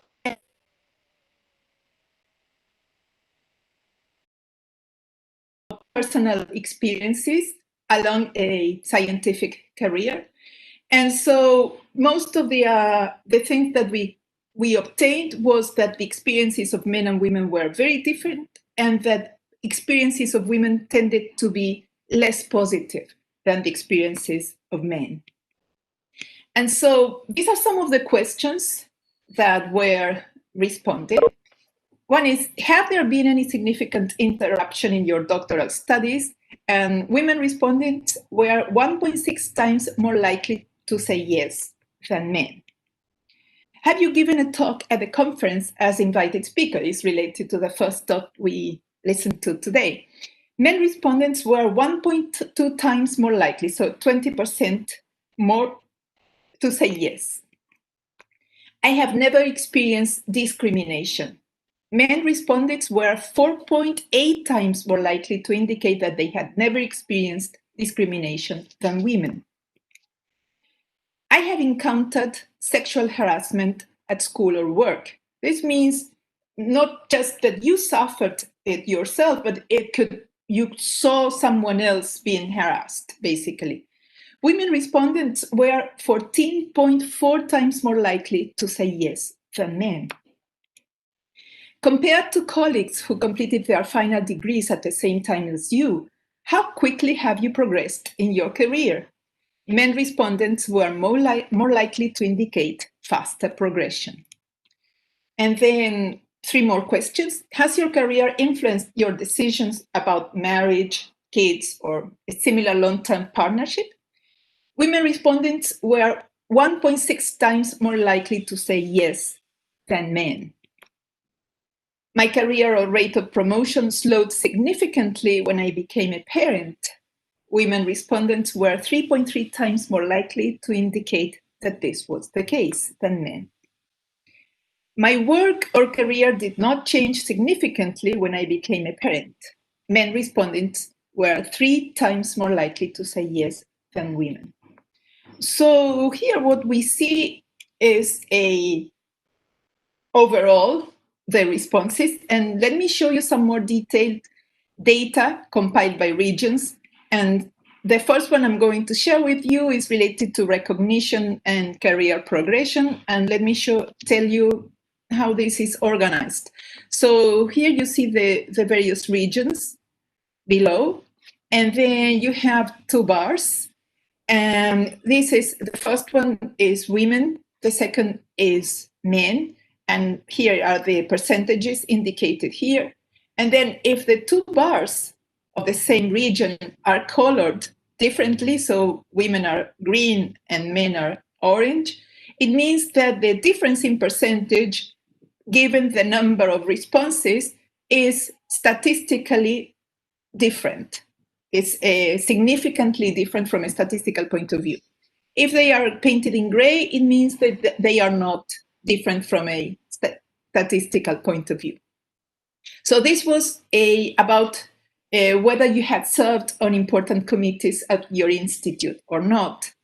And you see that in overall regions, the percentage is larger, but not in all regions, the differences are significant. They are in North America and they are in South America, for example, but not in Central South Asia. So this is more detailed description of career and children. And here you have significant differences all across the regions, which is whether your career or work did not change significantly because you had kids. And then you see that women are smaller percentage of the total responses than men, of women's responses, and the men who responded yes to this are a much larger percentage of the responses of men. Then there is something, this is not related to the scientific career itself, but it's to the family organization, which is how your salary compares with the salary of your partner if you are in a partnership. And so everything is colored, so it means that there are differences between men and women. And for example, if we look at this, Central South Asia, the darker colors correspond to less money than you, and the lighter color corresponds to my spouse is not employed. And so what you see is that my spouse is not employed in the case of men is 45% in this region, while for women it's 5%. So the family is very different, or the family of women scientists compared to families of men scientists. And this is how, if you felt that there was a discrimination against you because of your gender, and here the differences are huge, really, very, very large between women, which is green, and men, which is orange, all across the regions. And also harassment in most regions, that you see that women, they personally encountered sexual harassment. It's not that you heard of it. And so you see that it's much larger for women than it is for men, and some men never experience that.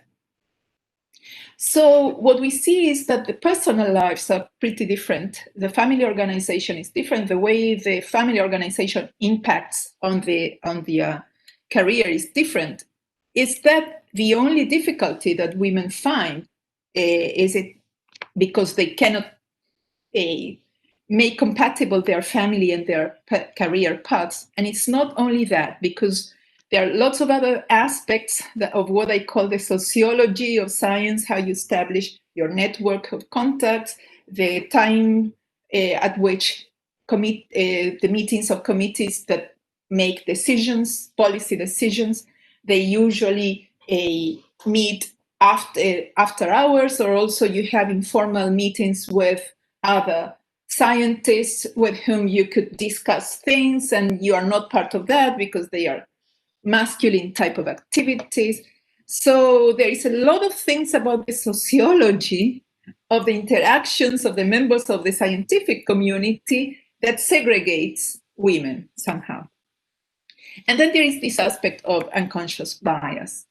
I wanted to let you know a bit about this site at Stanford University that is run by Londa Shivinger. She's a very, very well-known researcher on this issue of gender and science. And so I've used her description of some of these stereotypical or biases that affect the advance of women. And this is a paper that was published in PNAS. It's an experiment in which they sent two CVs that were identical, and the only difference was the first name. One was Jocelyn, the other one was John. And Jocelyn not only received, and it was sent to laboratories saying, I am a student, I am thinking of maybe pursuing an academic career, but I'm not certain, I would like to spend some time at your lab. And so John is the dark gray and Jocelyn is the light gray. You see that John received more mentoring offers than Jocelyn, and more offers to work at the lab, and was like rated better. And also the salary that was offered was much higher, John than Jocelyn, and the only difference was the first name. And who had this bias? It was the same across women and men faculty. So it doesn't mean that because you are a woman, you are aware of these things and you act differently. So everybody needs some retraining of their way of looking at things.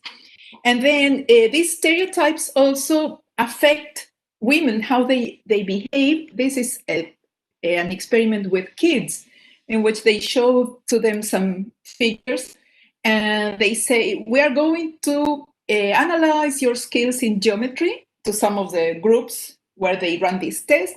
And to other groups, they say, we are going to analyze your skills in drawing. And so when you say that you're going to analyze the skills in geometry, boys perform better than girls. While if you say that you're going to analyze your skills in drawing, it's girls that perform better than boys. And this is 10-year-old, 11 years old kids. And similarly, this is some data from SATs at Stanford in math. The two experiments is telling before the exam that nothing. And so men get a higher score than women, or saying this is a test in which women and men perform equally well, and they do perform equally well. So they are like how you position yourself or how you perceive that you should behave or perform affects your performance. And this I think I'm going to skip because I think I'm running out of time. This is a later paper about some experiments with kids on the perception of what is bright, who should be bright and who should be nice, and that evolves in kids from when they are 5 years old to when they are 7, perceiving their own gender as bright or nice, to going into the stereotypical way that you think that boys are bright and girls are nice. So what we see is that there are many aspects, because we have gender violence is something that institutions need to put together policies to prevent it, to try to correct and do different things. Also, the rate of promotion, recognition, etc., is things that institutions can do. For example, IUPAP has restrictions on whether funding could go to a conference or not, depending on the proportion of women that are on the committees and among invited speakers, etc. But then there is also something that is cultural, because it's about our own biases and perceptions. So there are many dimensions. And the Gender Gap in STEM project, in its database, classifies the entries in the database according to various dimensions, in particular, what's the target of the policies that you could think of implementing.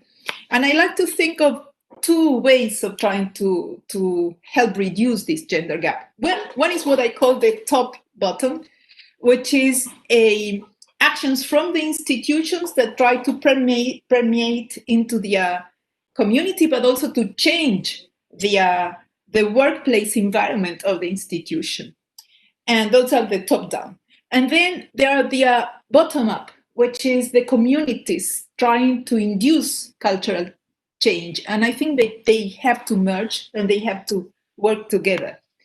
And so the IUPAP cannot impose anything other than on the things it funds, like it's the conferences, but it can try to induce change. And in particular, it was very influential, at least in Latin America. It created this working group on women in physics in 1999, and it surveyed the situation of women physicists, and is continuously disseminating information to help female physicists advance in their careers, know about these problems. Then it awards travel grants to young physics students and early career physicists, female. And then it organizes these international conferences on women in physics. It's already organized 7. And the first one in Paris, the last one that was held already was in the UK. And this year it was supposed to be one in Australia. It had to be postponed for the pandemic, and it's going to be virtual next year in Australia, but virtual. And so it has also a vice president at large with gender champion duties. And one of the roles is to keep track of all this conference participation, because we want to change the level of participation of women at conferences. And there we have a way to induce change because we give money for the conference. And we also have an anti-harassment policy that has to be implemented during conferences. And we also drafted a charter with our principles for non-discrimination and for diversity, for inclusion, and we expect it to be approved by the General Assembly next year. And finally, I wanted to tell you a little bit about these activities that we've been organizing in Latin America that have been inspired in some of the activities that take place during the international conferences of women in physics. And also they are very much alike something that Shobhana Narasimhan organizes at the ICTP in Trieste. But this is for Latin America, which we are, we are diverse, but most of us have a common language, and that helps a lot because we have a cultural commonalities that help the dialogue. And so we've had these career progression workshops. The first one was in Puebla, Mexico in 2014. The last one was last year in Sao Paulo, this I wrote it in Spanish, Sao Paulo in Brazil. And this year we were planning to have it in Santiago de Chile, but we had to go virtual, and we hopefully will have it in person next year in Santiago. And in these workshops, what we have is talks, but what we call established scientists. They talk about their research and their personal lives. Also talks by social scientists who analyze gender in STEM. We have training sessions to try to help the participants with tools to advance in their careers, like how to present talks, how to write grants, proposals, how to write papers, etc. Then we have discussion sessions, and which in smaller groups. Initially, we had these workshops only for women, and now we have them open for any gender, but it's usually mostly women who go. And because in these sessions, these breakout sessions, they are very personal. It's very much like a psychotherapy, I would say. And people get very deep into their own feelings and very hard situations they went through, and it's not so easy to share with someone else. And in particular, sometimes girls don't feel comfortable if there are boys there. So we had lots of discussions of whether to allow anybody to participate or just women, but I think it's good to have everybody. And then we have activities to make bias more visible, run by psychologists, and poster sessions for the students to show what they do research on. We've been organizing this with Lilia Mesa from Mexico and Alba Avila from Colombia. And our initial idea was to empower young women in STEM, but then we discovered that we were learning quite a bit from them. It was both ways. So the intergenerational dialogue was super important, and it was very important, the interdisciplinary dialogue. And the atmosphere is very, very open from an emotional point of view. And well, this is the website where we've collected part of what we've been doing, and we have this book that I told you about. And these are two initiatives from other countries that I think we can draw some ideas of how to induce institutional change that I'm going just to mention very briefly. One is the National Science Foundation Advanced Program in the US. They have a line of funding that institutions can apply to start changes in their own institutions, either developing new policies, adapting policies implemented by other institutions, or partnering up with other institutions. And then Project Juno, which is like a certification program of physics department. And the project has aims, and the institutions have to say what they want to do at their institutional level to achieve those aims, those goals. And one of the things is that to do that, you need a lot of discussion in your own institution, and that's super important, which is this thing that I'm saying, going up, down, and down, up, because we need a cultural change. Then very important social networks. This we learned from our young participants in Sao Paulo. They were super active. She's a Chilean student. She's currently in Austria, has I don't know how many followers on Twitter. Then there were these YouTubers that gave talks on astrophysics. Then you have all these queer scientists, special events on Instagram. Well, very active. I don't like social networks much, but I understand that it's super important if we want to reach out to young people particularly. So, as stated in the report of the Gender Gap in STEM project, this gender gap is very real. And you can visit some of the websites I told you about, the one of the Gender Gap Project, the one in Latin America, and also this Standing Committee on Gender Equality. But the most important part is to try to be involved in taking actions to change the current situation, to make science more inclusive and diverse, and I would say more humane. And so we want to turn the world upside down. In particular, from a developing country, I think we have to put the self on top. We want to change everything. And thank you. Thank you, Silvina, for this wonderful talk. And we have noted all the web pages and, of course, suggestions seem to be overlapping. And implementation is always the difficult part. Yeah. We will go into the questions and the panel moderators, Jyotsna, Dhawan and Anindita will take over with the questions that are that have been asked.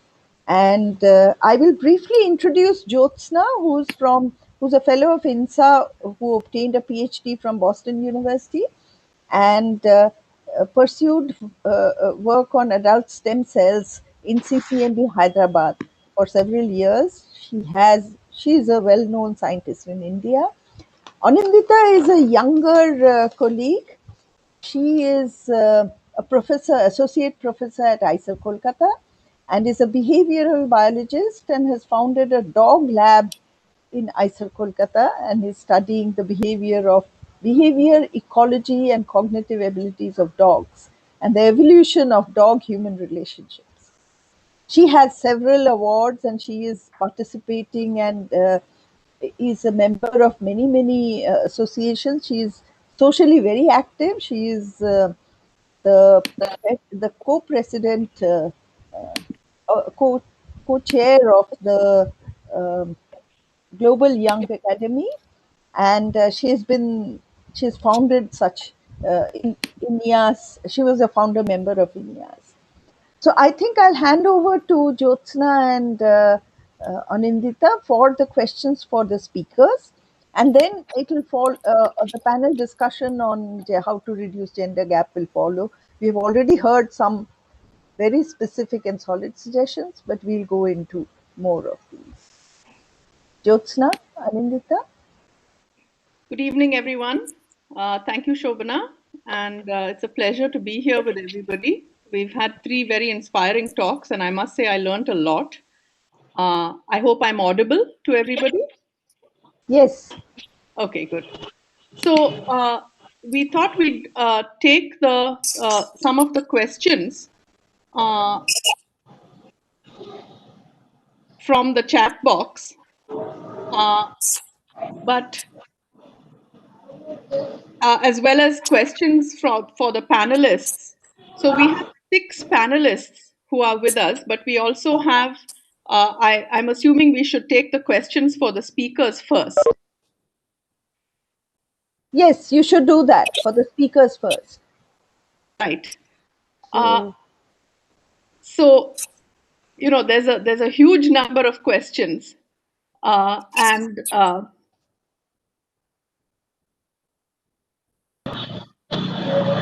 so Jyotsna, I've been noting the comments and questions. Yes. It's mostly actually a lot of very positive comments, saying nice things about all our speakers, saying a very inspiring talk, Shalini, and excellent work, and very inspiring data set for Silvina. Yes. So we only had a couple of questions in the chat box here about what is the base rate of women representation currently in Indian science, and it went into more of a discussion with all of us commenting, I guess. and also asking what is the rate percentage of women fellows in INSA, which is not really a question our three speakers can address. No. So I agree. There are really no specific questions for the speakers. So if anyone who's listening in has specific questions, please put it in the chat box, because all I can see is very nice comments. Yes, thank you, Anandita, for quickly fielding the chat box. I too had the impression that most of them were sort of encouraging comments. And the fact is that we do have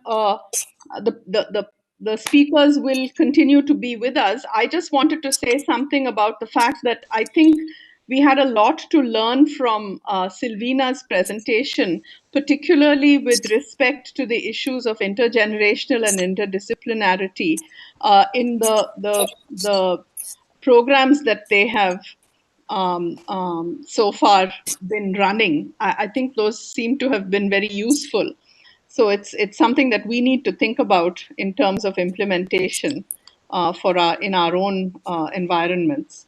So I think as we are coming to the end of the evening, we should kind of move towards the panel discussion itself.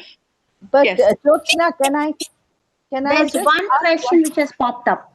Okay, good. Rita Reddy, she is asking how to overcome professional jealousy, especially when we are working around men. And this is not directed to any particular speaker, so any of the three speakers could take it up. Who would like to go? Let me ask you something. So you mean jealousy among women? I didn't understand. She says professional jealousy when you are working around men.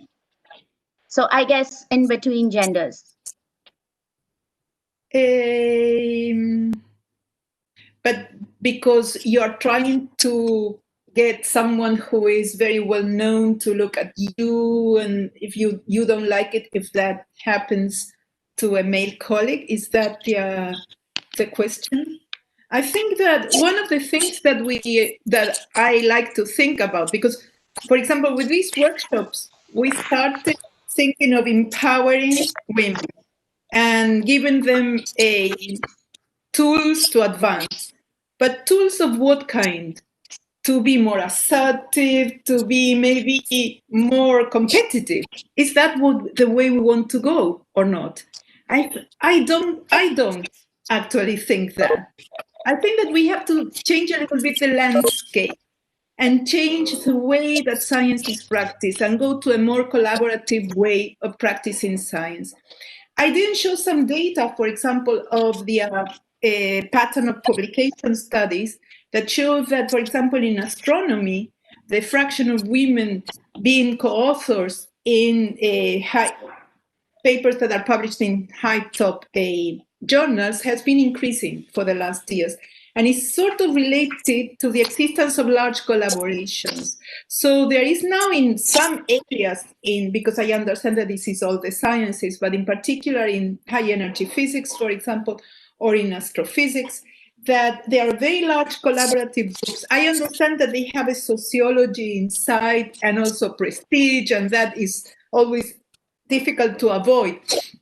But it's more a horizontal kind of the fact that everybody is co-author of the papers and stuff like that is helping more women be part of that, I think, at least in this analysis of the co-authorship. And so I think that what we have to think also is to change how we think of prestige, basically, and think of a less competitive world and a more collaborative way of working. I agree. I think this was a very important issue because, you know, one of the things that really in the talks today was the fact that scientific documentation of discrimination and the other differences in career paths that women face is now irrefutable. but there's less agreement about how to change the situation. And these types of suggestions, I think, are things that need to be acted upon. Yeah, even I agree that yes, especially maybe in Indian context, women feel that okay, there is a professional jealousy, and therefore and it happens also. There were many cases where women had shared their experiences, saying that in their universities or in their work environment, men get promoted at a higher level and women do not. So okay, that's the case. So in that case, what we can do is I think in that scenario, just keep focusing, keep empowering yourself, keep building your capacity, and prove one day that who you are, so that they will come to you and ask your help. Okay, that is one thing. And the second thing what I would like to say, that okay, they are not paying attention, build another network of your same minded people. Stay with positive people, stay with those who are not of this thinking, and build your stronger network. And that's how I think we can keep ourselves on away from the jealous people. So it's always good to build So, this so network. let's yeah. Thanks, Shalini, and thanks, Savina. I think we should move on to the panel discussion because we are running late, and these similar questions will keep coming up. So, Jyotsna, can you start the panel discussion?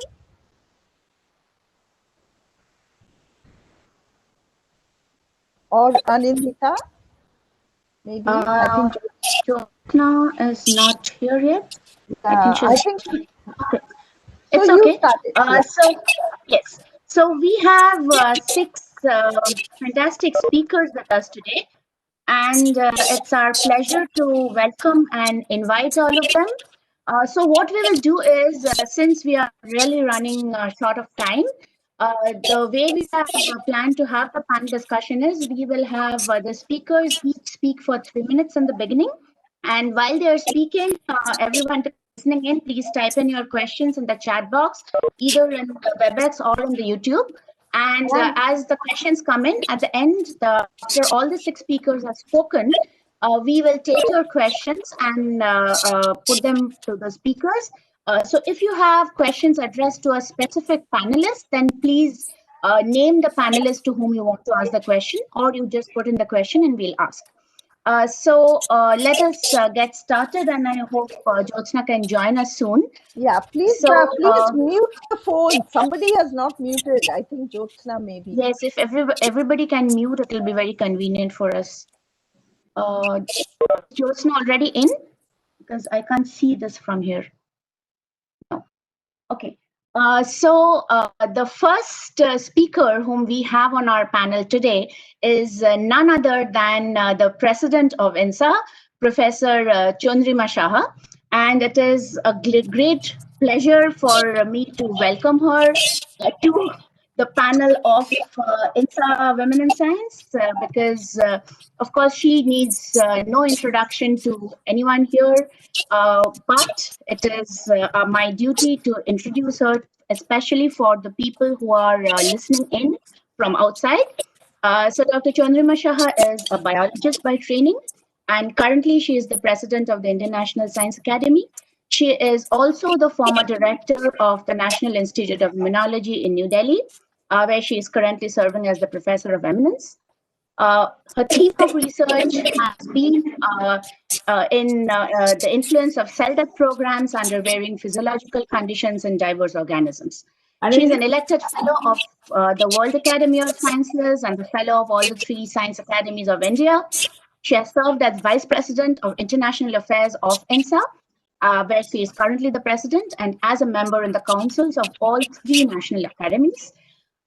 She has received many awards, of which I will just mention a few: the Ranbaxy Science Foundation Award for Basic Sciences, the J.C. Bose Fellowship, the Shanti Swarup Bhatnagar Medal of INSA, Om Prakash Bhasan Award, Archana Sharma Memorial Award, Darshan Ranganathan Memorial Award, and Chandrakala Hora Memorial Medal, to just name few of her accolades. And it's great that she is actually the first woman president of any of the 3 science academies of India, which speaks a lot about her achievements in the world of science. And it's a pleasure that she's here to speak to us today. So, Professor Shah, the floor is yours. Thank you, Anindita. So, actually, if I knew how to introduce me, I would have said one line only, my affiliation, that's all. But it's okay. Thank you very much for the kind introduction. And I think, to talk about this, that the problem of disparity is such that it is so deeply entrenched that it is not an easy problem to solve. It's very, very complex. And to my mind, while we look at the leaky pipe, and also if you listen to Shalini, that the girl child is not allowed to go to school, and that is still rampant in the non-urban areas. That is one of the reasons why we are not having a critical mass of women coming in.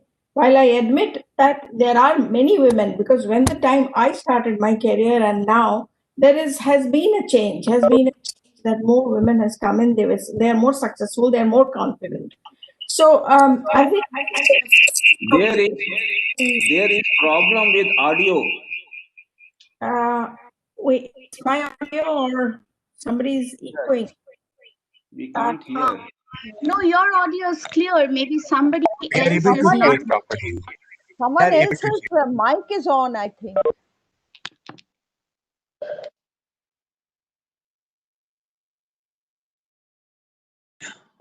All the mics have been muted. So sure.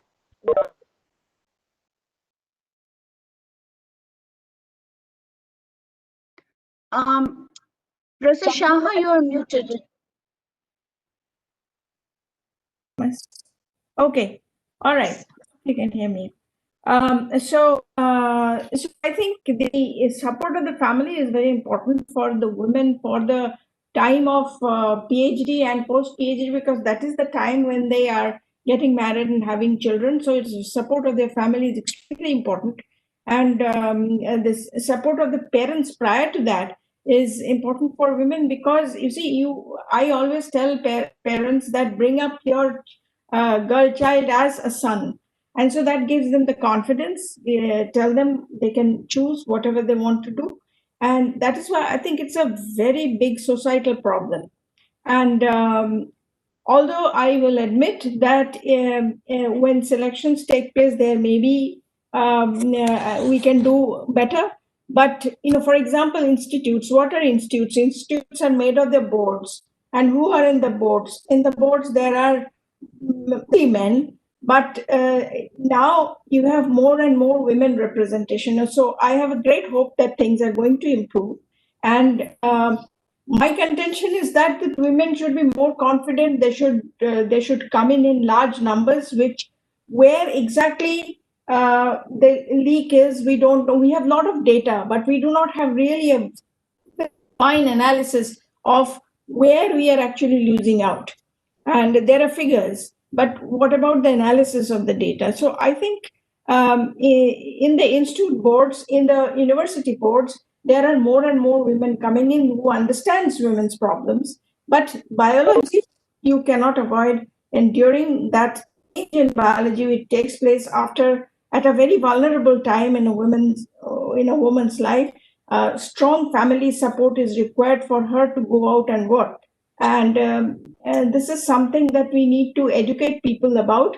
And also in society, if you are able to educate about your importance of your work to your brother, to your father, then you have educated many, because these are the people who go into boards, who sit in selections.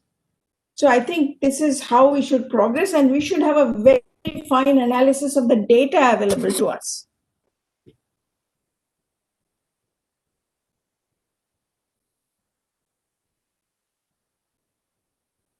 Yes, you can. Is that the only question I had to answer? Jyotsna? Jyotsna, I don't see. Jyotsna was supposed to take over. Okay. So a question that is directed to you, Dr. Shah. So just for the audience, we have conducted an online kind of survey, and we have received already some questions from members outside. So there are some questions we have for the panelists. So Dr. Shah, you've already addressed a couple of questions which we had on the list. A specific question which we would like to ask you is what, in your opinion, should the government, institutions, and individuals do to bring about the mindset of change that you're talking about, so that at least in the future generation, we don't see the discrepancy that we see today in terms of representation of women? I think I partly answered both of them, that as individuals in a society, we have to, we need support of our peers, support of our families to grow and to, be confident and come out and work. As institutes, as I said, institutes are composed of, boards who regulate institutes, the governing board and the selection boards. And here, there is usually a fair selection, but there may be times when there are not enough women applicants. If you look at the INSA women, there's the ratio is not so good. The mere reason is we do not get enough nominations also. So you have to get enough nominations too, because many men also don't get selected. So I think both in terms of individuals and both in terms of the institute, we have to change a bit. And this change I'm seeing, it's not that I'm not seeing this change is coming. And for it to self-correct, it will take a long time. So I think we should proactively take certain measures to reduce this problem. Thank you. So we'll move on with the next speaker and come back to you for questions. So our next panelist is Professor Gautam Menon, who is a professor of physics and biology at Ashoka University.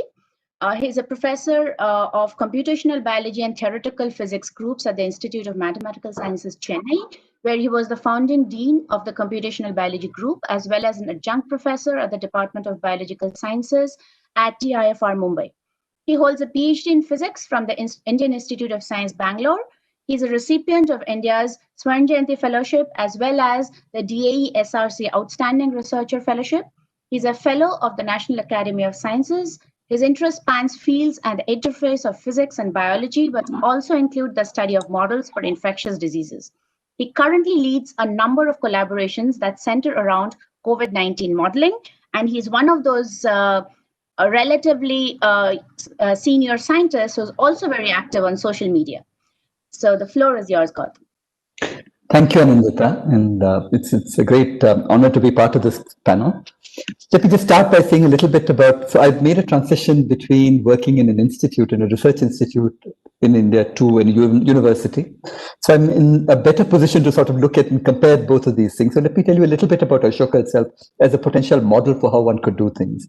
The Vice Chancellor of Ashoka University is a woman, one of the few women Vice Chancellors in India of a university. 40% of faculty members are women, and the base rates in most departments are above the rates that Vaishnavi actually spoke about. And 30% of those of the women, 30% of leadership positions are filled by women. And the ratio of women to men in the student body is somewhere around 56 to 44%. So that's an example for what one could do if one set out to do so, what sort of ratios that one could try to accomplish are. And the one sort of singular thing that we do, which I think has not been replicated in other places, is hiring discussions and meetings typically must have a woman associated with it. That's something that I think most institutions could do as a potential first step towards ensuring that hiring is done fairly with respect to gender. To come to the specific questions that I was asked that was listed. So one question was, why do women prefer life sciences as compared to physical science? I think the answer is really there in what Dr. Shalini Arya said, that you have parents who say that, look, women should do things other than engineering, other than mathematics, other than physics, because they're not cut out for them, they're not intended for them. And that's something that one has to change. The only way I can really see it changing is through role models. And I think role models can be absolutely fantastic. I have stories of friends from the IITs who illustrate how when parents come over and they see women faculty members at the IIT looking, naturally interacting with people, and they say, this is a possibility, that can completely change the attitudes that they have towards sending their children to an engineering college, engineering university. The second question was about, more specifically, about women scientists returning to India, and should there be a transitional period that they have in which they're funded before they need to apply for re-entry fellowships.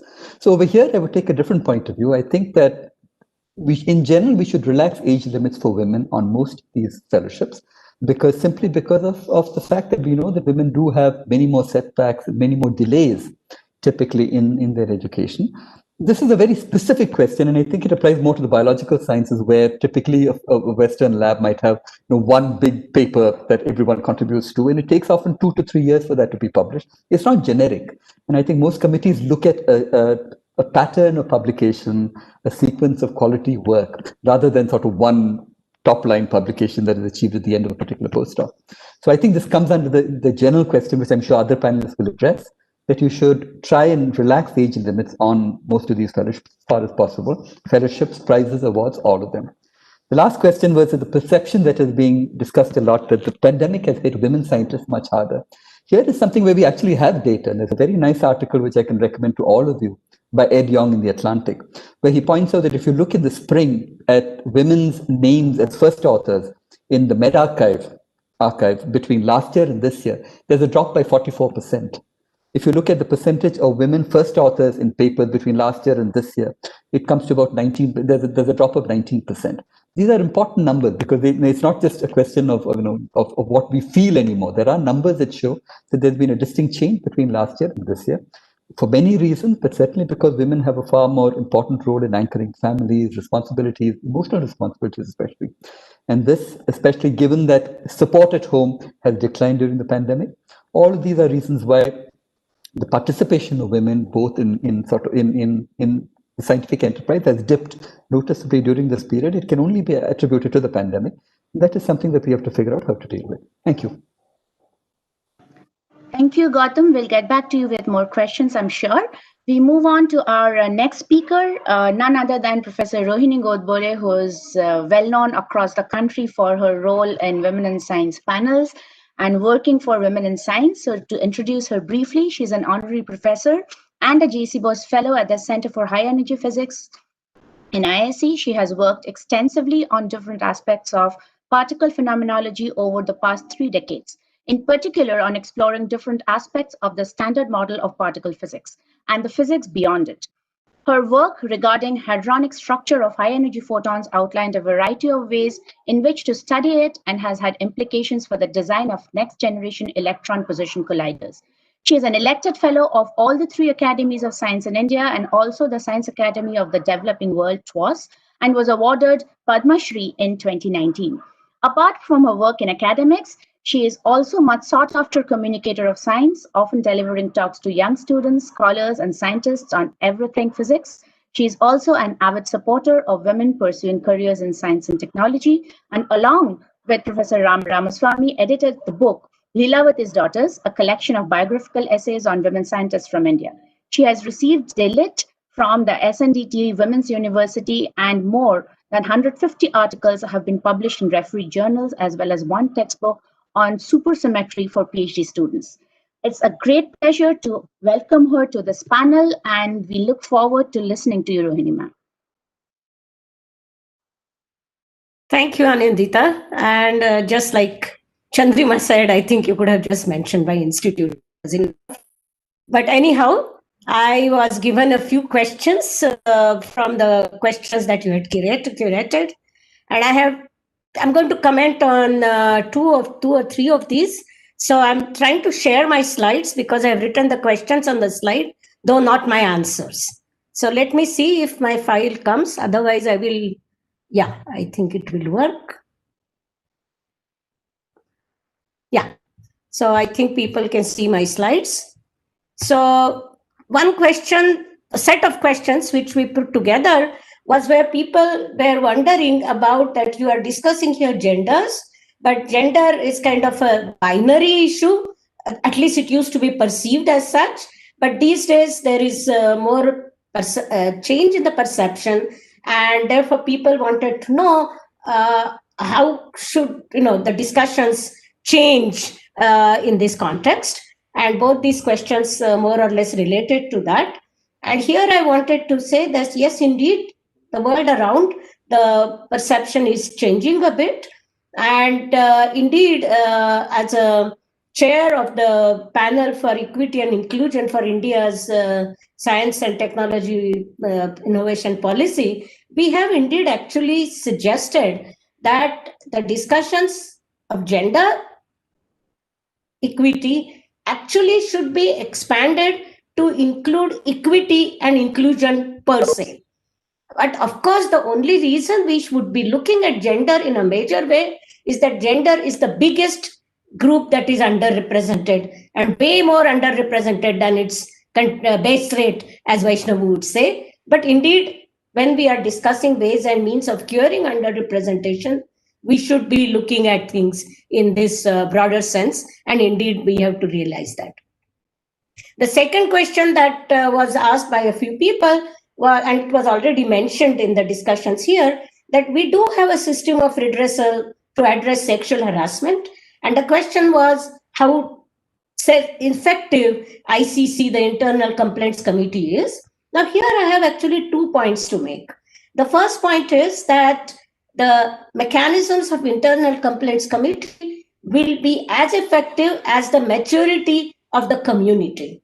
I have been at various ends. I have been members of committees. I have looked at some of cases, how they have progressed.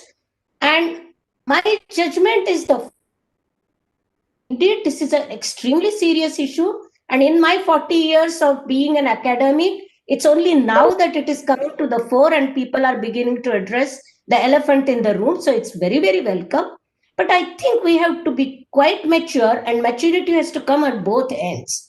People who accuse and people who are accused. If you wrongly accuse somebody, you must realize that this affects the case of somebody who was a rightful victim. And at least in India, I think the Indian academic community still needs to improve quite a bit. We still base our responses based on the media, and we really, social media and so on, that affects actually the decisions sometimes that are taken. And we need to really develop a very solid policy. In my mind, this is not implemented properly yet across many good institutes as well. So this is an important issue, but I think it needs much more work. And another, let me see, I would decide which one I should choose. I think this question has been discussed in great detail throughout the presentations of all the three speakers. So I think I don't need to give my comments on this question. And I think the last question was, again, to some extent came with the question on jealousy, but people want to know whether once you reach some position, either of power or authority, then do you think that your gender still remains an issue? And I would like to say that yes, unfortunately, Chandrima and so on can correct me, but unfortunately, I do think that while it is true that in the academic sector, your academic authority never gets checked. At least I have not seen the academic authority getting challenged. My students or postdocs or my colleagues, I don't think challenge my academic authority, at least at this stage, after 40 years. But if it's a power kind of authority where you have some decision-making power, I'm not sure people forget your gender or completely. The discussions are not completely gender neutral. And I would like to end by saying that we all want to go to a day where we are all known as scientists who happen to have particular gender preference or not. But to go to that end, the path goes through being extremely acutely aware of the gender differences. And that's why this panel discussion or all the other efforts that are being put together, and that's where we have to finally aim. Thank you. Thank you. I will stop my sharing in a half a second. Yes, sure. While you do that, I'll introduce the next speaker, who is Professor Shobhana Narasimhan.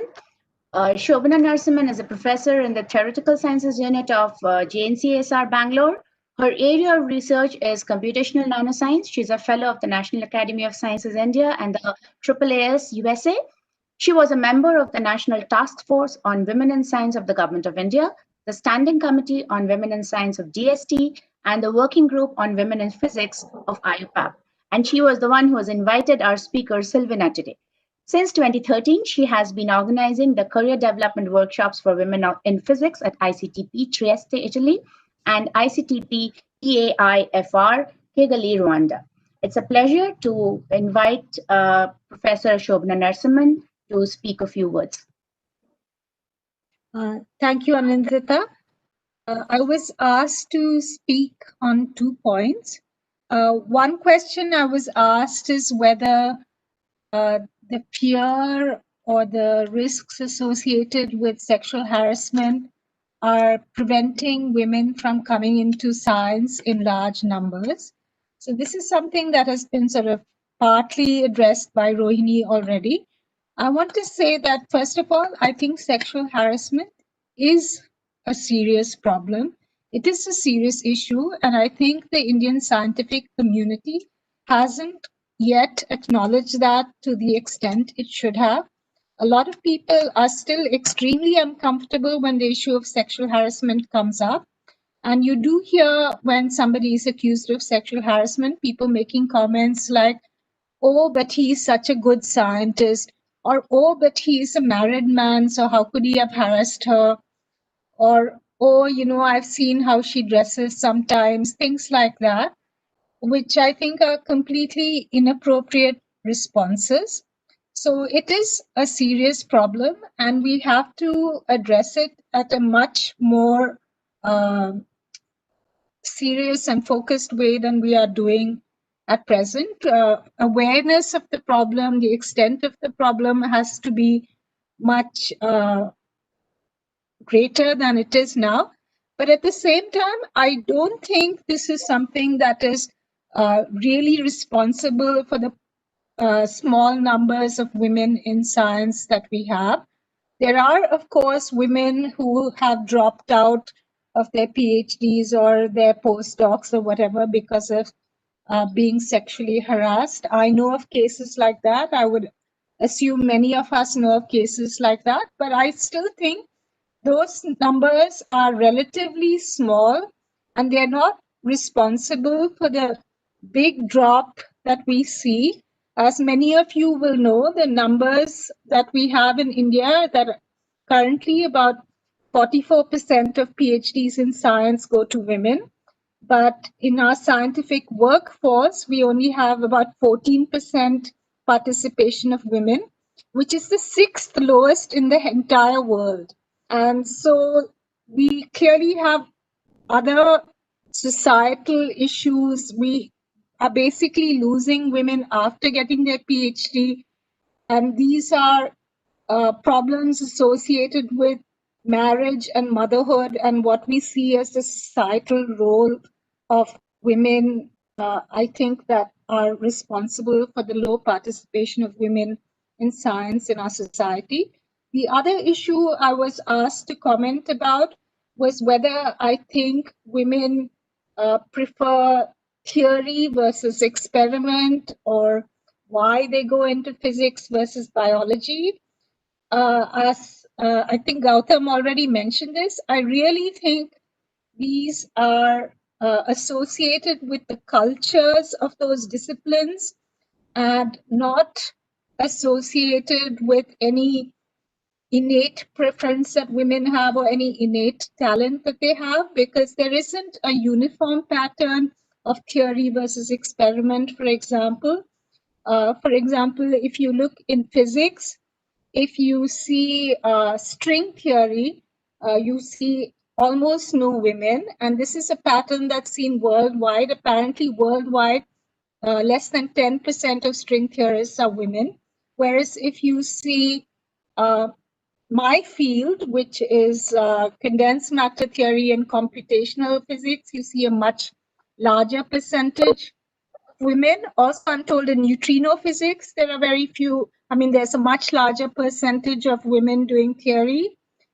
Similarly, in engineering, if you have computer science, you have a rather large percentage of women in India, but some fields like chemical engineering and mechanical engineering have almost no women. So it is not to do about whether you're working with your hands or whether you're working mostly with abstract concepts. Mathematics has a much higher percentage than string theory, which makes no sense, except if you have a certain culture associated with the field.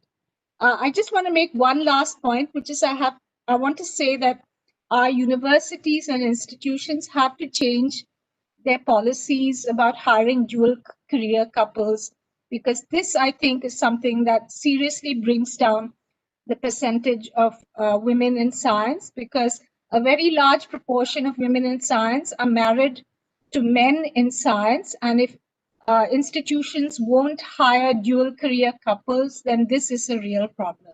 That's all I want to say. Thank you. Thank you. I would actually like to make a comment here. I am in ISER Kolkata, and when the ISER started, we actually had this big advantage that they started taking in couples. And many of us could actually locate together with the two-body problem. And I think this has been a fantastic deal for many of us who are, in the ISERs, who started early in the initial phases of the ISERs. You will find a lot of couples across departments in many of the ISERs. Our next speaker is actually the youngest speaker of our panel today. It's a pleasure to welcome Dr. Tuli De. She's an assistant professor in IBB SPPU. She's a cell and molecular biologist by training and working on understanding tumor biology to develop an in vitro tumor model. She completed her PhD at IIT Kharagpur, followed by her first stint as a postdoc fellow at Friedrich Alexander University of Erlangen, Nuremberg, Germany. She came back to India and joined the Indian Institute of Technology, Kharagpur, as a woman scientist. Then she was selected as UGC Faculty Research Program Assistant Professor through a national screening process and joined the Savitribai Phule University, Pune University. As a scientist, she has published many research articles in international peer-reviewed journals. She is willing to initiate a meaningful conversation about minimal animal usage in the laboratory and switch to a human-relevant research platform for cancer therapy. Additionally, she is an enthusiastic supporter of equality in research and academics. Welcome, Dr. De, and the floor is all yours. Thank you, Anindita, for such a nice introduction. I got some questions, so here I will just talk about like one or two of them. So the first question I got that the PhD students are in India, we have a higher number of PhD students in female. But when we are talking about the positions, or when we are talking about the regular positions in institute, so then that time it is actually dropped to 10% to 15% of the total faculty strength of any institute. We have seen that in universities, the number is little bit bigger compared to institutes. Am I audible? Yes, hello? Yes, you're audible. Please go ahead. Somebody else's mic is not muted. So the question is here that why this drop? Like why we are not having that much of women scientists in India? So I think that the first question is because as my previous speaker have said that we need to identify the leak, like where the leakage is going on. So I think the first thing here is, first of all, the change in life, like all the women, they have to follow their husband's career, their husband's dream and all these things. And then the second thing is the family. So the women, I think they have to bear the responsibility for family, starting a family, continuing a family. So they are the first person who is actually sacrificing their career. Here, as we have seen, because I have also gone through this, like how to change from a postdoc to a worker or to a scientist. So in India, we have many projects. We have NPTF right now. We have Inspire. We have Women Scientist project from DBT and DST. We have BioCare from DBT. So anybody is interested to continue research they can apply through this. So it's not like that if you are not getting a job, then your life in science is over. So you can always go for these options. The problem is here that we are not getting a stable job, or we are not getting a permanent job. But I think that is for every either you are looking into management, or you're looking into computer, or you're looking into IT, the joblessness is everywhere. So we cannot specifically identify R&D for that. As for R&D, I can speak about my university, that where we have a huge number of vacant positions. Like in Pune University, right now we have 150 plus vacant positions we are not being filled. So that if we look into all the universities throughout the India, all the institutes, that how many vacant positions are there, it might be a huge number, and then we can be somewhere. If we have some certain kind of data, then we can think of then the institute or the governing bodies or the funding bodies, they can think of how to fill those data, how to fill those positions. Another questions we are having, that all these Ramalingam fellow, Ramanujan fellow, they are not being absorbed in the wherever the institutes they are working on, and that is quite a demoralizing positions for us. So that is also, I think that obviously we cannot do anything about it. The authority has to take the call. That is one thing. And that is, I think, similar for men and women, both of the cases. And then I have another questions where they're talking about the work-life balance. So it is very important, because the men, they can spend huge amount of time in labs. Sometimes it looks as that you need to impress your boss, or you need to stay for a long in your lab to show that you are really, really interested to do something, or you are really passionate about. But I am not agreeing exactly with this thing, because in India we have, as I have seen, being in working in a biological lab, things are not always in your they are not falling in rightly timed way, or if you have to do some cell culture, some other people might using the system or something like that. So we are in a shared system. We are in a shared we do not have a standalone facility for each one of us. So that has to be decided by the faculty, or by the women scientist, or by the whoever is asking these questions, that what is the important thing here, whether you want to go to home, if you have anything important, that you have to then plan your working hours accordingly. And you don't have to impress anybody, because it is your career, you have just choose to be in it. So it's nothing about choosing or impressing your boss or your HODs or your director. I think like that, but then maybe in some cases you have to show, or you have to do some things to impress.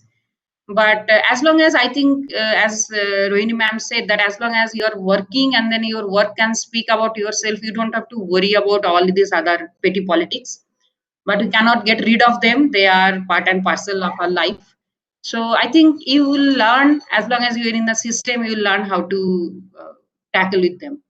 So maybe we have some other questions, but I think maybe we can get back to them later on. And if Anindita feels we can talk about other questions as well. Thank you. Thank you, Tuli. Thanks a lot.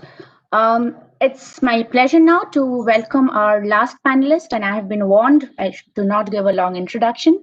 So please welcome Professor Ram Ramaswamy, who has, I don't know in how many women in science panels I have now welcomed him. He is a physicist, a biologist, a chemist, and he has a lot of accolades. Currently, he is retired from the JNU, and he is in the School of Physical Sciences and the School of Computational and Integrative Sciences. I will not eat upon your time, Ram, so over to you. The floor is all yours. Thank you very much, Anindita, and thank you, Shobna and others, for this position on the panel. I mean, clearly there are a lot of questions that are important and have been posed. I will just restrict myself to two of them. One is that what should government institutions and individuals do to bring a change in mindset if not of the current generation, but at least of the future generations. And I have a very, this is a long-standing request of mine to panels like ours and organizations like the Women in Science efforts of the various academies. In India and almost anywhere in the world, you cannot do a single experiment which uses animals or maybe human subjects without having a proper course. You have to be certified in order to be able to do any of these kinds of experiments. Is it not possible for us as a community to make it absolutely mandatory for anybody who is getting a job in a university to have a proper orientation in terms of gender? It's just, these courses can be, after the pandemic has taught us, we can learn a lot of things online. We can have a course that is given, because really what is insidious is the implicit bias that most of us, and I use the word us advisedly, we all have. And we are not always aware of where it is and how it comes up, and whether it is detrimental to which gender is not the issue. The point is that we all carry with us a certain amount of bias, and I think it's very important for us to be proactive in training each other. And it is possible to have a proper training. I must confess that I have tried but not been successful in doing it. And perhaps with Chandrima at the helm at INSA, and and all of us getting tired of just talking about it and wanting to do something, one way to go forward would be to have a mandatory course for everybody at every level to undertake. And I think it's important that we do it now, because the sensibilities have also evolved very drastically in India in the last 10 years. We've talked about harassment and what people have done about sexual harassment in the workplace. I must confess that everything, almost uniformly across institutions, it has been really, really sad up till about 3 to 4 years ago. There's been a mindset change in the last 5 years, but prior to that, we've had a very, very poor record. So what can institutions do? I believe that it is high time for us to come up with proper mandatory tests. A second question relates to what is the role of academies. Now, as we have heard others also talk, academies have been lagging in electing women to the fellowship. And the fact that people are not nominated gives a good excuse, but one hopes that this will change. I mean, one can make all sorts of biased, statements. But the fact of the matter is that there is also a certain amount of bias at play in these in this matter of election, and this bias comes about, I think, because of implied age restrictions. Perhaps it's time to just do away with a lot of this age-related awards and age-related things that that artificially put barriers. And as everybody knows, these age-related barriers affect women significantly more because of the confluence of biology and personal biology and profession.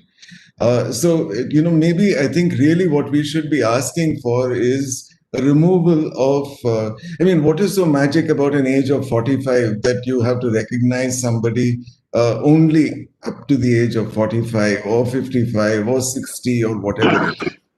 So I think that the time has come, as the walrus has said, that let's get rid of some of these things because they affect the different genders differentially. There is, of course, a lot more to be said, but perhaps we will see some improved sensitivity and sensibility in the years ahead. Thank you. Thank you, Ram. Okay. I will actually ask Shobhana, do we have time for a few questions and comments? Because I think we're running a bit late. I think it is now getting late, and we should conclude. Many people sitting for 4.5 hours now. So Exactly. I think what I suggest is these questions can be answered by you to the chat box, because we are about more than 15-20 minutes beyond our schedule. So you may take 1 or 2 questions, but I think we need to conclude now. And I will take another 5-10 minutes to conclude. So Anindita, are there any pressing different questions, or are they all of the same nature? In which case we can conclude, because these questions we have seen over and over, and maybe we can have some other forum to address them. And of course, this is also reflecting on the last session. So nevertheless, I think it is time has come to probably close the session. Are there Shobhana, could I just say a word? There have been mostly comments and some leftover questions from our forms, but I guess overall somehow or the other the speakers have addressed most of them. I would just like to Ramaswamy, I think please hold on. Professor Ramaswamy has a comment. Please hold on. Professor Ramaswamy has a comment. My comment is only this, Professor Singhvi, that it is also telling that this Women in Science panel on a matter which is of considerable interest to a large number of people is the third special session on the last day. I mean, I think I think that speaks for itself. I would, when we are talking about important issues, and these are the intersection of science and society. I know that you're very sensitive to this, Professor Singhvi, but it would really have been very appropriate to have this at a time when a lot of women students, men students, people could have really participated. And I mean, I appreciate the fact that it is 8:30 and I haven't had dinner either, but I think it's very telling. I will address to this, sir. I think I'll address to this question. Not a problem. Yes. So Gayatri, would you like to have the last word? Just 1 minute, Professor Singhvi. Gayatri? Yes, I just wanted to say that a lot of very good suggestions and ideas have come out of this. It would be great if we could, if someone from the panel could actually put it together and then send it to INSA, or have it there as part of the, the Women in Science panel. That's all. I just wanted to say that we should catch it. Anyway, I'll take it up. And we were anyway, I was conversing with Anindita. We were anyway thinking of putting all the questions which have come in. As well as the comments. As well as the comments in the chat box. Yeah. Which have come in, as well as, some kind of sort of molded responses from many of the panelists. Yeah. And this can be put up on our website and also publicized in other places. I just have one comment to make to somebody from INSA. If you could just save the chat, because there's a lot of interesting parallel discussion happening in the chat box. So if you could just save the chat before we close the session, that will give us a lot more. Can you do that? Especially can you do that? I could see that Vidita was commenting and Rohini was replying, and it was about this initiative of the SWAN. The Athena Swan, Indian version of Athena Swan. So I think this is something that a lot of people are not aware of. So having the chat saved will actually help. Aditya? I have made a copy of it. I hope I can save it. Okay. I will also do that one. Yeah. Okay. Has there been an audio recording? Has it been audio recorded? It is all recorded. It's also on YouTube. So now I will answer. Can I take over now, Shobhana ji? Yes, please, Ashok. Yeah. It is your. Yeah. Firstly, I would like to warmly thank Professor Shobhana Sharma, Shalini Arya, Vaishnavi Anantanaran, Silvina, Josna Dhawan, Anindita Bhadra, Professor Saha, Professor Ram Ramaswamy, Professor Shobna Narsiman, Professor Roni Godbole, Professor Menon, and Professor Tuli Day for a wonderful set of TED Talks that you have given to us. Very crisp and nice talk, and I was most impressed by the presentation of Selvina that had enormous amount of data, and I think a similar kind of data set should be produced. One thing which I was slightly disappointed with, and I must be frank with you, I did not see people from industry, science industries. I did not see people from schools. I did not see people from the science administration. I did not see people from hospitals, which are also science in women in science. And I think you need to be inclusive to be able to get a bigger picture. So my request would be that you include these sections in your overall analysis. Otherwise, our analysis becomes a small subset of the total set. And if you want to get a picture of the entire community, and if you want to sensitize people, it's more important that you get more people of all aspects of science, and then eventually also take it forward to the entire academia. I think that's where we should be going to. And I think you have a tremendous task. You have done a great job, but I think a tremendous task needs to be done further. I will also request you, as was mentioned by Professor Ramaswamy, that the base rate in this symposium also should change in favor of men, so that more men get sensitized. When they talk about it, they will take their message further. And I think it's important that more senior people at the level of directors, when they come and speak here, their commitment will be translated to their institutions. So I think you need to change the base rate also, because be inclusive for school teachers to industry people. I think it's very important. Hospitals have a tremendous amount of scientifically trained people. They have a tremendous amount of harassment, and there's nobody to talk to them. And I think it's our responsibility as academy to talk to them. And Professor Ramaswamy appropriately said that we should do something. And my request is that in next 2 months, if a base paper with analysis of the kind which was presented by Silvina, with the inclusion of all these other people, science manager to hospital people can be included, I think we would have made a dent. Otherwise, our job is half done. That's my submission to you. And I hope it's input, and I would look forward to having a book in 2 months' time. And there are about 11 people. To produce that. Pardon. Just 3 years to produce that. Also, Ashokji, a book is a book. People have I am essentially telling.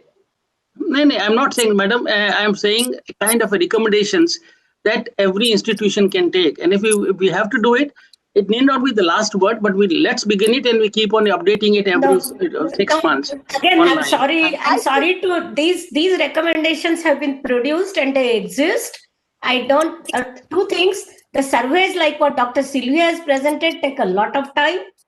Some small surveys exist, their reports exist, and the recommendations also exist. Those are not the actions.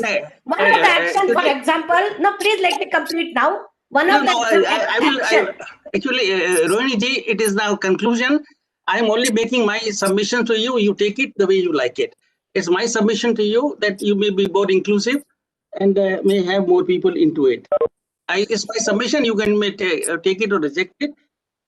I once again request that these symposia, especially the cybersecurity and this one, should be produced as books so that an average person in the town can be informed in a meaningful manner. And we have to sensitize people. There could be many other avenues to reach out. The videos will be available to our website, and our experience has been for the last 2 days that up to 700, 800 people have so far seen the video of the first day. So these videos will be available on the YouTube. The links will be the same as you have, and kindly pass it on to your colleagues. All the talks have been recorded.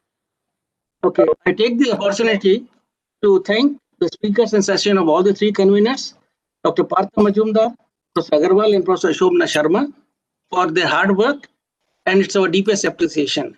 That a session was last or first was a matter of chance. There was no intentional thing, and no pun. In fact, whenever Professor Shobna Sharma wanted to extend, take more time, it was immediately I replied, yes, we'll do that, madam. I had not said cut down a minute from what was requested for, and we have kept this time. So kindly do not go into small details of who came first. We are all together for 3 days, and I don't think there is a fair statement on part of Ramaswamy. You know me well. Okay. Before I invite Professor Chandrima Saha for her presidential remark, I would like to share two observations. Firstly, that we had a clear message that the academies have to reorient our trajectories. And I think a fair amount of inputs were given. And I'm sure the academy would create a working group to look into those details and see how best we can implement some of the suggestions. We can't implement everything, but I'm sure the president will take into account. This can only be done by going beyond our work, integrating and generating new ideas on matters of science, future, and social scientists we need to be including. Second one is, and which is that the attendance at this meeting have depressed me. Given that the calendar is announced a year in advance, the people could have planned for this meeting to be here for the deliberations. I'm a bit unhappy or a bit sad, I will say, that we seek younger colleagues to come into the academy. We encourage them. But after there's a stamp of FNA is there, we don't see them anymore in the academic activities. That same stamp of FNA, which allows us to get furthermore recognition, allows us to get more money in terms of fellowships and honors, we do not have time to spend for the academy. And I was very disappointed that very few younger colleagues, including the very few colleagues from INIAS, have attended this, though personal invitations have been sent. I think we need to seriously think, and I'm sure each one of you would like to sensitize our colleagues, because all the speakers who have come here have worked very hard for days to be able to make a presentation in a certain time. And I think we have to respect them, respect colleagues, and try to go beyond our subject boundaries to do that. It's a bit unethical that we are fellows of academies, but we do not want to attend the meetings of the academies, both INIAS, young scientists, whatever it is. We seek the honor, but we don't want to give back the academy the time it deserves to be given. It's a serious matter. I hope you will think about it. I would like to thank you for support from all of you have given me. I especially like to thank the INSA staff, Dr. Seema Mandal, Dr. Brutati Chattopadhyay, Dr. C.M. Nautiyal, Mr. Karthik, Aditya Pilani, Harish, and Ajay for all their help in managing the show very competently. I was most impressed and I'm most thankful to them. I also place on record my thanks to Mr. Jokharkar, Dr. Alok Moitra, and Dr. V.K. Arora for their support on all matters concerning this meeting. I'll also like to place on record my deepest gratitude to all my colleague vice presidents, Professor Khurana, Professor Mishra, Professor Jagannathan, Professor Geti Hassan, Professor Sinha, Professor Anurag Sharma, Professor Chandrasekhar, and of course, President Sood and Professor Chandrima Saha, whom I was in constant touch. Friends, it is now my pleasure to invite Professor Saha for our presidential remark and closing comments. Thank you so much. I think first I should make some comment on this particular symposia. I wish, Professor Singh, I really wish we had more time, because there are many interesting comments that have come in the chat box that I'm seeing, and we could have probably given more time to this, started a little early, or I don't know how, because everything got sort of sandwiched because of lack of time. So anyway, I'm sure at the helm, we will have more meetings and we will really try to do something more concrete. I don't think, just publishing books would help. We need some implementation to do. So, Pratibha actually is doing that Gati thing, which I think is a very positive movement. And let us, look at it in future and see what we could do. Now, during the lockdown period of this COVID-19 pandemic, it has been really hard on the academy, because many of our normal functions like the bilateral visits, the funding of symposia, etc., has stopped for the time being. And I hope that in the coming year, we should be able to take those up. During the period, I will not sound apologetic, unlike Professor Singhvi. I would say that during this period, we were able to start a webinar series on COVID-19 and with some relief in between with lectures in other subjects, and we have had wonderful participation in those. And we had a workshop jointly with NASI. We also initiated a scientific photo competition and a broader group of people like PhD students, postdocs who were having a hard time during the lockdown. And there was a huge response, and the winners have been declared. The photographs are on the website. You could see that. They were really nice efforts by people. And would also like to mention that INEAS, we have to acknowledge INEAS. INEAS has done many positive things during this period. They've done very well. So we have to encourage them. And also we have started 3 teachers workshops with National Center of Mathematics from IIT Mumbai. So during this period, we have tried to do this. I'm sure we can do more, but I think we have done something concrete. And in this symposium meeting, which Professor Singhvi has already talked about, people who has been really given nice talks. And I would also say that Dr. Sunita Narayan's talk, Professor Govardhan Mehta, Vijay Raghavan, and Professor Sharma's talk were of great interest and relevance. And I would like to thank all of them. Now it is my, I think I am sorry to see them go, but I would like to thank the outgoing vice presidents, Professor Singhvi and Professor Gadadhar Mishra. Professor Singhvi has very creatively designed this program, and he has worked very hard for it, and I thank him for that. And I would like to name the outgoing members of the council as well, as I owe, and I owe a big thank you to them. The names are Professor Rajendra Bhatia, N. Narasimhan, Professor Saurabh Pal, Professor GVR Prasad, Professor Shobana Sharma, Professor Yashwant Singh, Professor R.V. Santi, Professor D. Gupta, Professor Aparna Datta Gupta, who unfortunately could not complete the term because she passed away. And it has been a very productive team in the council, and I next year I'll be welcoming the new members. And so I thank all the INSA staff who have been intimately involved with this out of the what should I say, out of the box thing, in the sense that they were so used to doing these annual meetings, in-person meetings. They have now done it online. And so I must thank them because they have really adapted to it very fast. And so with my thanks to all of them, I say good night to you, and we look forward to more interaction and more exciting times. Thank you very much. Good night.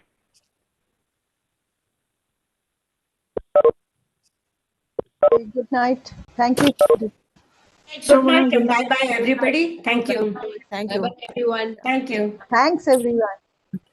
Next session, Bye, everybody. I wish we had more time, really. Very nice. Bye, Ajit. Bye, Ajit. Bye, Ajit. Bye, Bimla. We have to continue our conversation at some point, taking and many people's suggestions. All these we have collated. Yes, I made a copy and we'll get back to this. Yeah. I think the Women in Science panel will have to meet again rapidly. Yeah. Okay. We'll have to meet again on concrete